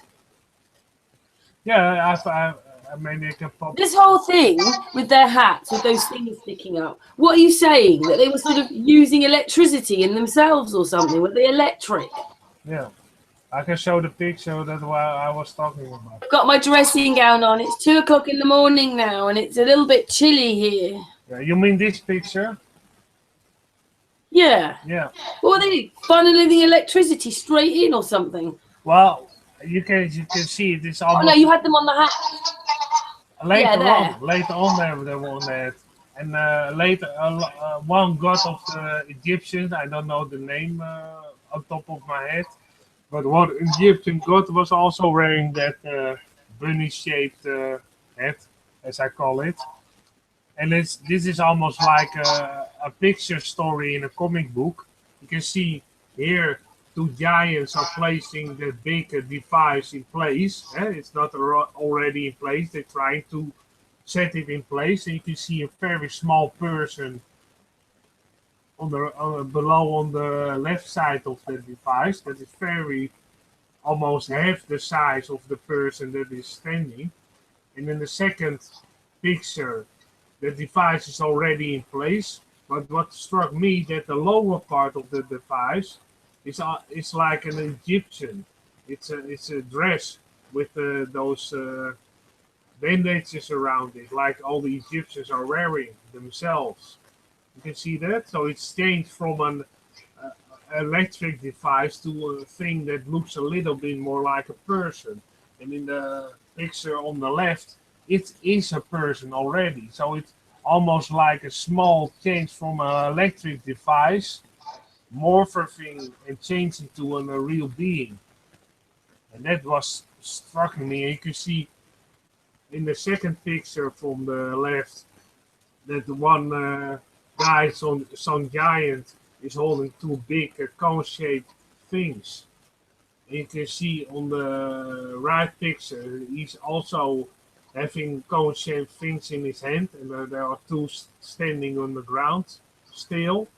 And he's spraying some kind of liquid over this person. Do you think that's gold, artist? Because Wilson goes on about how much gold they have, which might have made it even worse when this electric storm happened, because they were all wearing gold, and gold's a really good conductor as it is. Yeah, that's exactly. It's possibly made of gold. That could be in. But what is strange for me, that this is called a jar of something. I have to, if I pronounce it correctly, DGED pillar. That's what it's called. Right, I see what you mean. There's the pillar, there's him turning into a man, and there he is as a man, and the thing on his head looks like the things over there. Yeah, that bunny shape. Yeah, that is a bunny shaped head. And you know what it makes me think of? I know this might sound blasphemous, but it's like ascension or something, like some light and somebody comes through or something. Yeah. What would they be wearing that for electricity? Maybe to were they? So heaven or whatever, because they were really into the underworld, weren't they? Yeah. Yeah, they were big into the underworld and into the above world, and the underworld and the above world connecting to each other in all kinds of levels. You have a lot of stories of ancient gods marrying real persons and intermarrying and all sorts of things to intermingle. And in this picture, like Patricia mentioned, you can see giants and you can see small people. Even on the picture on the right, you can see very small people on a statue. They're presented in the middle almost, near those two big pillars on the ground, on the left side of it. I can put my mouse on it, you can see this. Can you see this now? This is also a small person. Here you can see also a small person. Here you can see a small person. But also struck me that the faces of these three are all three are cut out. You can see. Oh yeah. It's also very strange. This face is cut out. This face is cut out. This face is also cut out. And this one. And hands. And their is it hands. down their hands as well? And their feet. And this figure is a little bit cut out, and this figure is cut out completely.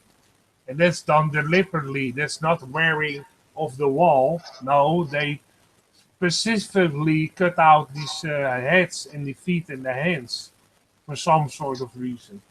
That's also a thing that I found very strange. They know that they wanted to remain anonymous.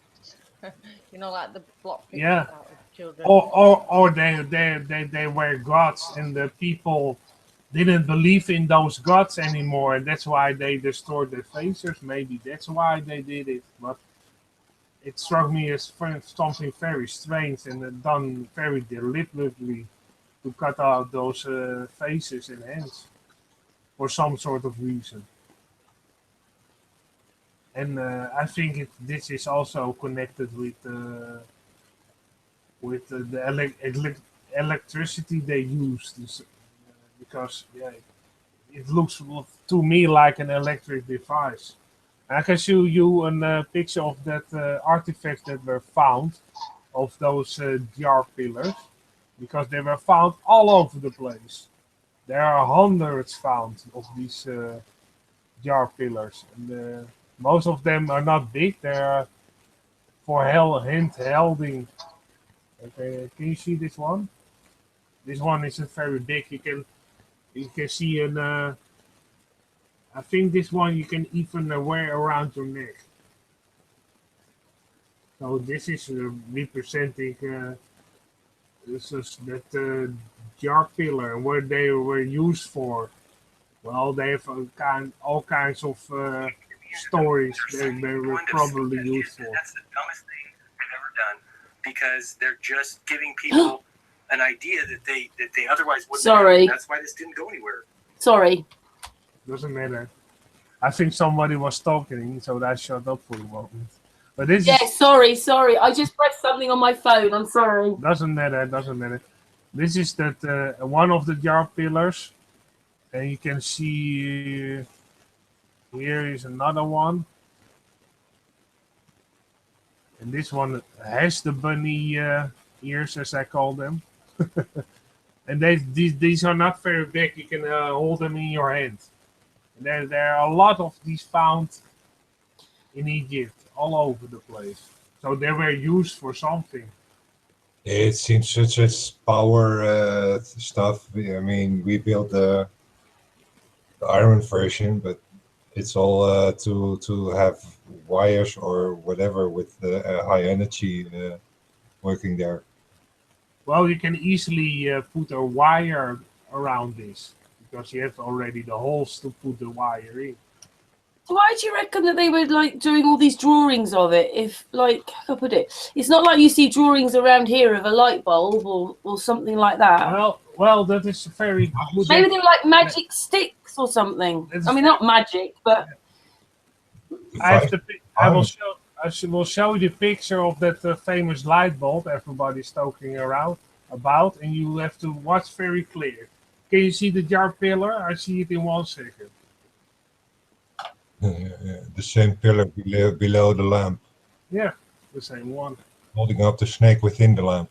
Yeah, exactly. So there you have that thing again. So it was very important to them. No doubt about it. And again, you can see here some. mind you, they can use free energy, couldn't they? Probably. They knew what it was. Yeah. Instead of the destroying energy we have by consuming everything.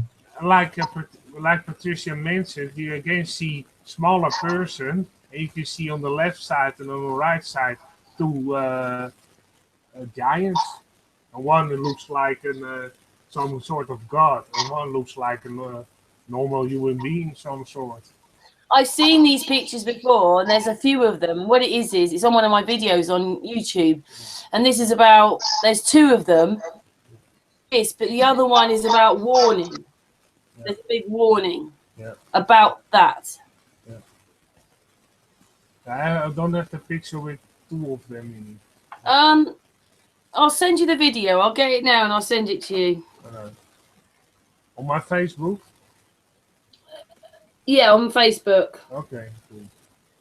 You'll love this one, artist. Actually, can I just say though, it's now 2 o'clock in the morning. I don't mean to be horrible to everyone, but we've been going for 5 hours. Yeah. Well, I've proven my point about this. That this pillar, the jar pillar, it was very important to the Egyptians. So I made my point, and I think indeed it's time to finish this hangout, because I'm also getting tired a bit. It's all that talking. It's tiring, isn't it, guys? Yeah, and it's especially tiring for me because I have to talk in another language. You do really well.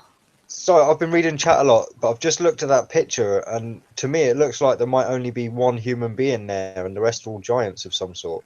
Yeah. I found exactly the one I need to send artists. I've put it down as the hidden truth, past civilization, cities, technology, which was petrified. And in it, it's all about it's exactly those pictures there. And the guy's telling you what the pictures are saying. Yeah. I'm just going to send it to you on Facebook, on Messenger. Oh, great. Thanks. I know you'll love this artist. Now, if you have things about this, I'm glad to receive videos or pictures. Always interesting in this kind of things. This is all about pyramids and hidden technology. Great, thanks. Well, I've really enjoyed tonight. It's been a little bit different. Well, I suppose we did have a bit of Chris's work and that, but we've been doing so much about I can't even say it, I'm tired now, electromagnetics, that it was quite nice just for a change to do pyramid stuff. I love the pyramid stuff, or ancient technology, or ancient buildings. It's in these pictures. You haven't found any of those knob things on the stones or anything. There's no walls with knobs on in the drawings, is there? No. What I also found in this picture, I will present the picture again to show. I already sent it to a lot of people. You can find it very, very, very quick. I have so many pictures. I'm still amazed that I can find some pictures if I'm talking about it. But I've shown you that wall in Egypt where the stones had knobs, and a piece of them were perfectly smoothed out. Yeah, I have them here. Found it. I have to categorize my pictures a little bit better so I can find them faster. This one. Okay, this strikes me. You can see here the knobs on the stones here very clearly. And this section is perfectly smoothed out. Can you see that? So they probably used, or the device they used to cut out these stones left these knob marks, or the knob marks were used to lift the stones in some sort of way. We don't know, but the knobs were there when they cut out the stones, so they had some sort of purpose, or they were knobs that were left. Do you think the ones in that picture happened when all this big electric arc happened? So the stones didn't melt. When you cut a stone off, that you have a leftover, like when you have do it with sawing wood, you could just take the wood, break the wood because you cut it apart. And that could also be a part of that they have a cut and cut around, and then they tick it, and then it's broken. You see a pretty rough end. Well, I found this picture very interesting because it shows they put the stones in place with those knobs on them, and afterward they smoothed it out. Oh. What? They smooth the stones out afterwards? Yeah. That's what you see on the right. That's what appears to me in this picture. Maybe you have another perspective about it, but to me this resembles that they put the stones in a rough shape in the wall, and later on they smoothed it out. Because it was smoothed out because the stones that are smoothed are lowered. Yeah. You can see it. The stones with the knobs are very much higher, sticking out. So they did it afterwards. So even the pyramids are not finished. No. Or series, is it that those were from the ancient time before we were all that problem happened that we were talking about, the arcing and all that? This is what's left, and then the pyramid people built them back up. The Egyptians built them as best as possible back up. You can see that, yeah, that's a very good point to point out, Karen, because the stones on the base, those stones, are almost not weathered. You can see there's no weathering on those stones. Yeah, whereas the ones above. And the ones above are weathered very much. You can see a big weathering on the stones. And I think also the stones are a different color. You can see that probably the stones on the base are made of a much harder stone as the stones there are on top of that. The stones on the base look like almost granite, and the stones on top of them look like they are limestone, much softer. Reddish and yellowish. Yeah. Can I just say I'm really sorry. I'm beginning to get really tired now, and I'm just worried that I'm going to be sitting here and the people in the chat room are going to watch me nod off. I guess. Because I'm getting really tired. I don't mean to sound rude, but yeah, just like Eternal Padawan had for a moment some hangouts ago that he was. Oh yes, yeah, but we weren't live when he did that, were we? I probably that was not. funny. Security slumped up on the side. Yeah. Well, I've proven my point, and you were very helpful in talking about this topic. So I'm very glad you helped me with explaining this. You were giving great insight views on this. Well, you've got another video to watch now, artist, about ancient civilization. Yeah, I'm going to watch it definitely. Thank you very A much. little bit, you might go, oh, I've seen this bit before, and I've seen this, but you'll like the bit in the pyramids. Yeah. Well, thank you for There's that. a bit after as well. Yeah. Thank you for sending me A bit that. of feedback. Yeah. D! No, Patrice. D is back in the house. He's not in the chat room, he's in the hangout. Yeah. Hey, hey. You gotta come back. I know the artist can't. Oh, Chris has just texted me and said, I've got a surprise for you all. Oh. Oh. At this moment? Yeah, I'll have to wait till the next hangout for that one. Oh no, he's not naked again, is he? I'm only joking. Yeah, you're Well, we have we can now tell we have a big surprise next hangout from Chris. So you should all watch the next hangout because there will be probably a big surprise by Chris.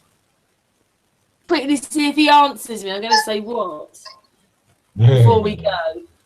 But we need to have a hug, Patricia, which means you've got to come back. Okay. The centre got a really big surprise for you all.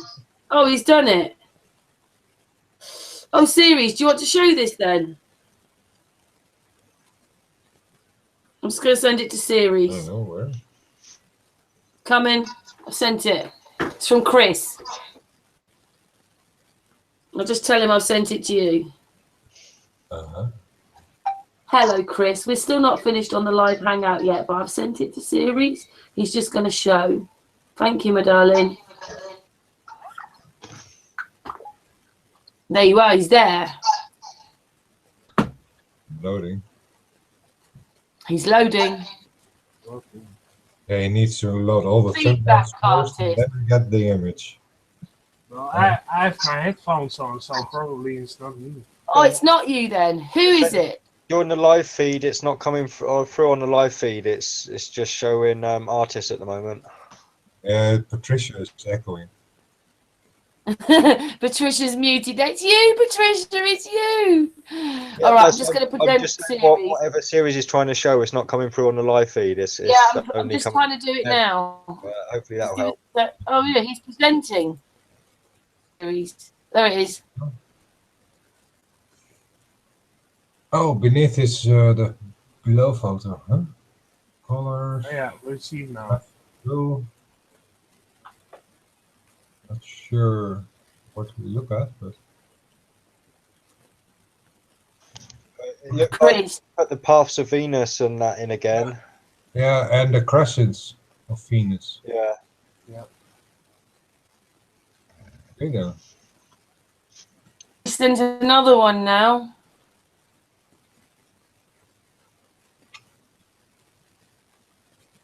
Well, he has to explain it probably further to us. I better put that. I'll say, hang on.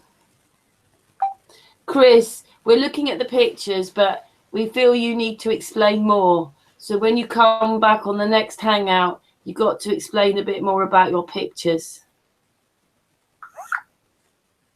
It's really sweet. He's there. Series, I've sent you another one.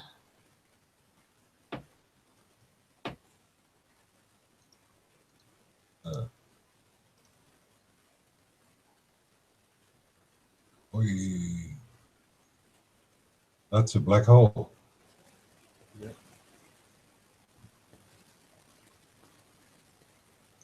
What, in front of the sun? I was thinking that might be the moon passing in front of the sun, maybe. I don't know. Or Yeah. something passing in front of the sun, but yeah. Just what I'm getting from it anyway. Yeah. For sure black. Is somebody having an eclipse today or something? No, he's trying to replicate them. Hmm. Inverted UV. Yeah.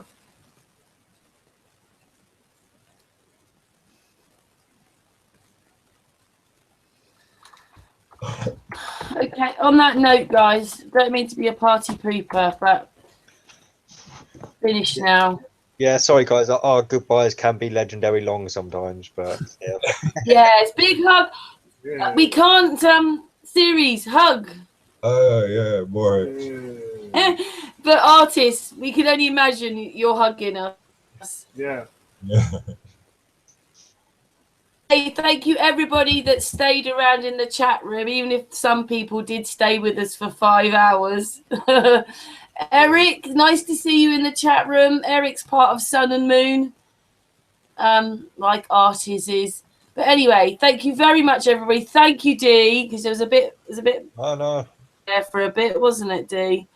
Yeah, we had a few troll attacks, but no, it's all cool. That's Like I so said. stupid. You don't even see the words properly, though, do you? See letters. Doesn't matter, Karen, it all adds to the view count, so it all adds towards helping Flat Earth out. It's cool. I can deal with them. Yeah. What are you saying then? I never read what they're saying, no, because I'm trying to block them quick enough and then reporting them. So. Oh, Chris is writing something now. 1 second, just see what he says. We may as well, because you're all going to go, you know, series and artists. And he says, please, I want to go. No, I'm okay. I'm okay. 1 second. Oh, he stopped writing now. Oh, by the way, I want to read you what I said to Santos earlier on, just before. Won't mind.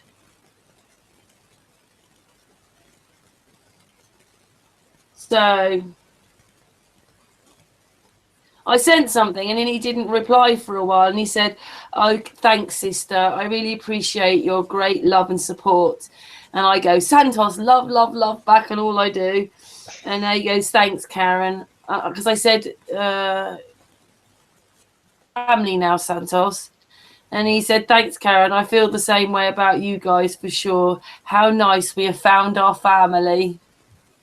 Yee, Santos is in our family. Yeah. And then I said a bit more about the hangout. And then he said, interesting. I'm listening now. And then when he heard Wilson say that bit, he said, beautiful. I said, yeah, because you've affected our lives, Santos. And then he just carried on saying, great, thanks, great. Oh, nice. He said, I like the bit about Rome. And then I said, we're coming together, Santos. And he said, we are for sure. And then messages and he's gone. But I was trying to get him on the hangout, but he didn't come on.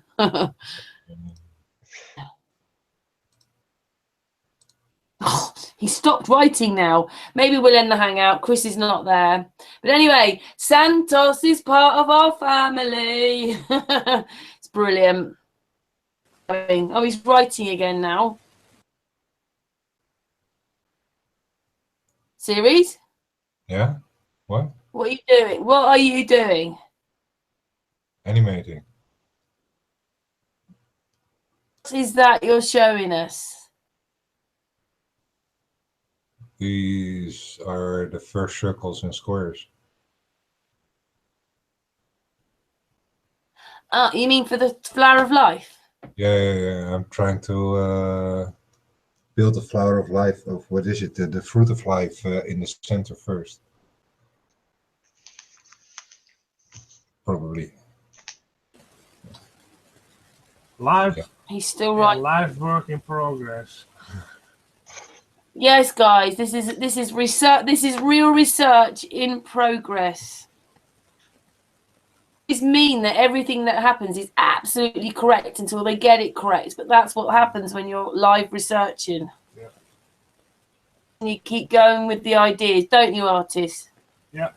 Yeah, that's why I showed you the pictures of those jar pillars, and to start people thinking about those things, and also other people we will. I encourage other people to research this, so we can find out more details about these subjects. Because the more people that are researching this kind of topics, the higher the chance we get the whole picture sooner.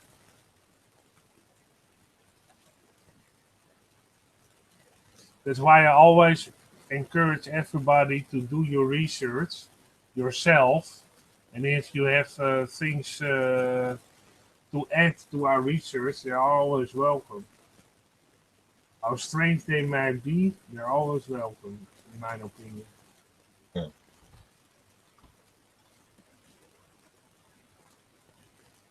I don't know what Chris is going to send. He keeps writing off and on. I think there's a big explanation coming. Well, we can save that big explanation for the next hangout. I think we're going to say goodnight, guys, and that's very nice, Series. And Series will have to continue his work on that animation in the next hangout as well. Yeah.